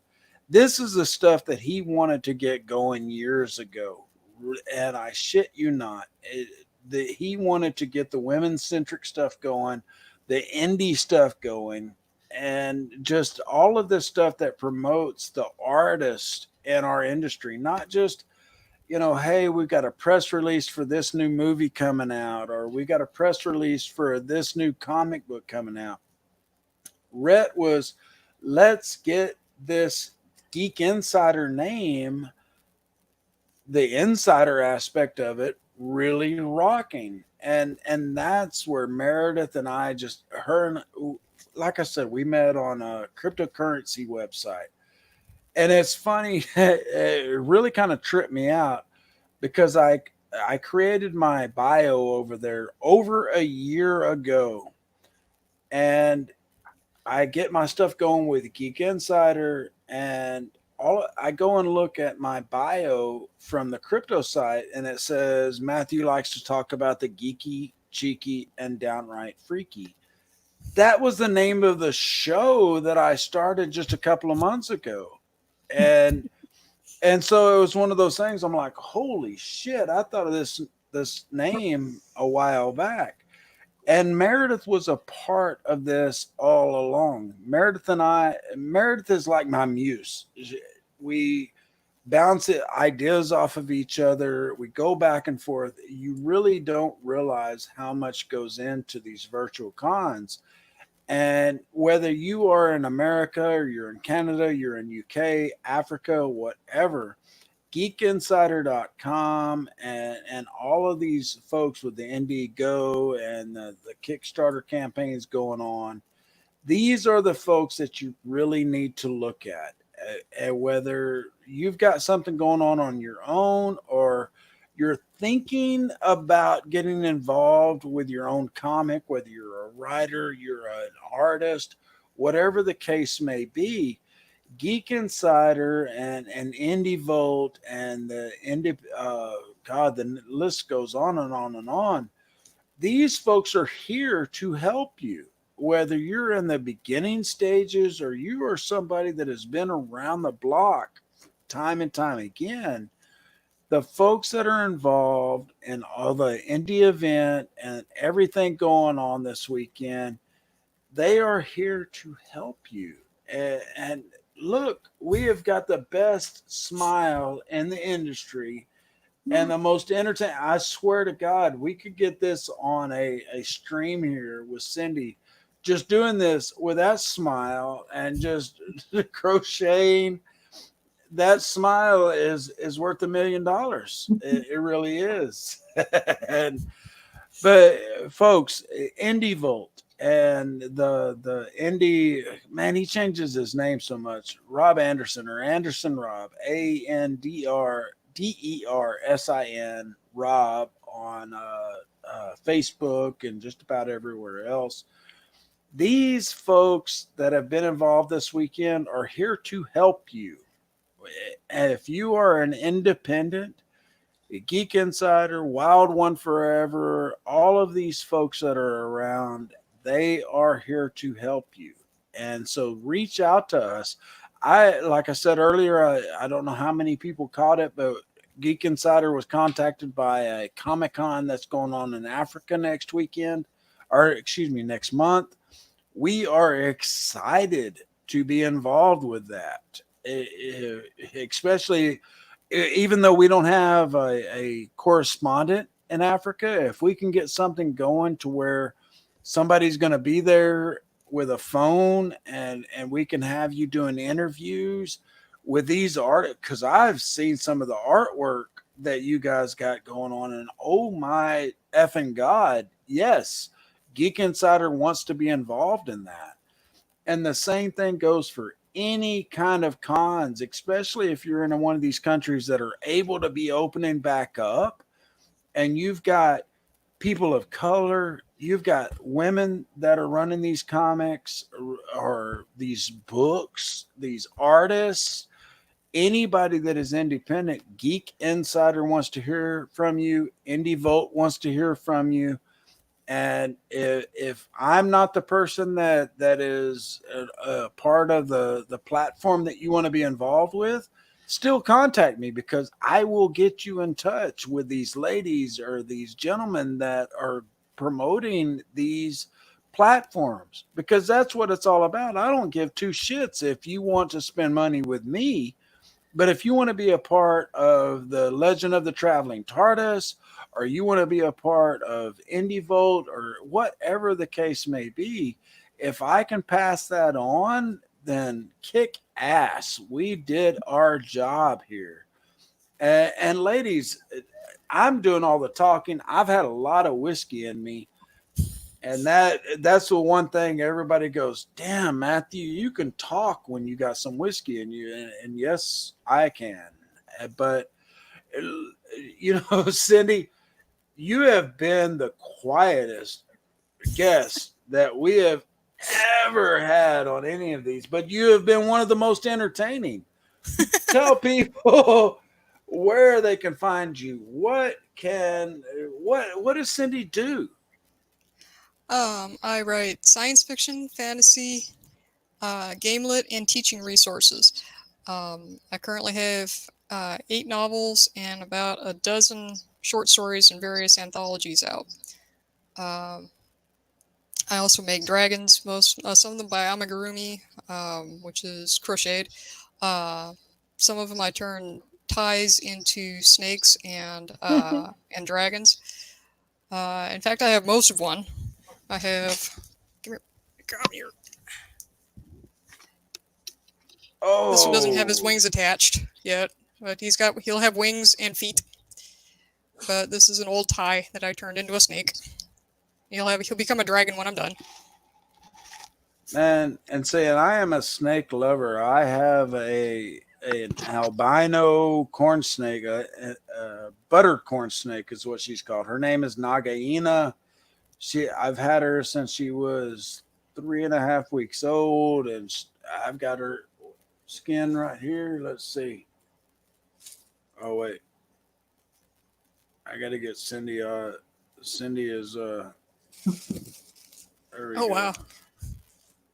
And it still goes and goes and goes and goes. And my wife was like, oh my God, she's getting so huge, because she bought her for me. It's been almost 2 years now.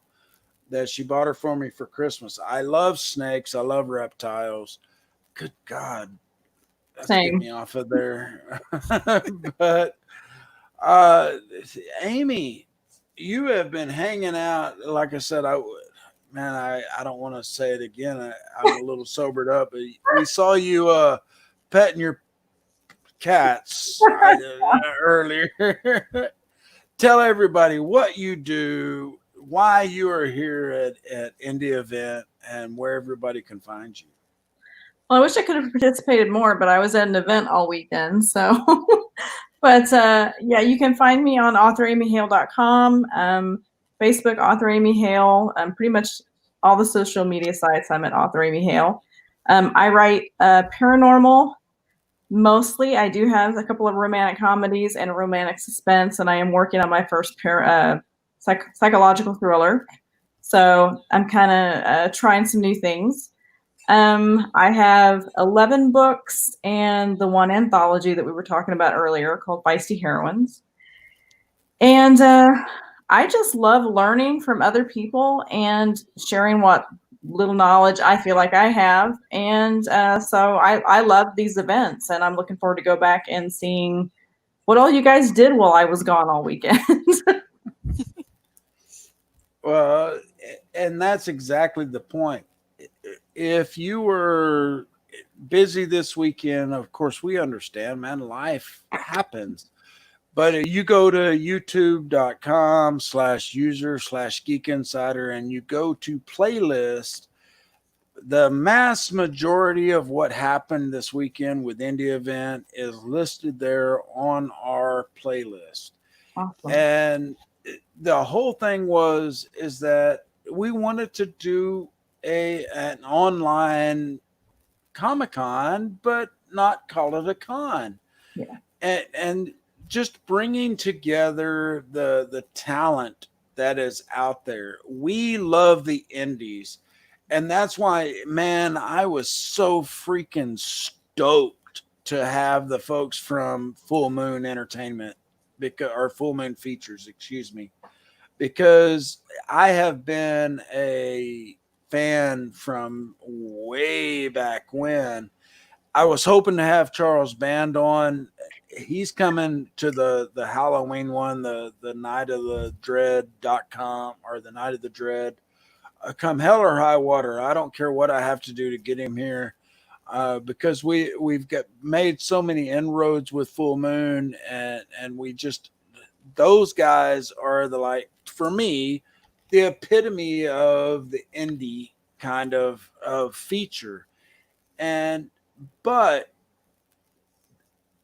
neither here nor there, having the folks that go to these cons just to entertain. They know going to the brick and mortar cons doesn't mean they're going to make money. Mm-hmm. A lot of you folks that go to these cons and think, oh, everybody on Artist Alley is making bucks, or everybody on the Creators Row is making bucks. I got news for you, man. They are not. A lot of them are sleeping in their cars. A lot of them have paid massive bucks to travel to that venue, let alone the hotel room, the cost of the table. And they are just hoping and praying that you folks are going to buy enough to clear a few bucks for them. They're not there to make money. They're there to get their creativity out. Yeah. And right now, of course, that's not happening. And folks, I don't care how optimistic you are and which side of the political coin you fall on, this shit is not going to get back to normal anytime soon. It's really not. And we are not here to try to replace the brick and mortar cons, not by a long stretch. We love the brick and mortar cons. We want them to be able to fire back up and all of us be able to go, and us to get our press passes and interview folks and just really rock and roll this stuff. But it's just probably not going to happen. And so we stay away from calling it a con. We like the indie event. Meredith has already threatened me because she knows we're going to get this shit rolling again before October when we have the other one planned. And so she's like, God damn it, Matthew, what do you got me into? And the whole thing is Meredith is more OCD than me, and anybody that knows me on, and there's a lot of you out there listening on Facebook right now, y'all know that I like to be involved in this stuff, and my OCD compared to Meredith's OCD is no comparison, because I'm like, Meredith, what do you need me to do? And she's like, oh, nothing, I got it. And I know she's got like 19 things on her plate for that day. Meredith, let me know, what can I take off your plate? Nothing. I got it. I got it. And then she's up till 3 o'clock in the morning trying to get shit done. And so her earlier, she's like, I don't want to take the kudos for this. Man, screw that. Meredith, we're not worthy. We're not worthy, because she put this all together in an amazing short amount of time. And yes, Rob was involved in a lot of it. Brian K. Morris, Christian Basil, these guys. Christian was all the time in the background just going, I just need a lunch break, for 30 minutes. Let me know where you need me. And the same with Brian, and Rob. God, man, I love this Rob. I just can't go on enough about everybody that's been involved. But you artists that have brought so much to the table, your talent, your ideas, sharing the experience, so that the folks that are in the positions you were several years ago or several months ago or yesterday, that shit helps. Mm-hmm. That is what, man, everybody thinks that, oh shit, Geek Insider's making a lot of money off of this. I guarantee you we didn't make 2 cents off of this. We didn't make nothing off of the indie event. We put our time into this. Meredith has spent so much time into this. But what I love is that Varian and I made a connection. Cindy and I made a connection. Amy and I made a connection. These are folks that next time that they got something going on, they're going to message Meredith and go, hey, I've got this coming up in 6 weeks. Can I get something going with Geek Insider or with Wild One Forever? And hell yeah, we want that stuff, because that's what we are about. And like I said earlier, Meredith is the world's worst at self-promotion. Ladies, you two sitting here and anybody that's listening out there on Indie Vote, wherever you are, if you have an opinion on anything, whether it's the way you're treated in your job or the bullshit you've dealt with in your life, Wild One Forever wants to hear about it. They have a section that is just called Confessions. And I don't give a shit if Melania Trump wrote something in and said, I hate my husband, because we're not going to give that shit up. I don't care what congressperson says I got to give it up. I don't care if the president says I got to give it up. I'm not giving it up. If you write into Confessions and that is anonymous, it's going to stay anonymous. We had a lady write in that she told us about how she lied to her parents so that they would hate her. That's the whole gist of the story. She lied to them so that they would hate her because they were such shit parents and racist. And so she told them she was pregnant by a black man. And then later in life, she found out she's a lesbian. And she could have told the truth to get them to hate her. we have had, we've got or I say we, Meredith has got Anne Louise Gettleman coming in. Ladies, I don't know where you're at on the spectrum as far as being involved in health and fitness and everything, but ALG, Anne Louise Gettleman, is a huge freaking name, and Meredith has got her joining Wild One Forever.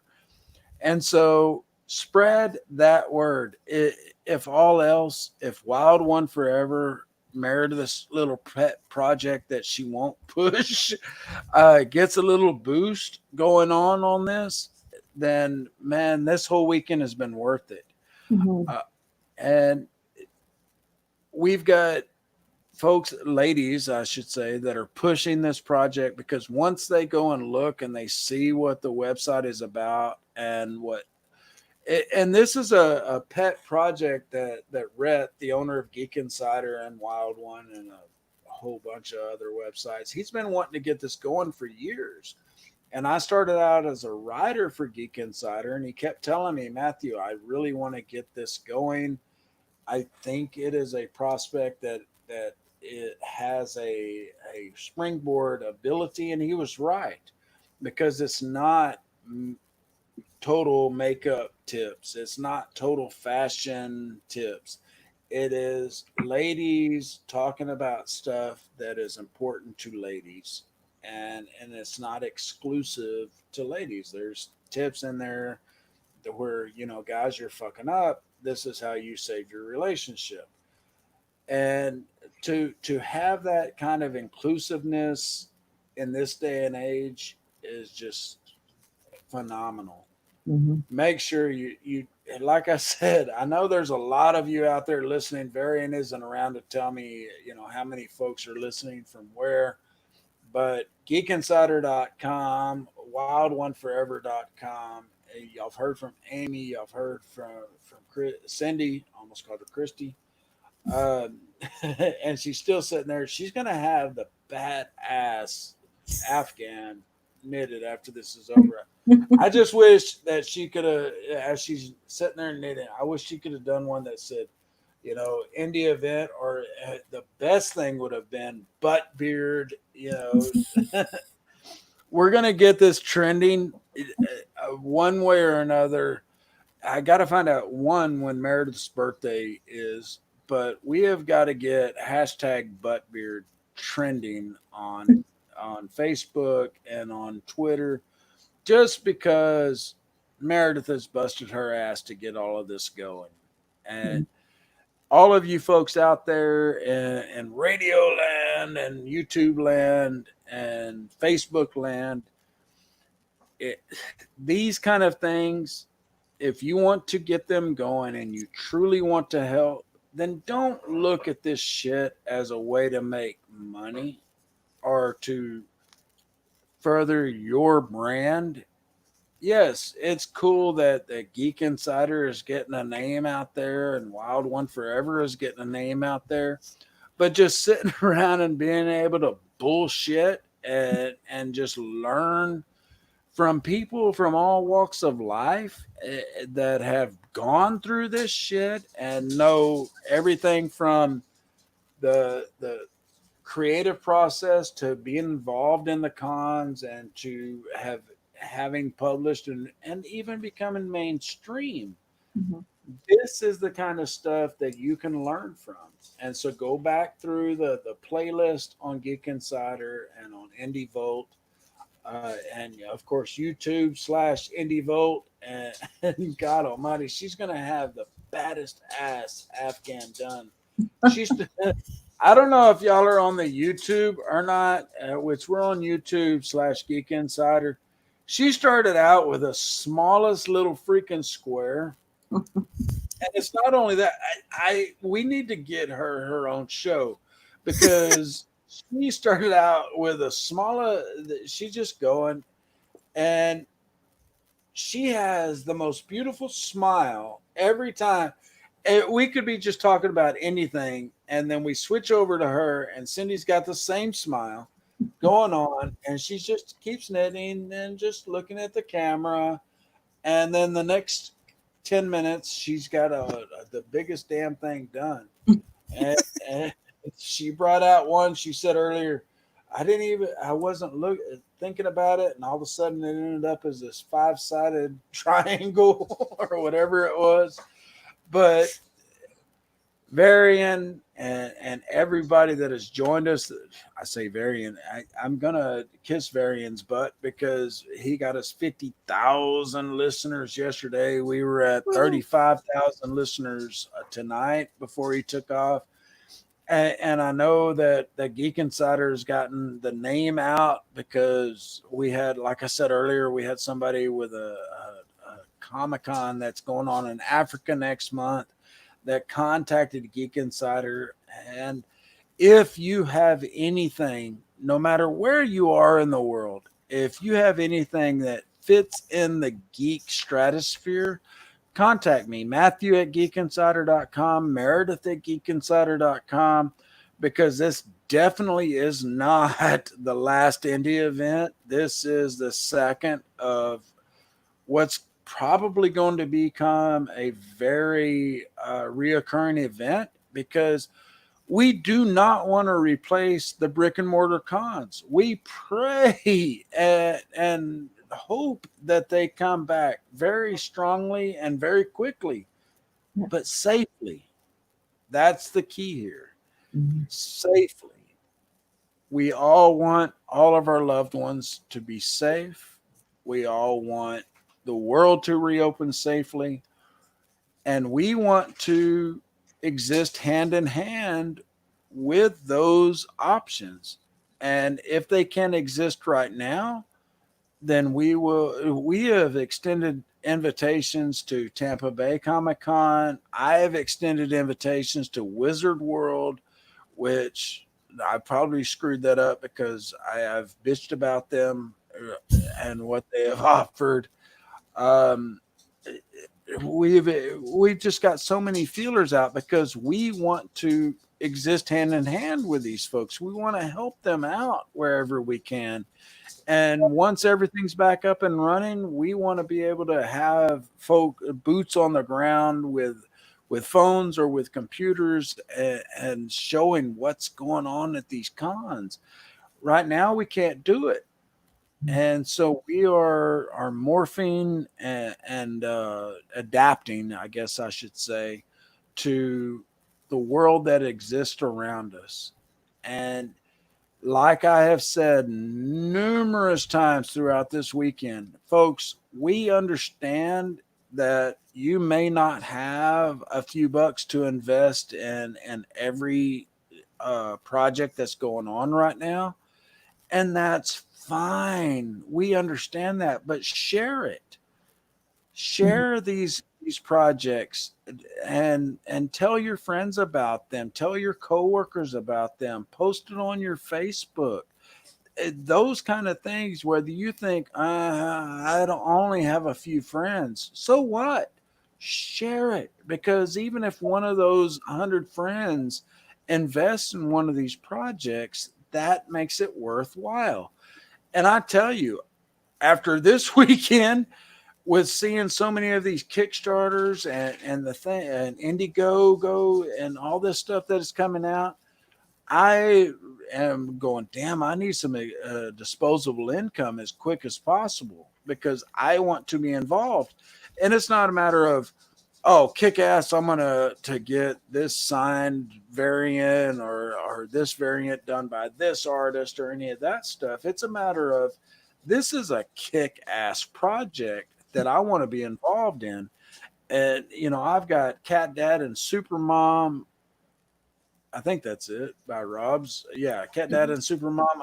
I've got that laying around here. There's so many projects that I want to be involved in. And like I said, I don't have the disposable income of even shelling out $5 at this point in time.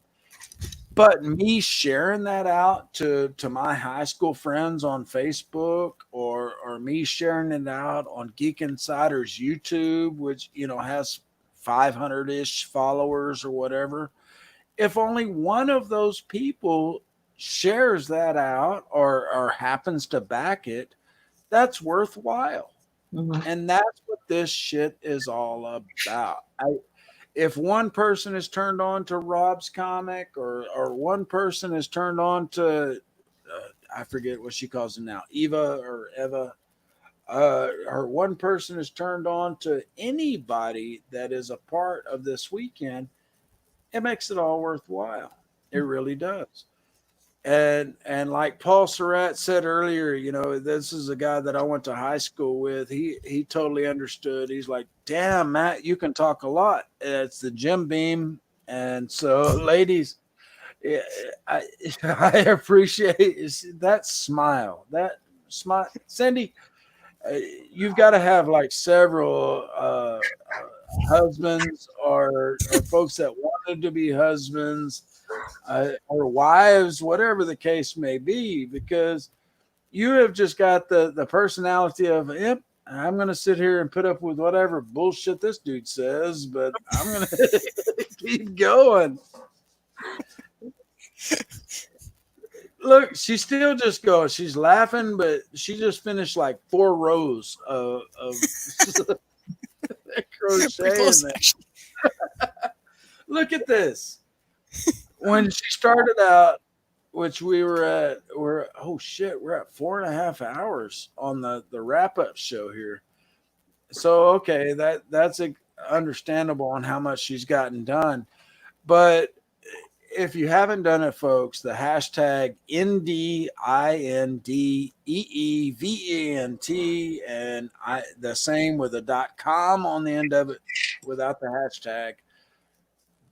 You can check out the entire weekend of events. If you weren't here for any of it, I feel sorry for you for one thing. But the good thing is you can go and check out almost the whole kit and caboodle on our YouTube. If you haven't done so already, make sure that you're following or subscribed to Geek Insider, and as well as Indie Volt.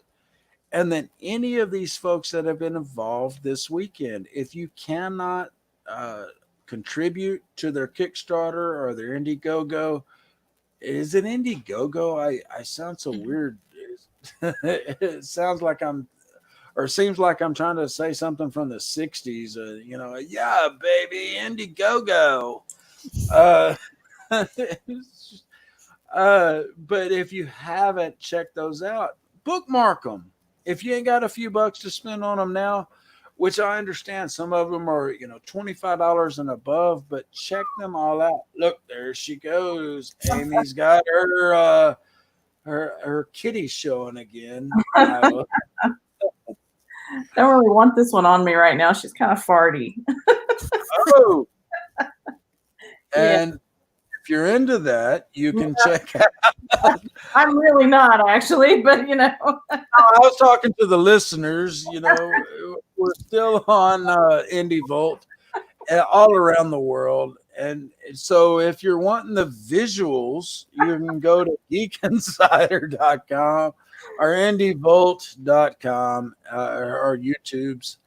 And you can see the video of her stroking this farty pussy. And now it's above her shoulders. And this is a feat that you have to see to believe. Oh, my. Well, unfortunately, I'm going to have to drop off. So I'm going to have the day job will start early in the morning. Yeah. Cindy. But you guys did a great job with the whole weekend event. I was here for most of it, and I got to play in several of the individual discussions. Well, Cindy, thank you so much for being a part of it, and on both sides, as far as listening and being a part of it. Thank you so much. Like I said, we're not waiting until October to do the next one, and so we fully expect to see you again very soon. But thanks for sticking with us and putting up with the drunk old asses that are on this late. You gave us something to go to with that smile and your creativity. So thanks so much. Have a good evening. I'll catch up with you online. Thanks so much, Cindy. Good night. All right, Amy. It's you and I. I'm gonna have to tap out too. I'm trying to stay awake. Well, thanks so much. 6 a.m. So yeah, it's like I can't even see the clock. It's 1:39 here in Texas. Yep, same. Where are you at? In Illinois. Okay, so we're in the same time zone. Yeah. But it is Monday tomorrow morning, and luckily I work from home even before and after the pandemic. So it's not a big deal, but I do understand that folks got so much to do tomorrow. But Amy, thanks so much. You can and tell everybody where they can find you, because we've got a worldwide audience right now. Oh wow, yeah. So authoramyhale.com, facebook.com/authoramyhale, instagram.com/authoramyhale, and Twitter I'm at authoramyhale. And then I've got a Facebook group, a readers group where we hang out and do some live chats and things called Hale's Angels. And it's facebook.com/groups/Amy Hale's Angels. Perfect. And I got to get involved in that. I did a lot of writing before I became the managing editor, and I've ghostwritten everything from Bunions to erotica, and I'm not kidding, to the chakra, the whole thing. I've written about everything, and that's a subject for another time. But Amy, thank you so much for joining us this weekend. And folks, I could probably keep on talking. I got still a half a bottle of whiskey left, but and I'm kind of reluctant to say goodnight, because Varian was like, you guys are on until y'all call it quits. and so I'm like, well, should I just keep on promoting all of our projects? But no, I guess I could, but Varian might be coming back tomorrow and going, holy shit, what did I do? But no, everybody. What was that, Amy? Do those people ever go to bed? Right, exactly. They're like, damn, you finished off a bottle and still kept talking. But really and truly, this weekend was just a culmination of a lot of work, and it proved that this is exactly what's needed at this point, because man, I saw writers and colorists get introduced to each other. And just the whole vibe of the whole thing. I'm a writer. I've got some kick-ass, or what I think are kick-ass ideas that could be a comic. And I can't wait to discuss that kind of stuff more.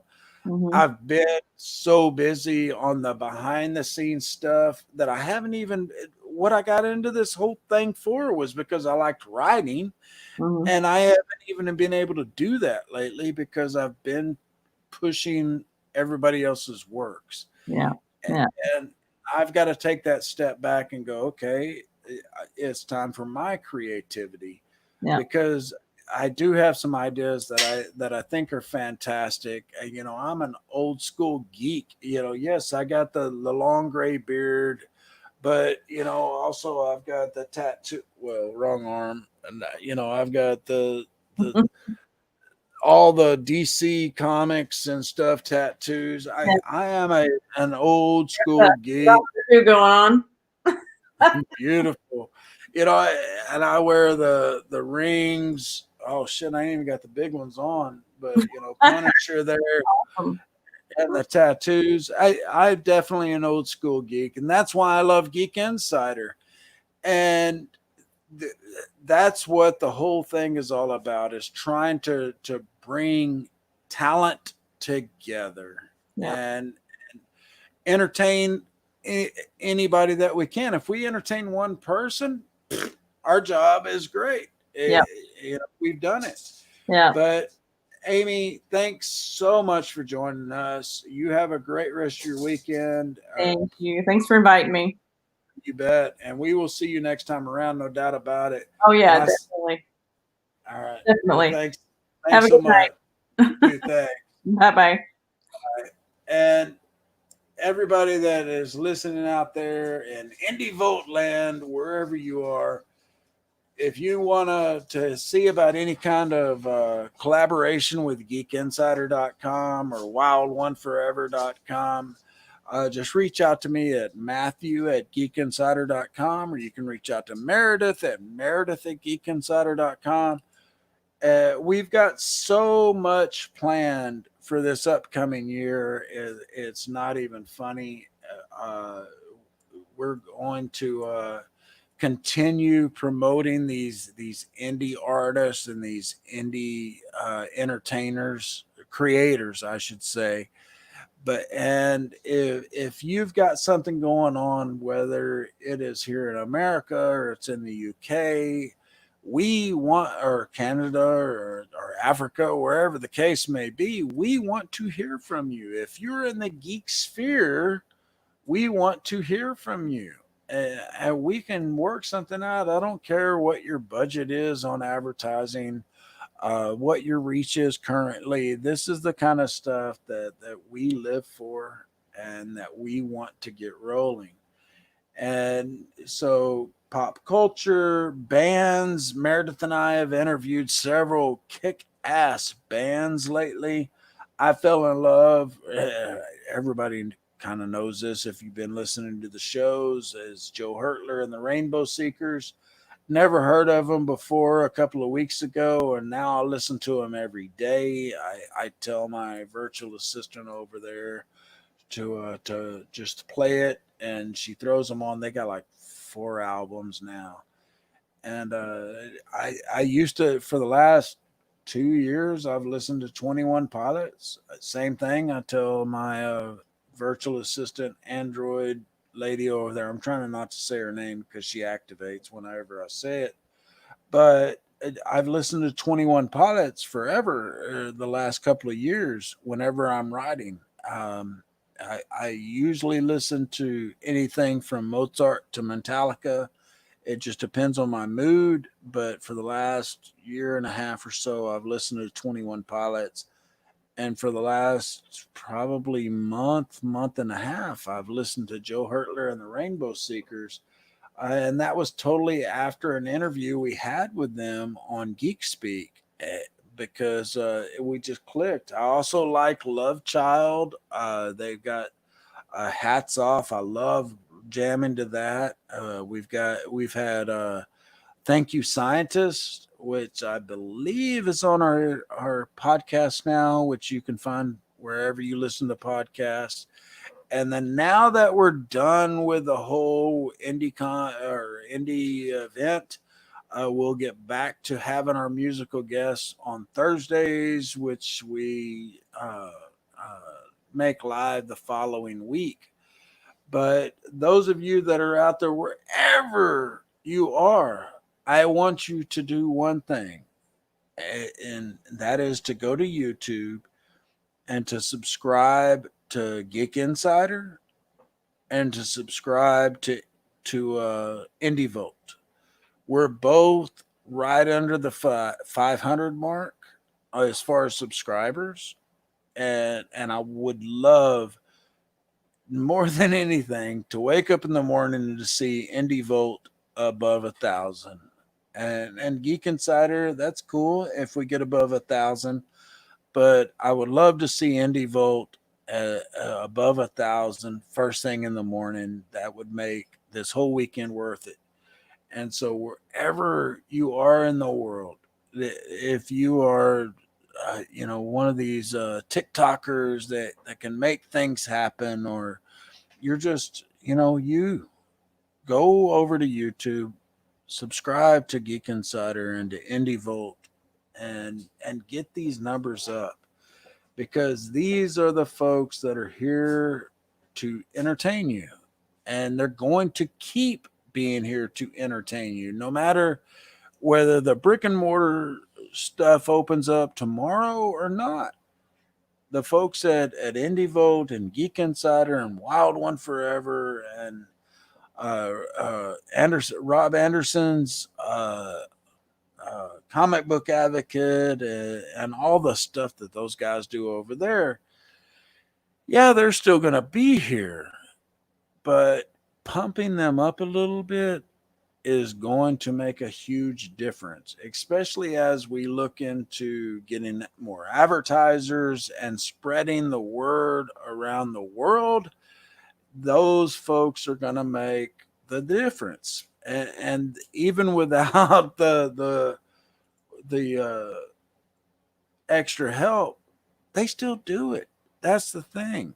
Whether they have no viewers or they have 10,000 viewers, they put in the same effort on all of these. Robert Anderson and I, or he had me on one of his shows where we did the Kickstarter pause.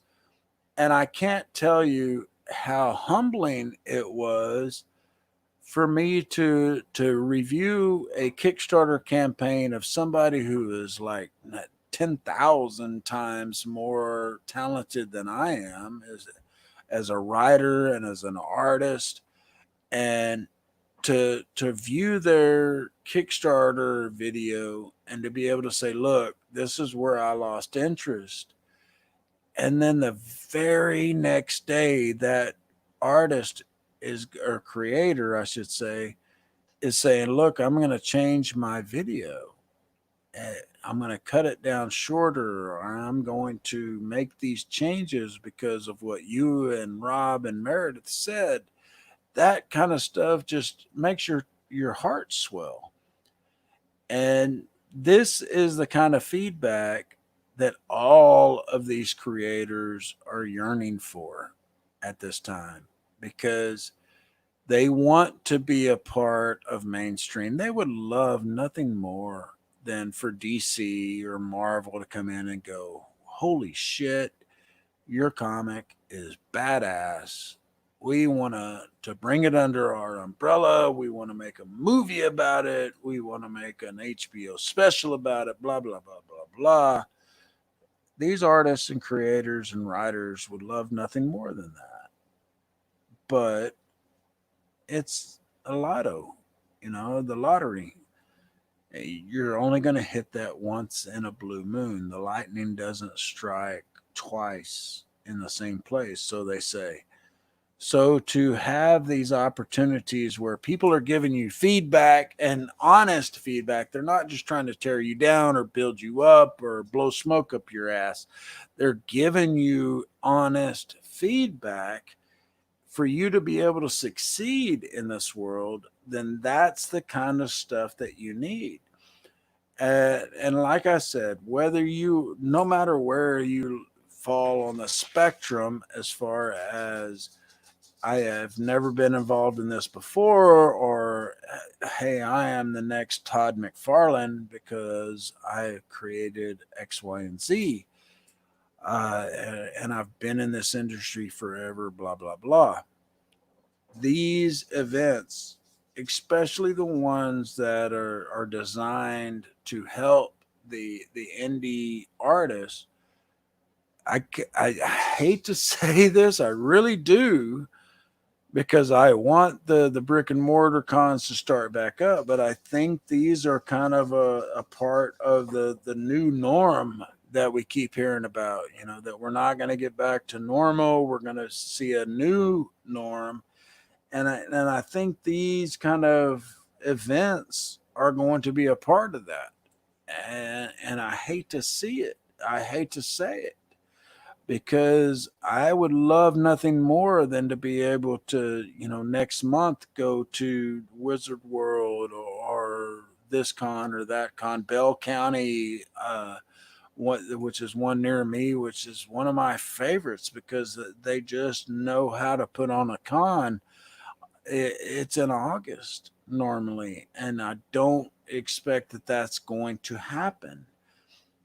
I just really don't see anything happening until 2021 as far as the conventions go. And a lot of people that I know that are involved in these feel the same way, that it's just not going to happen as much as we would love for it to, and we would a lot of us would be there tomorrow if they said, hey, we're going to have this convention in Florida or Texas or whatever. We would have people there. It doesn't mean that we think that it's all safe and roses, but we would have people there. And I'm afraid that that's going to be the new normal, is that we're going to have the hybrid where we have some people at the conventions and they limit us on how many people can be in there. And, God, there's no telling what's going to happen as far as, social distancing and how many people can be allowed in at one time and all of that. And I'm sorry, I just lost my train of thought because I was trying to read the comments, but I ain't got my glasses on, so it's just one big blurry blur. But back to those of you that are listening to us or watching us on YouTube, or I say us, me, Meredith took off. She said, screw this, I've had enough whiskey, I'm ready to go to bed. She's probably still listening, and there's no telling if she'll pop back in.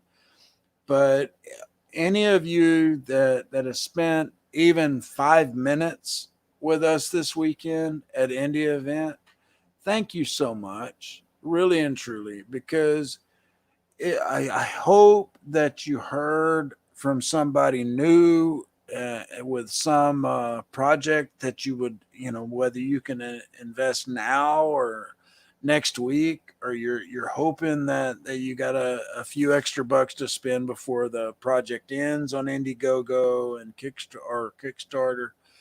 If you can't, just spread the word, share that link, tell your friends, throw it in a DM on Facebook or Twitter or Twaddle or whatever you want to call it, and just let everybody, let those of you that know, or let those friends of yours know that, there's this project going on, because I guarantee you, if you go through this weekend and listen to the shows and the talent that we have had on, you are going to find a project that you're going to go, holy shit, I want in on this. Whether it's because of the stretch goals or just because of the project itself, man, there's just so much talent that came through here this weekend. And sure, having the guys from, several of the Deadly 10 from Full Moon on here was kick ass. And man, I kind of want to do the whole we're not worthy thing with those guys. But I saw so much talent this weekend. I was blown away. I consider myself a decent writer that I would really love to get involved with some of the projects that are going on, especially after you hear, about werewolves that have been that way since they were born, and they can control it once they hit a certain age. There's just so much freaking just awesome talent out there. And so make sure that you join in. And Phil, damn it, I got to get my glasses on because I can't see what Phil is saying. There's some stuff going on here. Amy says, thank you. Phil says, been subscribed for a bit. I'm not sure which one he's been subscribed to. And he says, love what y'all are doing. What's this? We might have to talk soon. Yes, Phil, let us, know whatever we can do to support whatever we can. And I'm just kind of talking to be talking right now because Indie Volt said, hey, you guys are on until you shut off. And so now I kind of don't want to shut up because I know that there's plenty of folks that are listening from around the world. And so I'd kind of like to give a shout out for those of you that are from wherever you are from that are listening on Indie Volt. Make sure that you check out geekinsider.com and wildoneforever.com. And man, I wish I had a list in front of me because Rob and Varian and all these guys really deserve recognition for everything that they've done. And so just take the time to go through our playlist on YouTube, check out everybody that has been involved, because this wasn't just Geek Insider putting something together and saying, hey, come in and spread the word about Geek Insider. No, the biggest addition to Indie Event was that folks that already had their own shows, and they just brought it over and put in the India hashtag India event, or they mentioned IndieEvent.com or Buttbeard, the word of the day through the weekend. There wasn't a whole lot of coordination as far as, or there wasn't any coordination as far as, hey, you've got to say this this domain name, or you have to say this during your show, or you have to play this commercial during your show. There was none of that. We asked folks to acknowledge whichever show came before them and to hand off the shows coming after them, but nobody said, hey, you have got to push this all weekend long to be involved, or you have got to give us something. You got to give us a signed comic to give away. And Geek Out Virtual Con, yes, we asked folks, if you are willing to donate something to give away, please do so. Here's a tip button on this page. Yeah, we asked that stuff. I don't see anything wrong with it. Did we make a fortune off any of that stuff? Of course not. I don't even know if we made a dime off of that stuff. Our main goal is connections, connecting the folks that are behind the scenes and rolling the dice because they have a project, a passion, creation that they're wanting to push. And I don't care what it is about. I really don't. Most of the time, I don't even ask what their story is or what their mission is.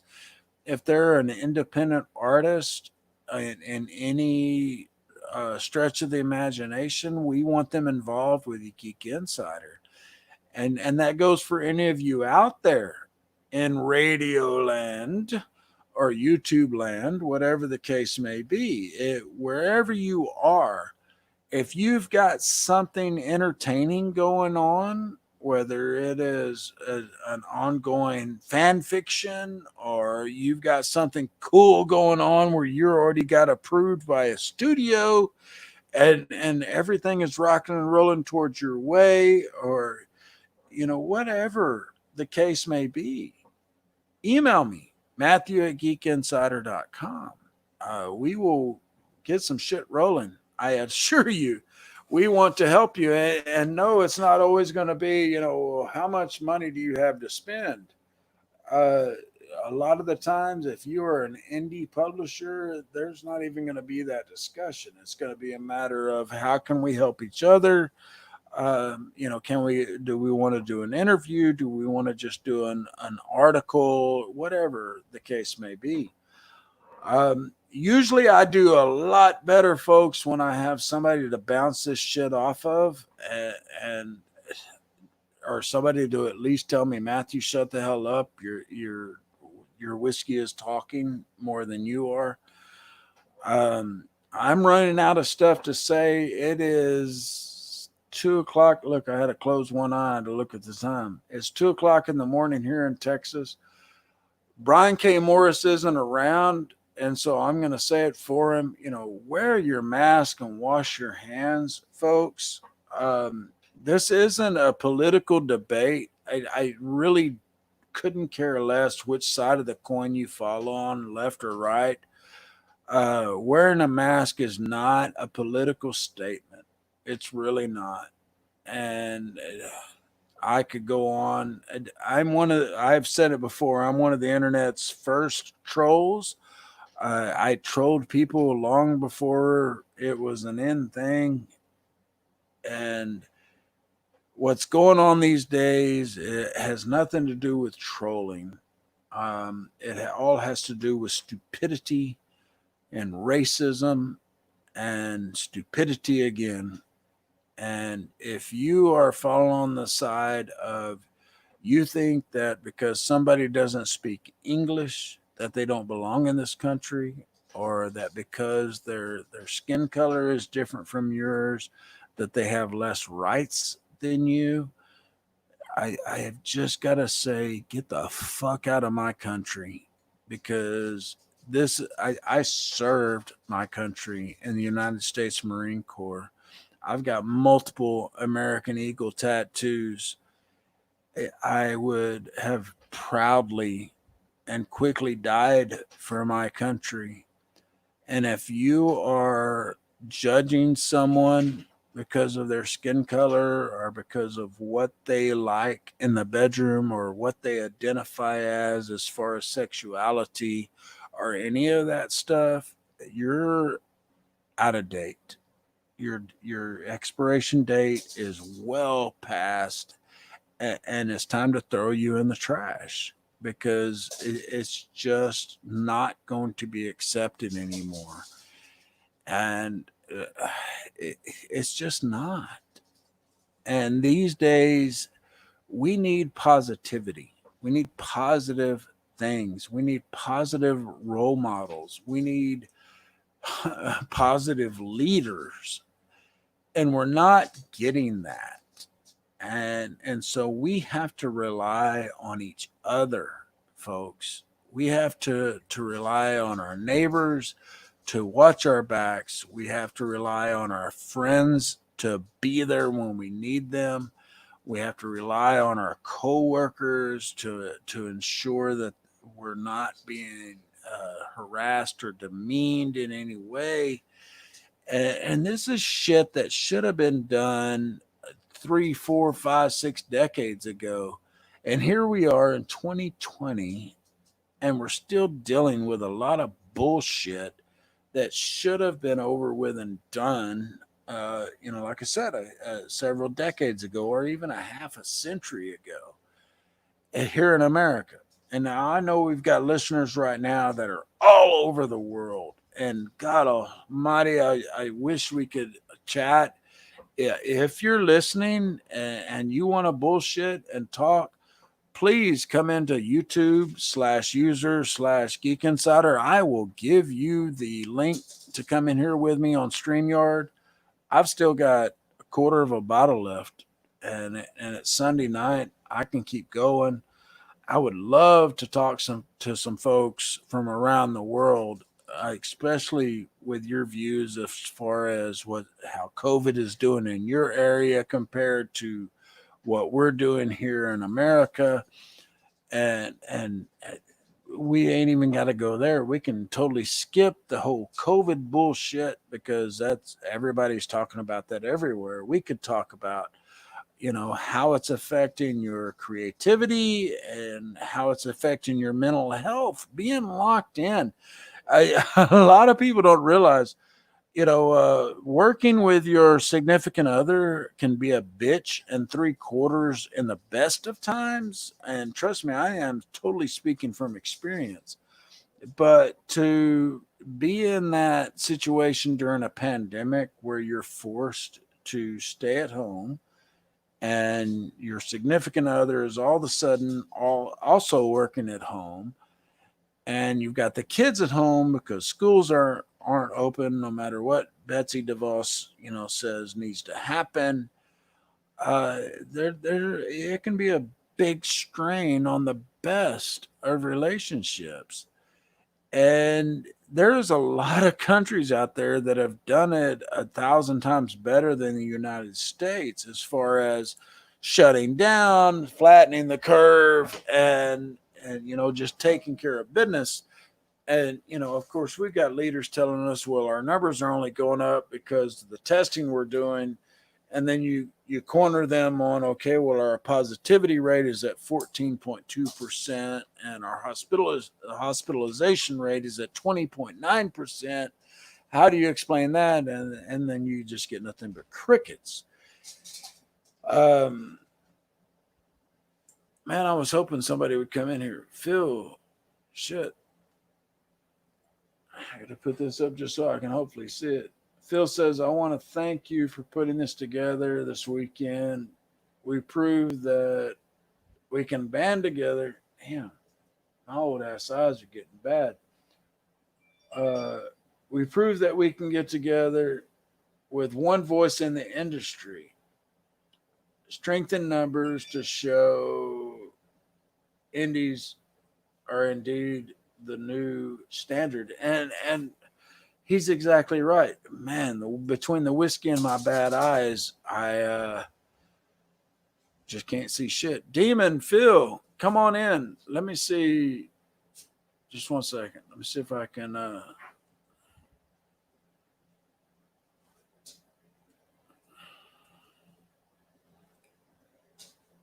see if you get that, Demon Phil. There's the link. You can just come on in. Put me in, coach. But no, Phil is exactly right. The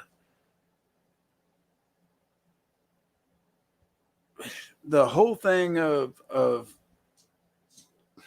I want to back up to VirtualCon, because Rob said it at that point, is that if you came out of this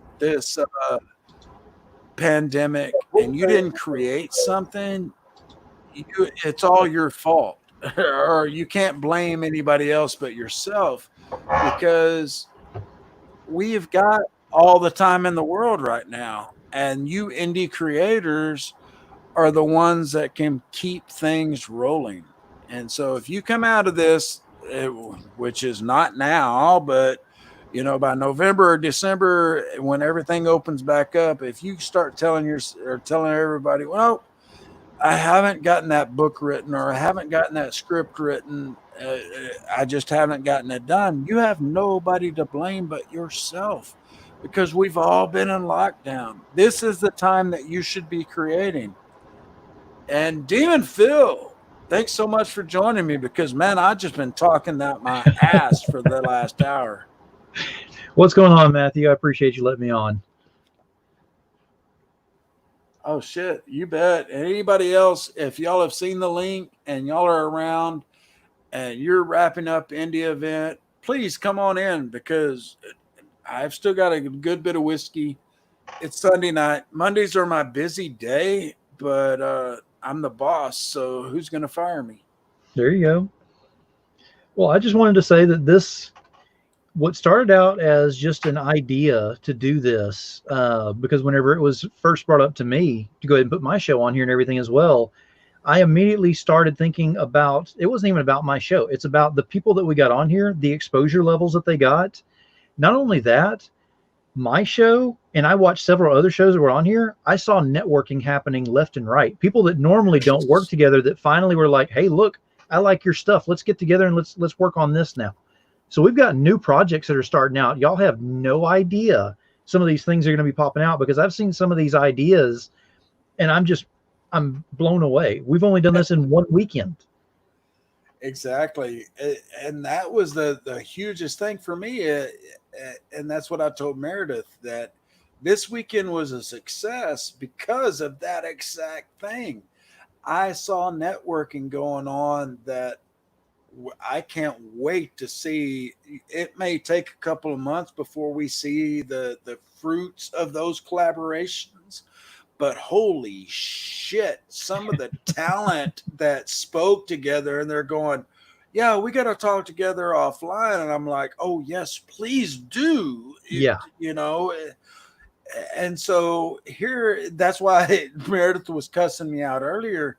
I said, we're going to do the thing in October and November for horror, but there's going to be another indie event before that, because of everything that happened this weekend, the connections that happened this weekend. Sure, there may not be anything that's completed or another Kickstarter going, hey, we're ready, but just the collaborations and the ideas that started from this weekend. And folks, again, if you haven't done so, go to the YouTube, to Geek Insider, and check out the playlist, because this isn't just about people tooting their horns and saying, hey, this is the project I got going on. There are people on here that are telling you how they did what they did to get several $1,000s on Kickstarter or Indiegogo, how they collaborated from I'm just a writer to hooking up with some badass artists that bring their works to life. This is the shit, man. And it's so exciting to see this. And I know Rhett, the owner of Geek Insider, he hasn't had a chance to see everything that happened this weekend. But when I told him that we were on Indie Vote and that we had 50,000 people from around the world that were listening and heard the hashtag, Indie event, and they heard about geekinsider.com, he was like, "You're freaking kidding me." That ain't what he said, but I'll say freaking. Varian is supposed to get us the numbers tomorrow on exactly what happened throughout the weekend, but I know this was Indie Volt's biggest weekend. I don't give a shit about that. I mean, yes, it's kick ass to hear that. Don't get me wrong, and you kind of go, "Yay, Matthew! Yay, Meredith!" But the biggest thing is being able to kick back and watch this talent, the widespread talent, come together, because I want to be able to say I was there when these two guys got together, or this guy and this girl got together, and look at the shit they're bringing together now, man. I mean, I was in comics, got into comics back in the 80s and 90s when Todd McFarlane was first coming out, and Wandering Star and Poison Elves and these things that are some people know about now, but to me they're huge. And I met Brian Pulido when Lady Death was just barely known, and Evil Ernie was like my rock star, and this is that time now, because the comic industry has changed so much and it has become such a creator based industry. Whereas, man, in the 80s and 90s, y'all don't understand. You throw out a comic that had some decent artwork with some decent coloring and a chick with big titties and a nice ass, you were going to sell comics. That's all there was to it. I got a big ass tattoo on my leg from Brian Pulido's She. That was supposed to be the next biggest movie. They had Tia Kier. I can't think of her name. She was slated to play her. She was from Wayne's World. And so I got this big ass tattoo on my thigh. And that was because I loved the artwork. That's what always drew me into comics. And of course, that freaking project never happened. And so people see me in shorts and they're like, "What the hell's that?" And I actually had it done by a really good tattoo artist. And it looks like shit now, but that was 30 years ago that I got it, 25 years ago. But this is again an exciting time to get into these indies, because yes, I've been into the indie comics for years and years and years, but folks, the talent behind the artwork now and the talent behind the stories that are collaborating on this stuff, these are the stories and the creations that are going to be your big ass blockbuster movies in a couple of years. I guarantee you, folks. Well, that's what I wanted to bring up is with this that we've got going on and everything. If you think that there's ever been an inkling of something that you wanted to work on, something that you wanted to put out there, if you ever had a light bulb go off in your head, now is the time to do that. So what happened back in the 90s is they took an idea and they ran with it. And what happened? They blew it up on the indie circuit. I mean, absolutely dominated. So that hasn't been allowed for so long. And so for the one good thing that's happened with all the current events that are happening outside is the indies right now, because the indies never went pencils down. They stayed pencils up the whole freaking time, and they added a lot more to that army.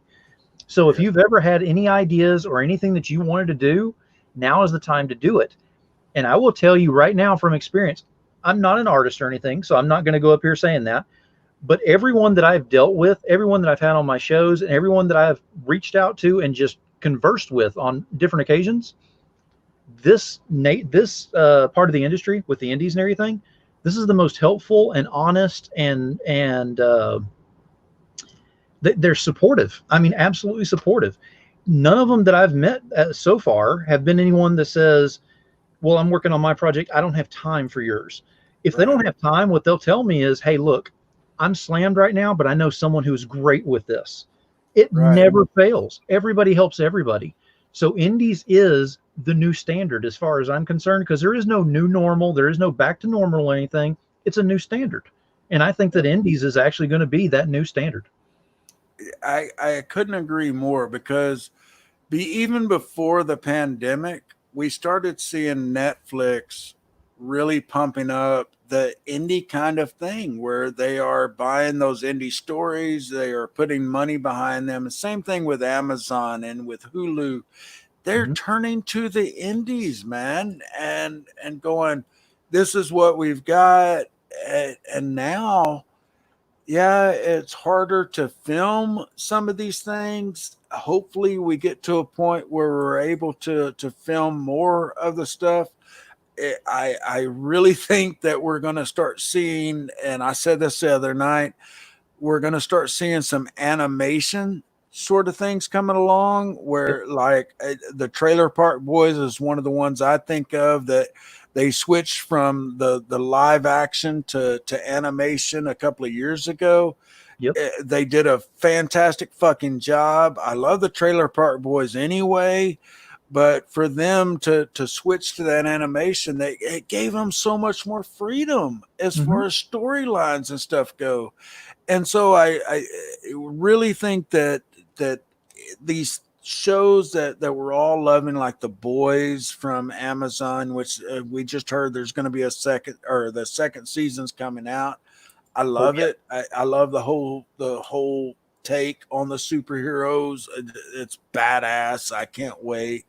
Hannah just came out with a second season on Amazon, and this is stuff that was filmed pre-pandemic, folks. And what you have to understand is that if shit doesn't change, that's it on the live action. The independent artists and creators, as far as whether they're doing comics or they're doing graphic novels or they're doing mainstream novels or they're writing scripts for something new animated, this is where it's going to be. And you all are in on the first stages of something great, because this is the new norm. There's not going to be going back to cons like we all want. Yes, there will be cons, but they're going to be a completely different aspect than what you're used to, man. And if you're going to be a Karen and go in there and going, God damn it, why I got to wear a mask, then fuck you. You don't need to be at the convention. That's all there is to it. And I also see the cons as being more of, I think they're going to start going back to pure cons. So if you go to a comic convention, you're going to see freaking comics. You're going to see Artist Alley. You're going to see that. You're not going to see Celebrity Con. I'll go to a Celebrity Con if I want to, but that's because I'm going to a Celebrity Con. Right. Putting a celebrity right in the middle of Artist Alley so that those artists who bust their ass day in and day out to try to get something, and all they do is watch all of their money going to that one table with that one celebrity who has nothing to do with comics, that's not cool. That's really not cool. No, and I brought this up in one of the other panels that I was involved with this weekend.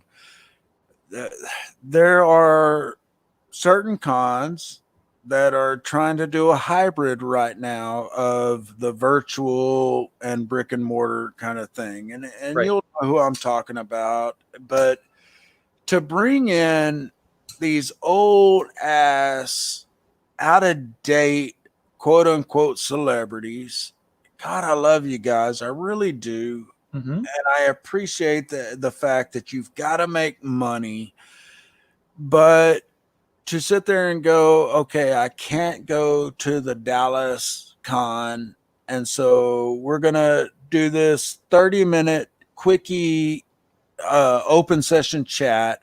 But after that, if you want me to record a personal greeting, I'm going to charge you $18. And if you want just a quick 15-minute chat, that's $36. And if you want this, it's $119.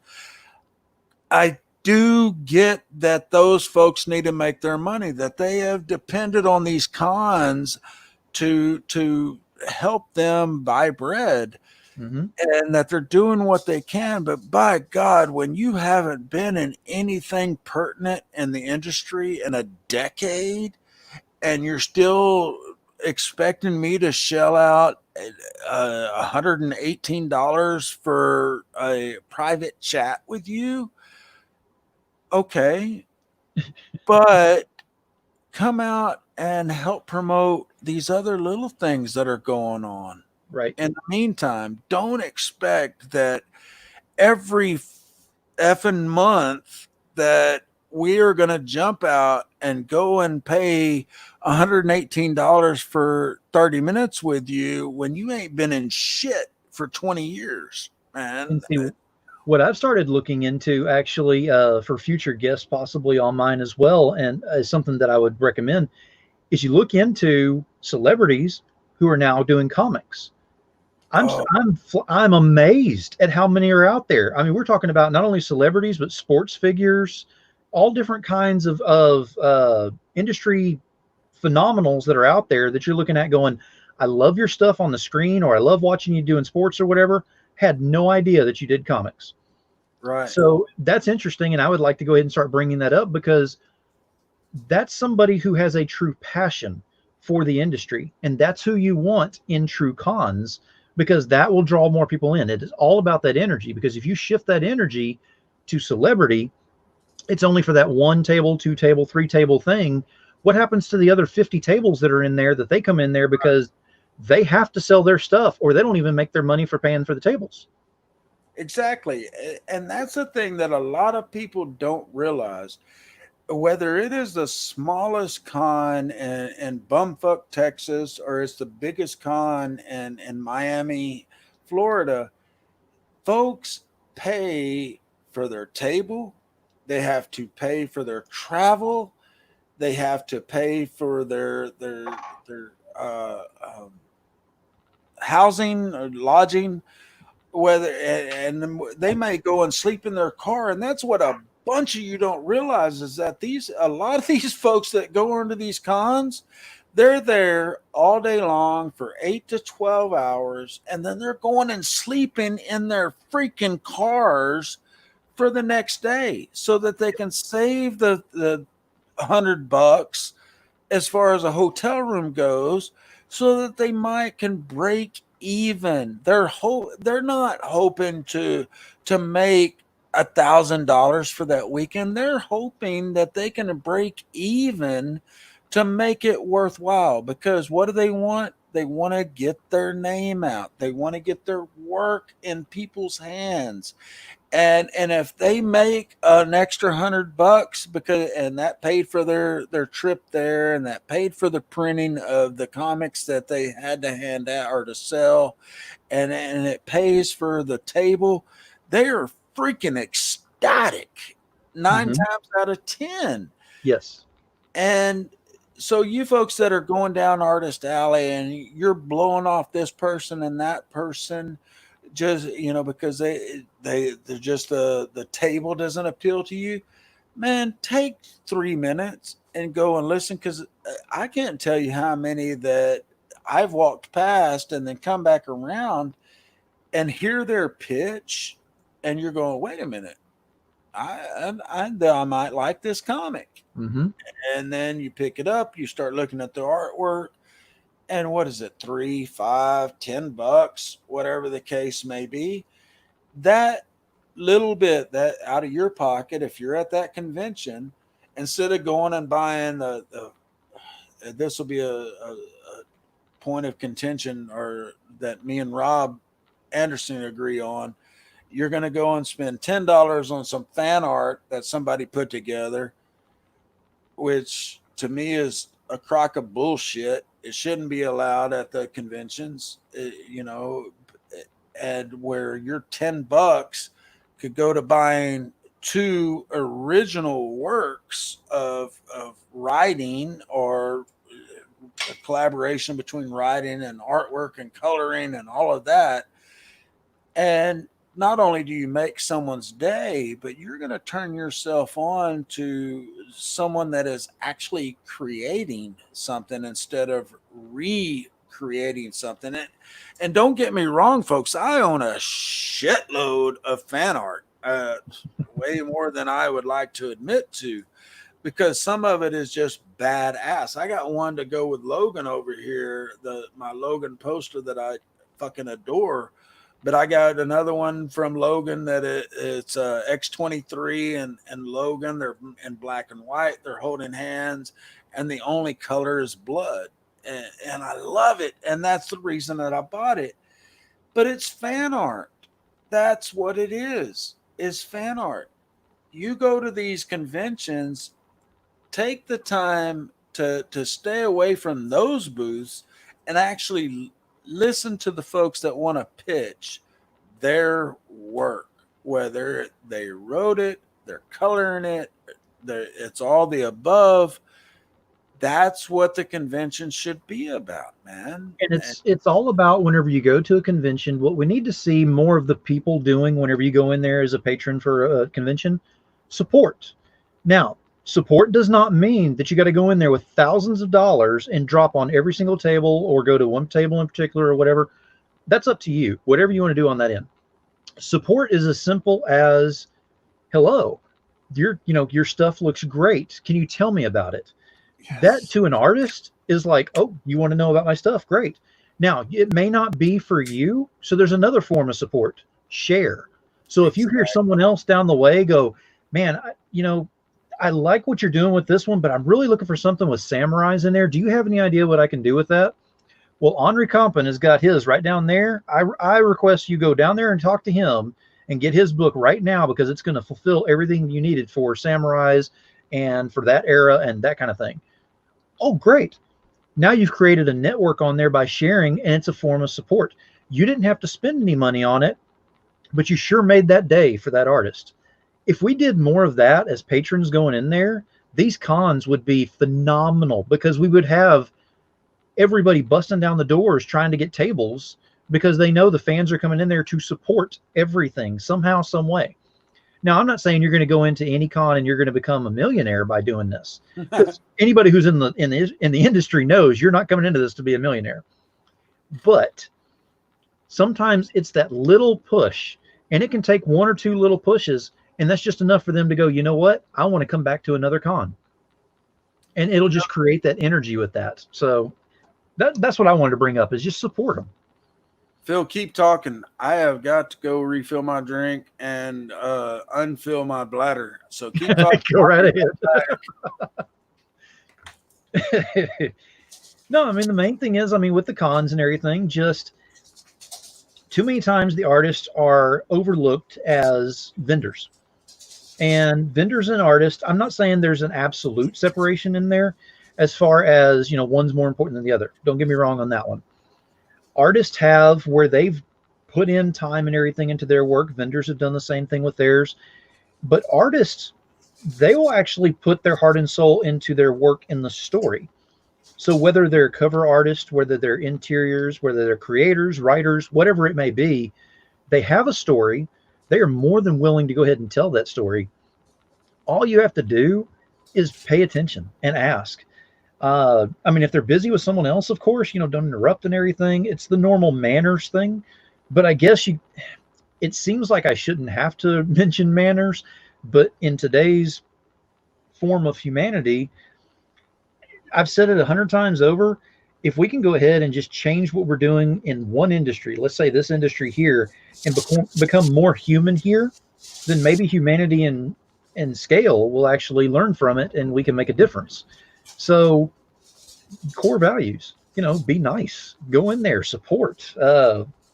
integrity. You got your respect, you got your loyalty, honor, things like that. They may seem like you've only got those words in certain novels or certain movies or something like that, is what a lot of people think nowadays.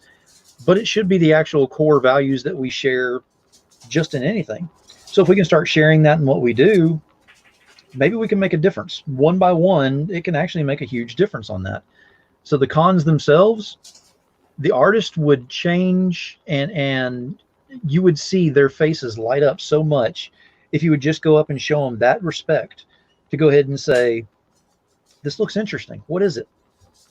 That phrase right there can change an artist from, that's it, I should go ahead and just go pencils down, I should have never even started doing this, to, you know what, I may actually keep doing this. So you never know. Oh, shit. Don't put me on there. What the hell? There we go. There we go. I pulled Phil off the street and put my ugly ass on there. But ladies and gentlemen, man, I look like the big giant head from Third Rock from the Sun there for a second. I got Christian Basil the other night from the Legend of the Traveling TARDIS. He was in black, and he had the black background, and he totally looked like just a floating head. And I got Meredith one day with that. We were doing something. It was one of my shows with the podcast, but we were doing the YouTube. And she did the same thing. She come in, she was tired, but she had it perfect. She looked just like a bobbing head going on. And when none of us said a thing until the show was over, and then we were like, Meredith, you look like the bobbing head, or the follow the bouncing head. And then she watched the playback, and she's like, oh my God, why didn't y'all tell me? And I was like, because it was kind of entertaining. But I want to stress to everybody that is out there, because we are, as far as I know, we're still on Indie Vote, so we are just all over the world right now. And so, of course, hashtag Indie Event, which is INDEEEVNT. You can go to indieevent.com and check out the entire playlist and everybody we had this weekend. But this isn't the end. We did the Geek Out Virtual Con in April, and we had con and the name for convention at that time because we were trying to go hand in hand with the conventions that were being canceled, because in April, shit was just starting to get shut down. This time around, Meredith and I, we do a lot of interviews, a lot. We've had some kick-ass guests on, and we have a couple of minutes before we go live, and we always tell the folks, look, we don't really consider this an interview because I don't have questions written down. Meredith doesn't have questions written down. We're just wanting to have a conversation, and that's really the way we have approached the whole 9 yards on anybody that we've met. Meredith is better than I am as far as getting starstruck. She didn't know who Athena Finger was. She came in and she's like, I met somebody that is Batman, considered Batman royalty. She's the granddaughter of somebody that had something to do with Batman. And I said, if you say Finger, I'm going to shit. And she goes, yeah, Athena Finger. And I'm like, oh my fucking God, you just met royalty. And so then we got Athena in here for the virtual con. And that was my total geek out. I'm like, oh my God. And that was just royalty to me. And this time around with Indie Event, I had that same thing with Full Moon, because I was one of those that went into Blockbuster And if I saw full moon features on the videotape, I was one that I grabbed it because it was full moon. And folks, we're talking about ghoulies. We're talking about Prehysteria. Mm-hmm. We're talking about Puppet Master. Those three were just huge to me. Charles Band, it was funny. We had John Lachago on, he's the director of Blade, the Iron Cross, which just came out. And we had the ladies from Barbie and Kendra Save the Tiger King. And we're talking to them, and Meredith and I finished up the interview, and Robin goes, Matthew, you said that you love Charles Band and Full Moon. Well, I've been dating Charles for 20 years. I'm actually in his office right now, and she turns the freaking camera around, and there's Blade, a puppet of Blade, sitting on the shelf, and Pinhead, from way, way back. And I'm like, oh my God. And Robin's like, we got to get Charles to do your show. And I'm like, yes, please. And this time around, we got 4 directors from Charles Band's Deadly 10. We made friends with them. John Lachago and I are, man, I expect us to be able to get a drink when all this shit is over. And Danny, God, the names just go on and on. I cannot believe that my little gig here on Geek Insider has gotten me involved with the folks from Full Moon.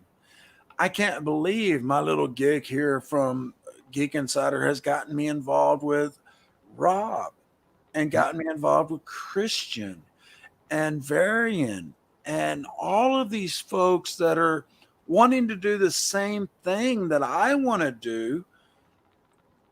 And they're doing it better in so many cases. But guys, I was involved. I had a buddy, or I made a buddy that had a comic book store in the 90s when everything was big and huge and everybody was putting out 19 variants of their covers. And I'm talking DC and Marvel and Image and everybody. They had crossovers and they had, this variant cover, and you gotta, whether you read Logan or whatever, you gotta buy 19 other fucking titles to continue the story. But I did it because what drew me in at that time, Phil, and I don't know if it was the same with you, it was the artwork, man, that drew me in. And I tell everybody this.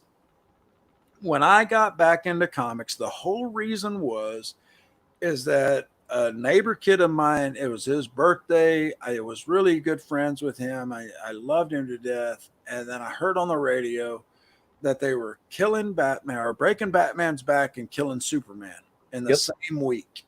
Yep. And I was like, holy shit. Okay. I went to a comic store.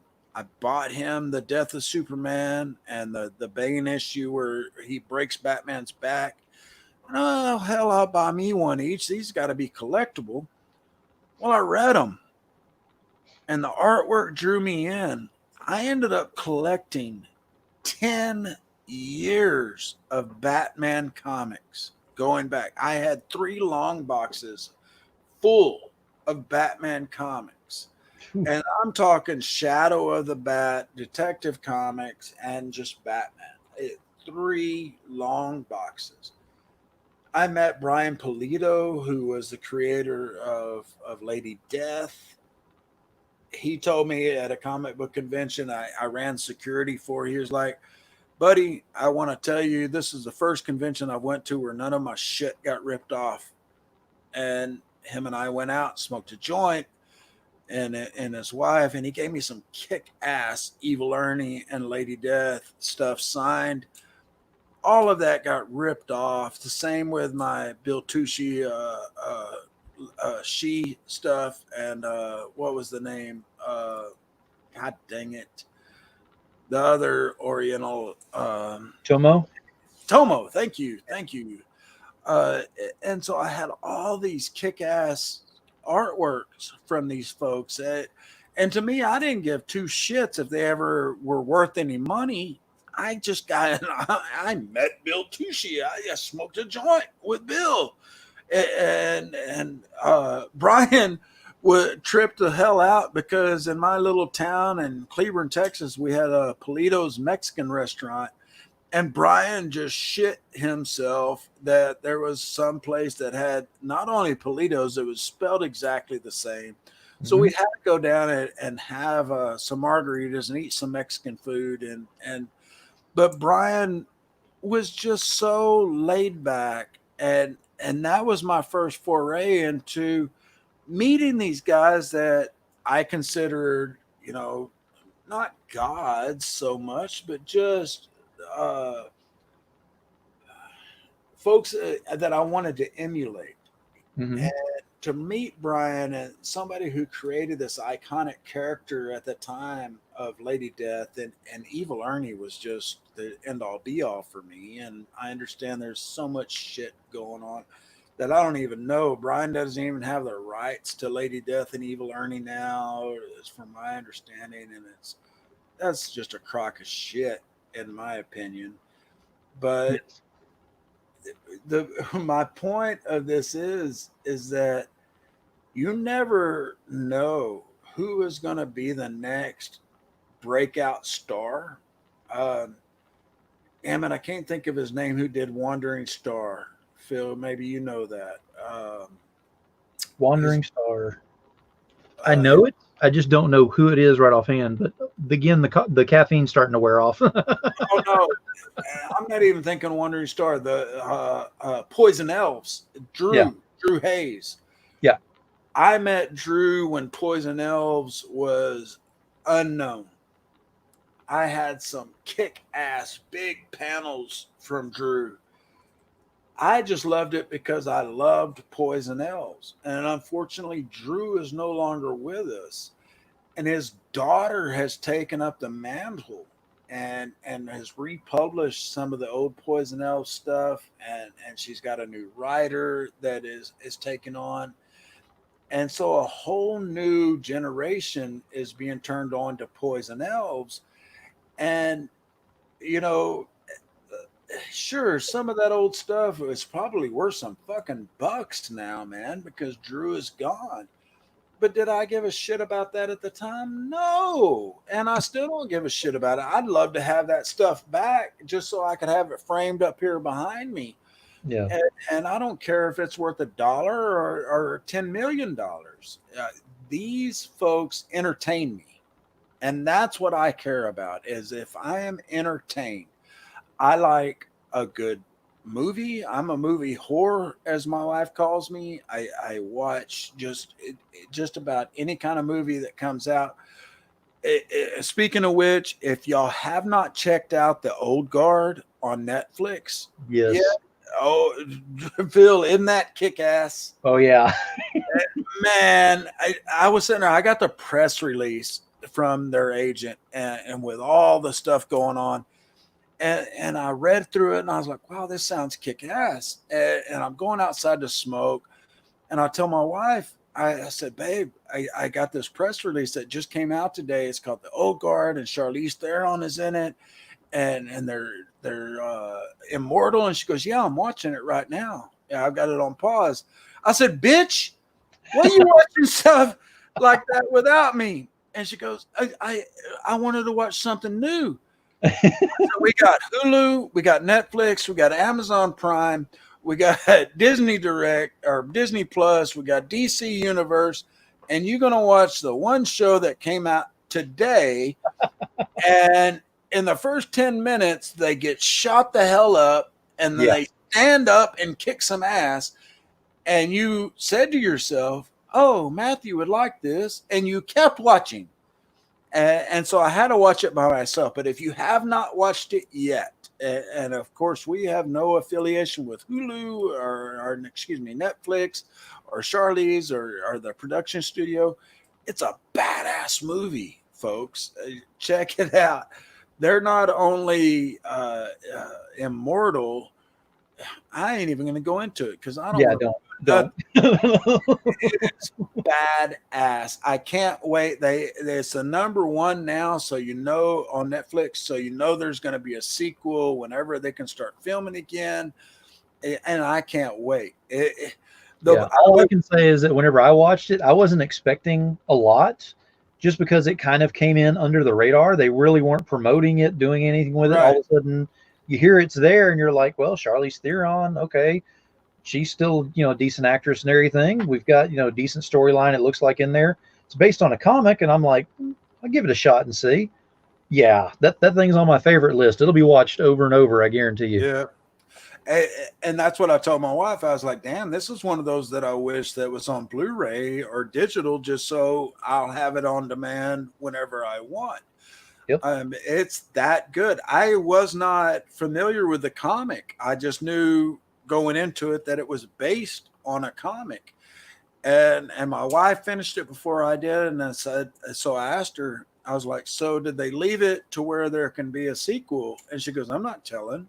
and then of course she said yes they did, and then I saw it and I'm like, holy shit, this is good. Yep. And the same thing with Hannah. Hannah, the movie was the second movie I purchased on digital. I purchased Mama first, and then Hannah was my second one. I loved Hannah. A lot of people disagreed with me. I freaking loved it. And then to see it coming out as a series, I have to admit that first episode, when she freaking tastes her period blood, I freaking threw up in my mouth a little bit, and I gave it up at that point because I was like, that's kind of my breaking point. But I went back to it, and oh my God, yeah. Amazon has done such a kick-ass job. I haven't finished the first season yet. Second season's out. I can't wait because I've seen the previews, and that's the whole reason why I started the first season again, is I saw the previews for the second season. And this is the point, ladies and gentlemen, is that these things are independently made. These aren't the let's go to the theater, honey, and see this $20 million production. The Netflix and the Hulus and the Amazon Prime shows, they're independents. Whether they've got these big names behind them or not, the productions are independent made. They may not have the full moon $100,000 budget per episode or per movie, but they ain't got much more than that. But then you go in and look at some of this, like the Old Guard, man, just the stunts on that alone had to be some mega bucks. And then you got Charlize in it, and I guess she's really the biggest name in it, but the co-stars and that, they carried the movie. Charlize didn't carry the movie. No, she didn't. I mean, she's really kind of a secondary character when you get down to it.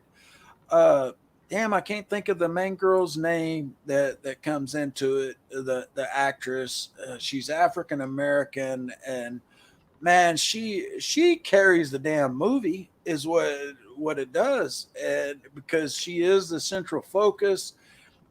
She's a secondary character, but she really carries the movie. And shit, I should have wrote this shit down if I was going to talk about it. But this is the kind of stuff, ladies and gentlemen, if the world isn't able to open back up normally, which I really don't think it will, at least for another 8 to 10 to 12 months, these kind of independent collaborations, whether we see them as some sort of amalgamation of what's going on now, and they're filmed with just one person at a time, or whether we switch into animation, these writers, directors, and actors in these streaming platforms, they're going to be the new norm. That's what's going to happen. And folks like Phil and Rob and all these writers and creators that are behind the scenes right now, these are your new stars. These are going to be the ones that are bringing you the entertainment for this foreseeable future, because no matter how much you bitch and moan and turn into a Karen about a mask, or because somebody's speaking Spanish when they shouldn't be, this is the new norm. And screw you if you can't get over it. That's all I got to say that's all I got to say about that. And that's one of my favorite movies. And books. Let's switch to that real quick. If you've seen the Forrest Gump movie, but you haven't read the Forrest Gump book, oh God, yes, you are completely disservicing yourself. And then on top of that, you have to follow it up with Gump and Company, the second book. They are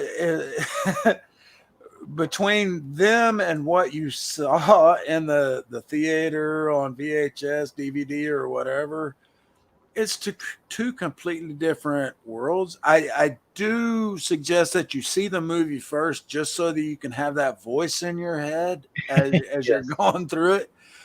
But when Forrest is responsible for New Coke, and because he's screwing the wife of the man who's behind it, or no, he's responsible for New Coke, and then Little Forrest is responsible for turning pig shit into producing power for an entire city, and that's Little Forrest. And Lieutenant Dan is not the character you think he is, and not to mention they completely left Sue out of the whole thing. And you don't know who Sue is. She's a motherfucking gorilla. Yeah. And they go to space. Man, they capture Saddam Hussein and have to release him. And that's in Forrest Gump, not even in Gump and Company. There is so much that goes on. And I have to give this shout out, man. I used to work for Xbox, and I used to work for Apple, and I've got a lot of employees who are ex-employees who appreciated me, for lack of a better word. And one of them actually went to school with Winston Groom, and she knew the guy who Forrest Gump was based on. She knew how much I loved the book, not the movie, the book. She sent me a signed copy of Forrest Gump. Nice.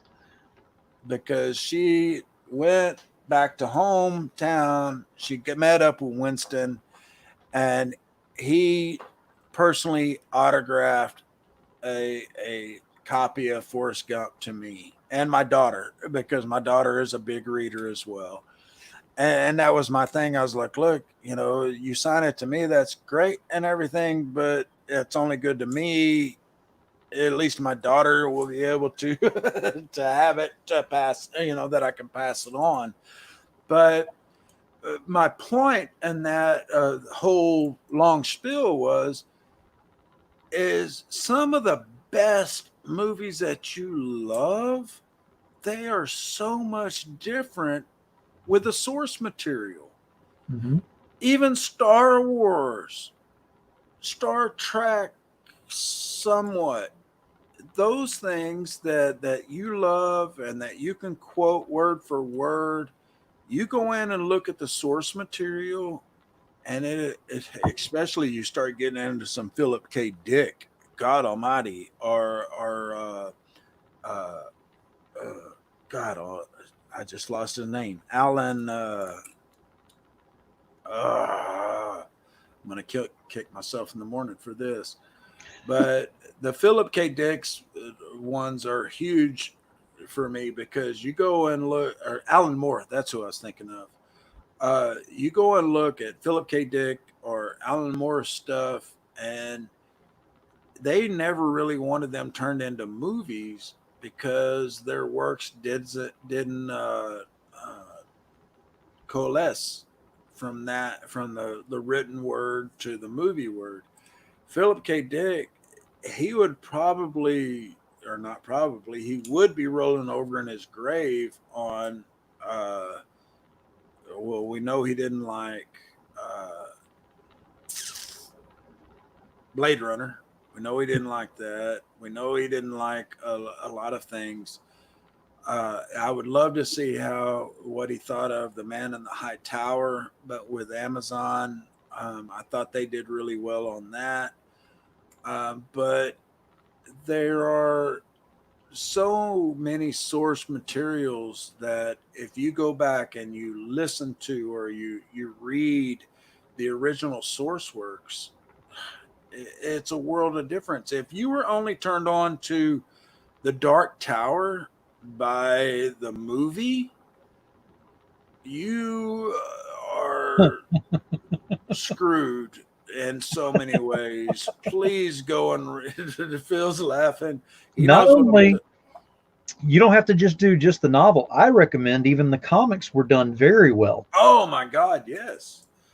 And I got screwed. I only got to read, I think, I'll say 1 through 3, but I think it's 1 and 2.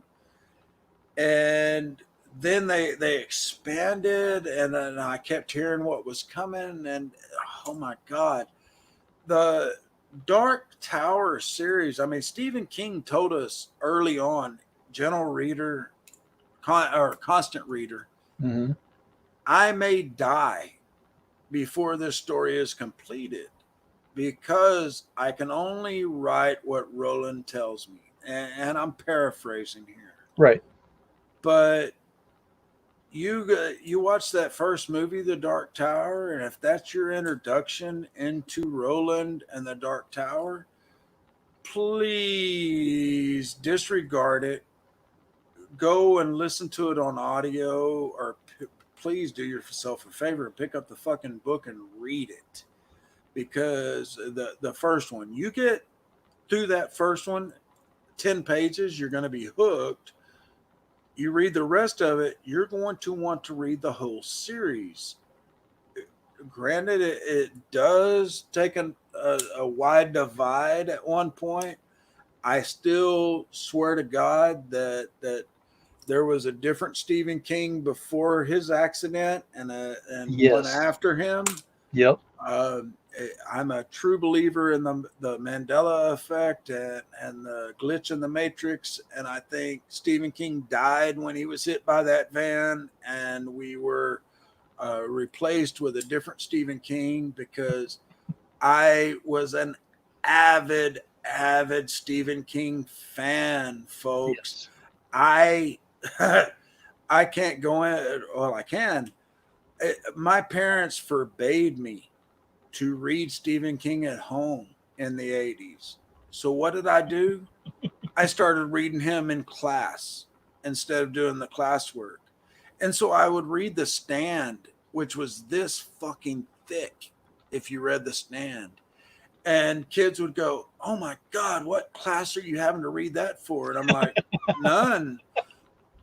I'm reading it for fun, and I've actually read it twice. This is my third time. And they're like, "Oh my God, you're reading that for fun?" And I'm like, "Fuck yeah, man. The Stand to this day is my favorite Stephen King book."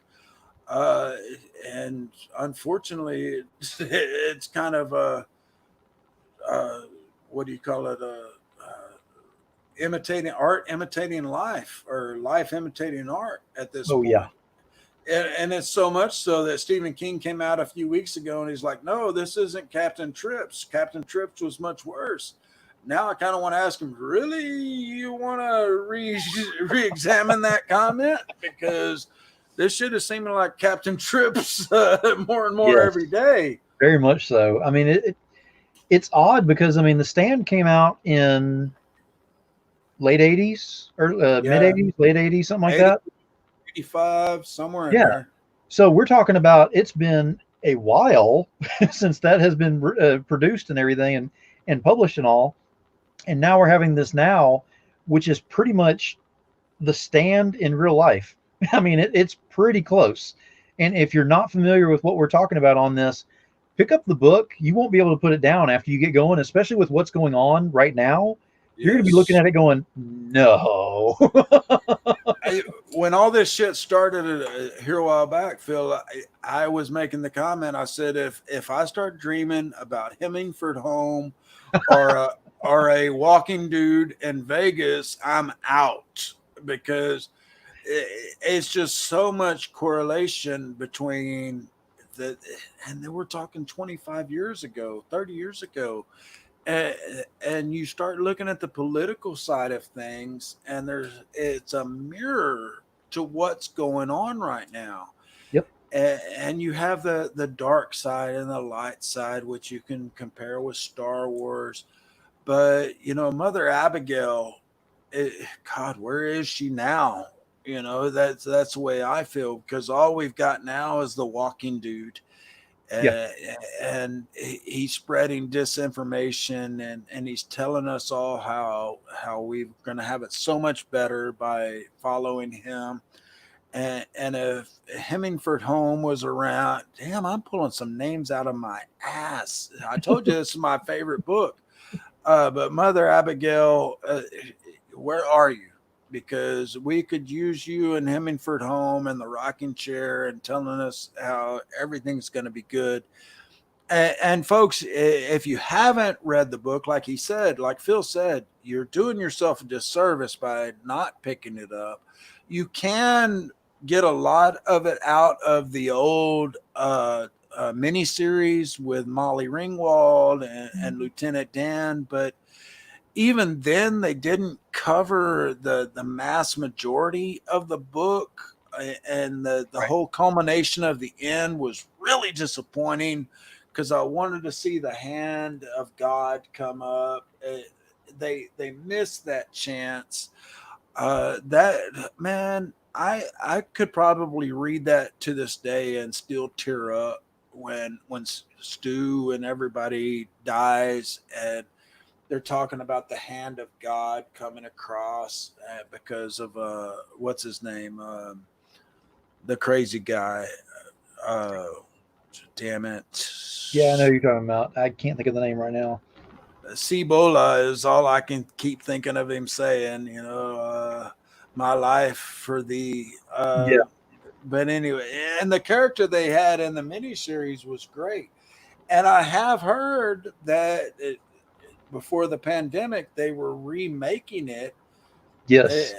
And it's supposed to be coming out. I don't know if it's on HBO or Amazon or wherever, but it's supposed to be better than a made-for-TV movie. I will give it a 100% shot, because, like I said, that's my favorite Stephen King book. But I go in with low expectations. Well, I mean, they see. I'm going in with low expectations too, because I'm more of a fan of the first time they did it than this new one they came out with. Because the first time they did it, now, again, book so much better, but the miniseries that was on there was actually, it was good, but you could tell that they really they effed it up at the end on the ending and everything with it. So you got all this build up and you're like, oh yes, what just happened? So I hate to say that with that one, but it was still, that scared a hell of a lot more than this new one did. Yes. And it was terrible graphics, anything like that, but it was just the way that oh my gosh, I can't believe I forgot his name, that played the clown, that played Pennywise. Anyway, the way he actually got into character for that and everything, that was above and beyond. And to this day, his version of Pennywise scares the shit out of people. Yep. Whereas the new one, yeah, people kind of get cringy because it's the clown thing, but that original version of it, and damn it, I can't think of his name either. He was in and Home Alone and all kinds of stuff. Yeah, damn it. Part 2. Yeah, and Rocky Horror Picture Show. Yes, thank you. That's what I was trying to think of. But he did so great, and the fangs and everything. And yes, Bill or whatever his name is that did the new one was good, but there was still so much between both versions. There was still so much left out. Yes, that it pissed me off. I still think they should have made it into a 4-part. Tim Curry, that's his name. Curry, that's it. Yes. But the original, you're right. The original was so much better than the remake, and that clown, that version of it stuck with people. You show them the version of Tim Curry versus the new one, and 9.5 out of 10 people are going to pick the original Tim Curry as that's the one that gives me nightmares. Yep. But they still miss so much from the original source material. There's the whole turtle. And if you don't know what I'm talking about here, you need to read the fucking book. Yes, you do. It was a huge part of the storyline. And Stephen King, yes, he does pack a lot into his stories. But when you're looking at it, the fucking turtle was a huge part of the story, man. Yes. And I have said this with Hunger Games and with Harry Potter, especially Harry Potter. A lot of these movies, they split the last section into 2 episodes or 2 movies when it should be the first. Yeah. Hunger Games, I loved the effing books, man. My youngest daughter turned me on to it. If they would have turned the first movie into 2 parts instead of the last one, and they built up the characters, you're talking mega bucks and a good storyline. And the one, I can't think of the director's name, the one guy who nailed it was the Back to the Future. The second and third one came out within months of each other. I worked at Pizza Hut at the time. We had to do the shades and all that bullshit. Yep. But they released them. They filmed them at the same time. They released them within a few months of each other. That's what they should do on these franchises that have done so good as far as the books go. Ready Player One.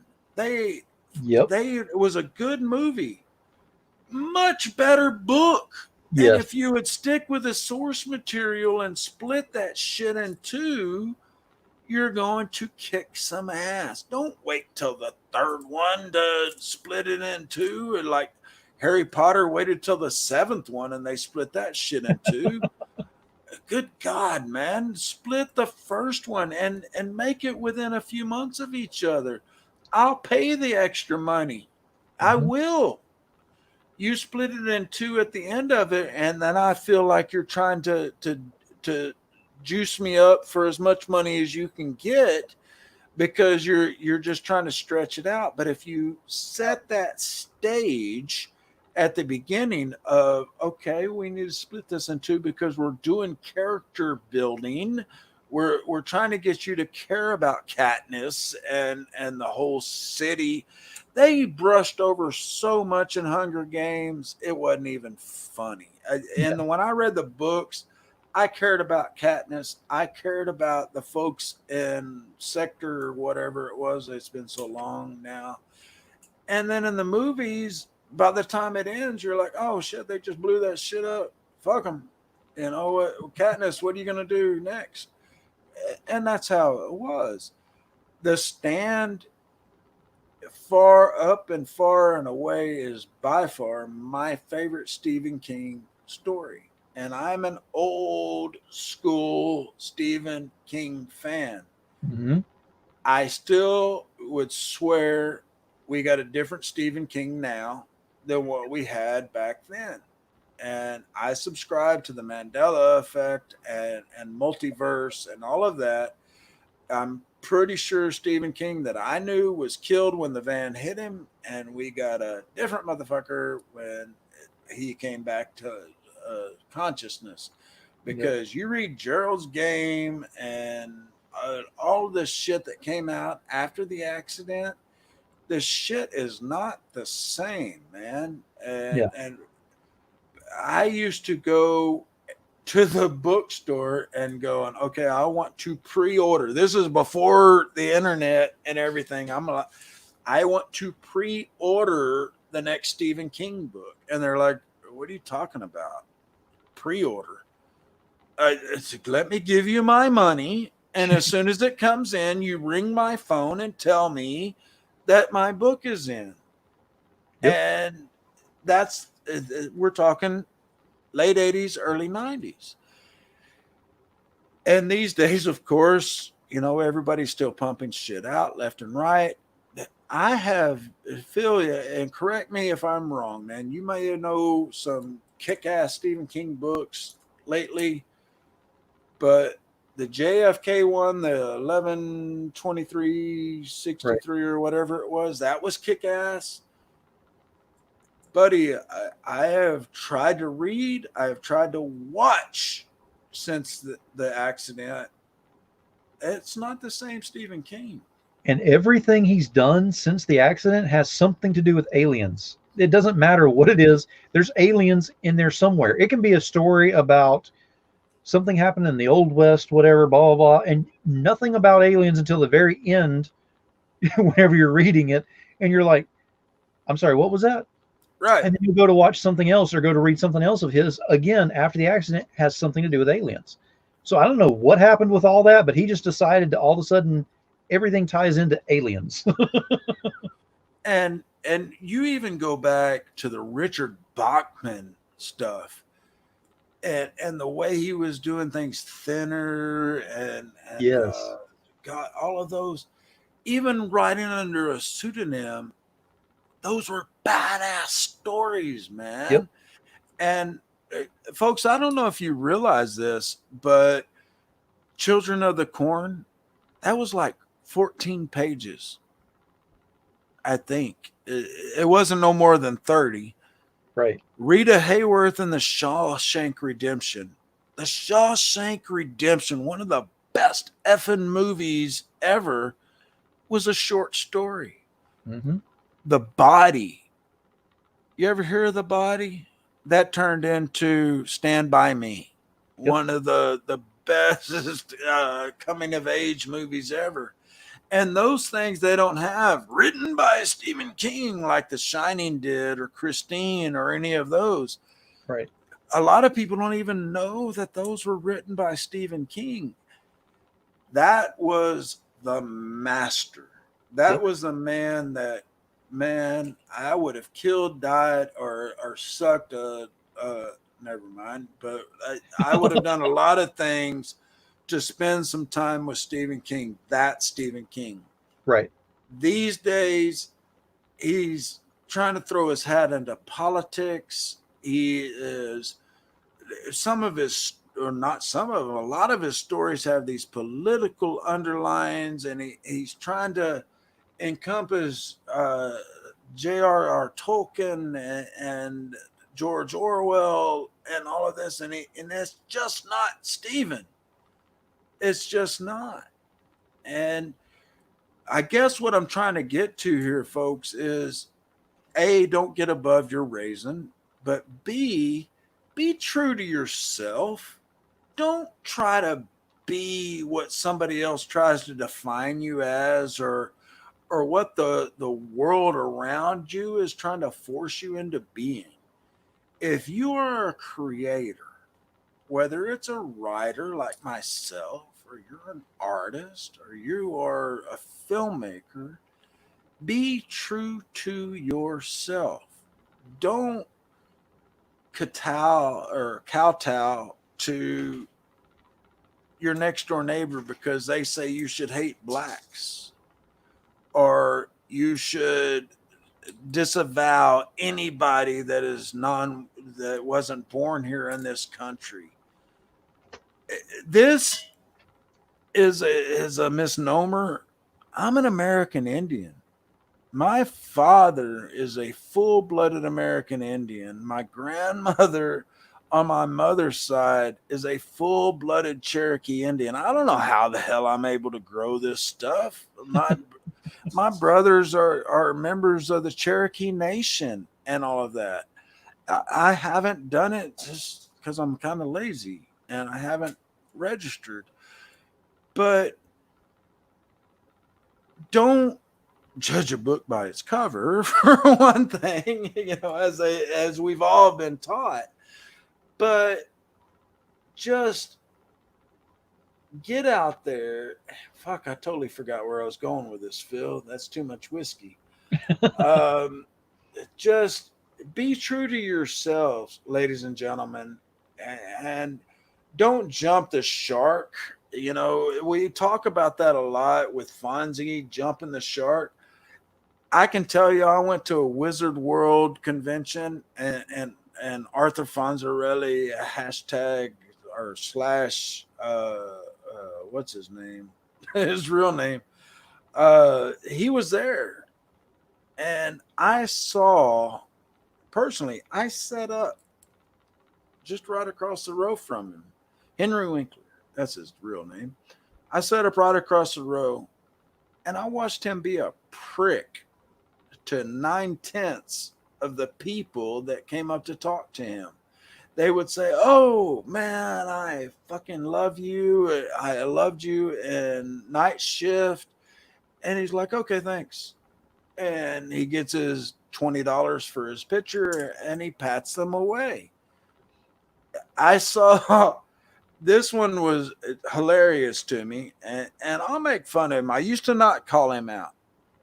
But freaking Greg Brady, you're a dick. I went up to him. I'm in a wheelchair, okay? I have to have a friend push me around. And Greg Brady, shit, I can't even think of his real name. You ain't been in nothing since the Bradys. And for me to come up to you and go, I want to interview you. Y'all had the very Brady renovation or whatever it was. And for you to sit there and every question I ask you is, yep. That's it. Yep. Nope. Yep. And then you're looking at me like I'm the prick. Yeah, that's why I cut your interview off after like 3 minutes, because you ain't got nothing to advance the conversation. I can talk to folks that are breaking into the industry, that have busted their asses, and man, they got some fantastic artwork. They are contributing to the industry as a whole. And granted, their names aren't well known at this point, and that's the point, is I want to help them. You ain't done shit since 1976 or 82 or whatever the fact is. You're out there, and I don't want to say not condone, but I don't disavow you for trying to make money. You come from your home in California or wherever the case may be, and you're going to Timbuktu, and you are trying to get people to sign up to buy your autograph. Cool, man. More power to you. If people are going to pay that, kick ass. But for you to disparage me and to kind of look down your nose at me because I want to talk to you.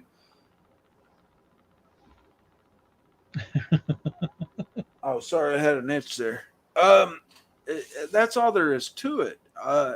I and Meredith and Rhett, who is the owner of these sites, and Christian and Rob and Phil and everybody involved in these kind of things, just want to help each other. And for you that has not been relevant in 30 years to look down your nose at us again.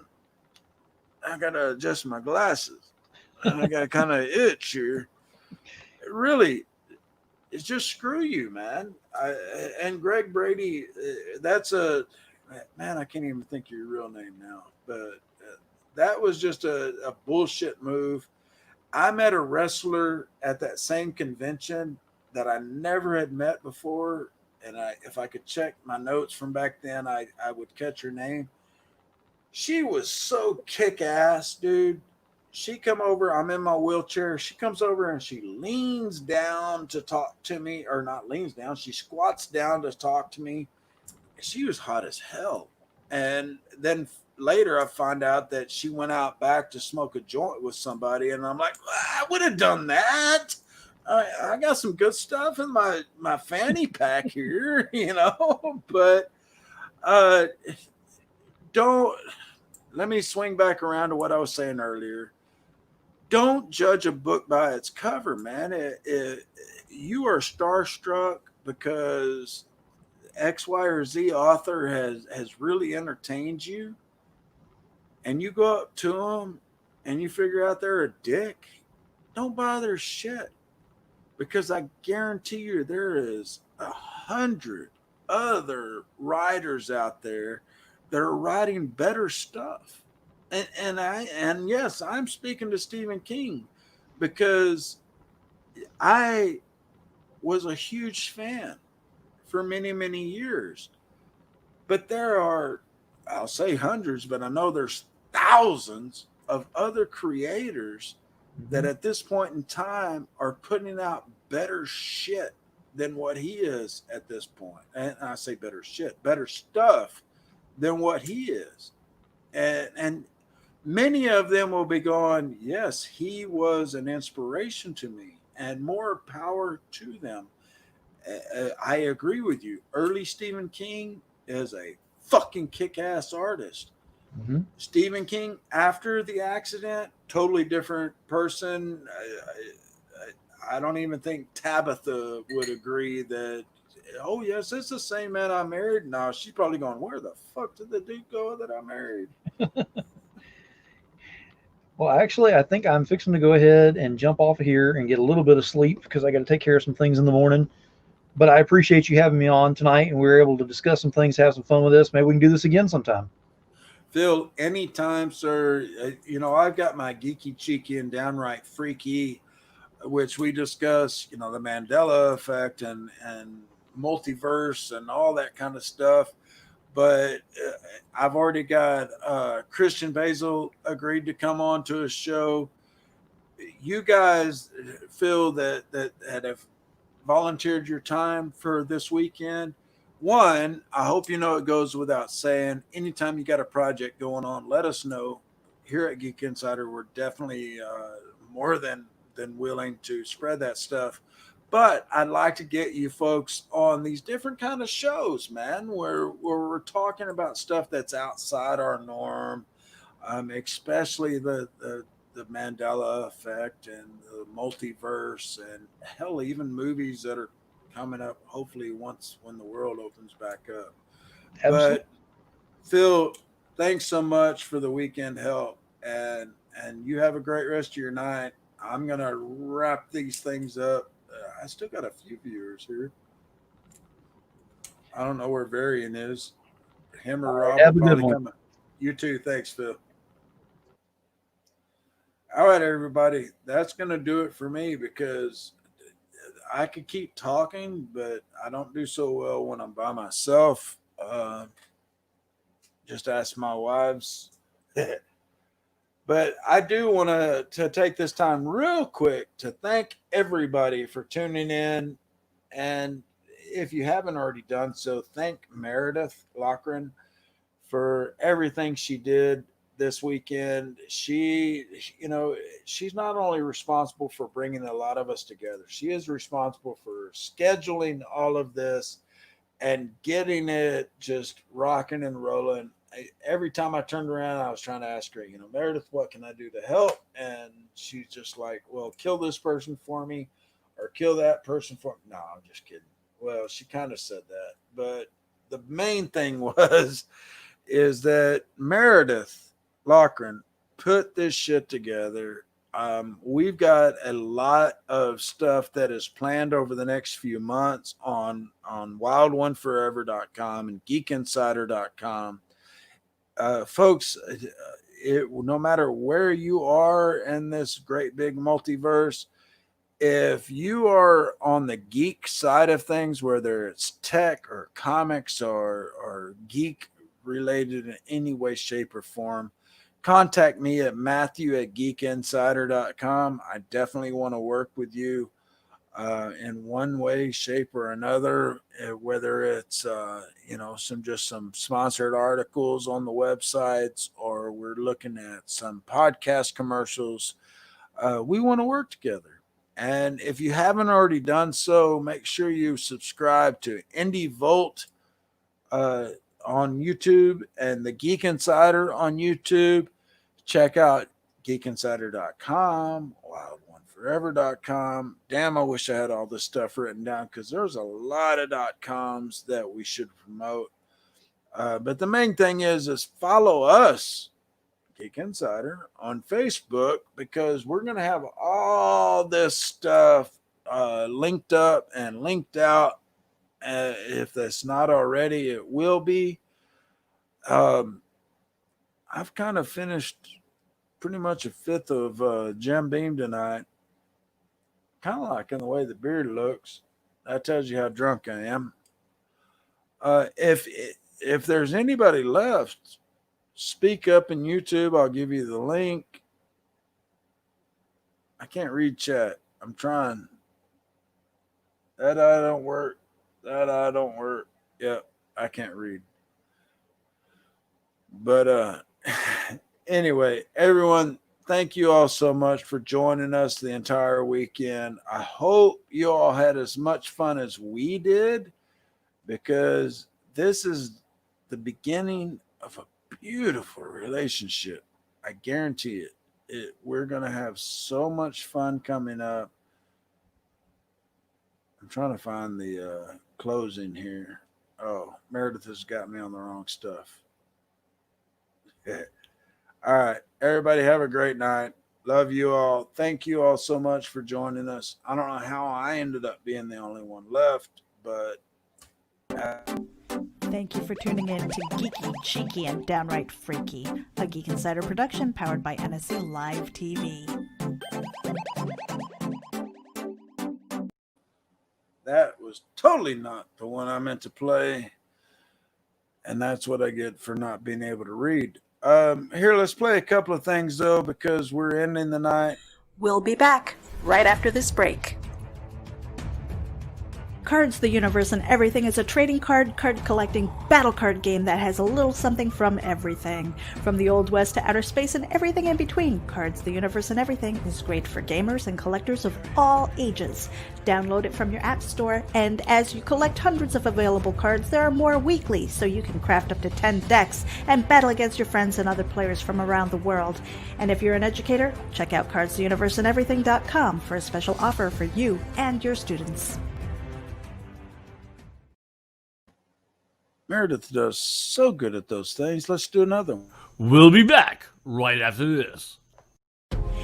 Check it out. MobileEdge.com has award-winning products with innovative features and contemporary, edgy designs that empower you to look sharp and travel smart with your mobile tech. Your beloved, not to mention expensive gaming gear and mobile tech devices are an extension of you, so give them the protection and style they deserve wherever you go. Find them at MobileEdge.com and protect your tech with Mobile Edge. Bring it on. Hey Geek Insiders, Mobile Edge has a special coupon code for our dedicated listeners. Get 25% off your Mobile Edge gear using coupon code GEEK25. That's GEEK25. Geek out.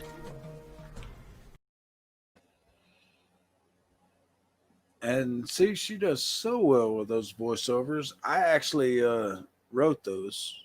She just did the voiceovers because with this Texas Southern accent, I can write, but doing the talking is best left to someone else. But that's going to do it for us tonight and for the weekend, ladies and gentlemen. Thank you all so much for joining us. If you haven't already done so, please go to YouTube and subscribe to Geek Insider as well as Indie Volt, because we're both right neck and neck with 500 subscribers. I would love nothing more than to wake up in the morning and both are over 1,000. So help us out where you can, wherever you are in the world. Please stay safe, wear your mask, wash your hands, as Brian K. Morris says. We love you all. We can't wait till the next event. If you got something that you would like to promote, contact me at matthew@geekinsider.com. Otherwise, I got to get out of here. I have had way too much to drink. Thanks, everybody. Have a great night and a better tomorrow.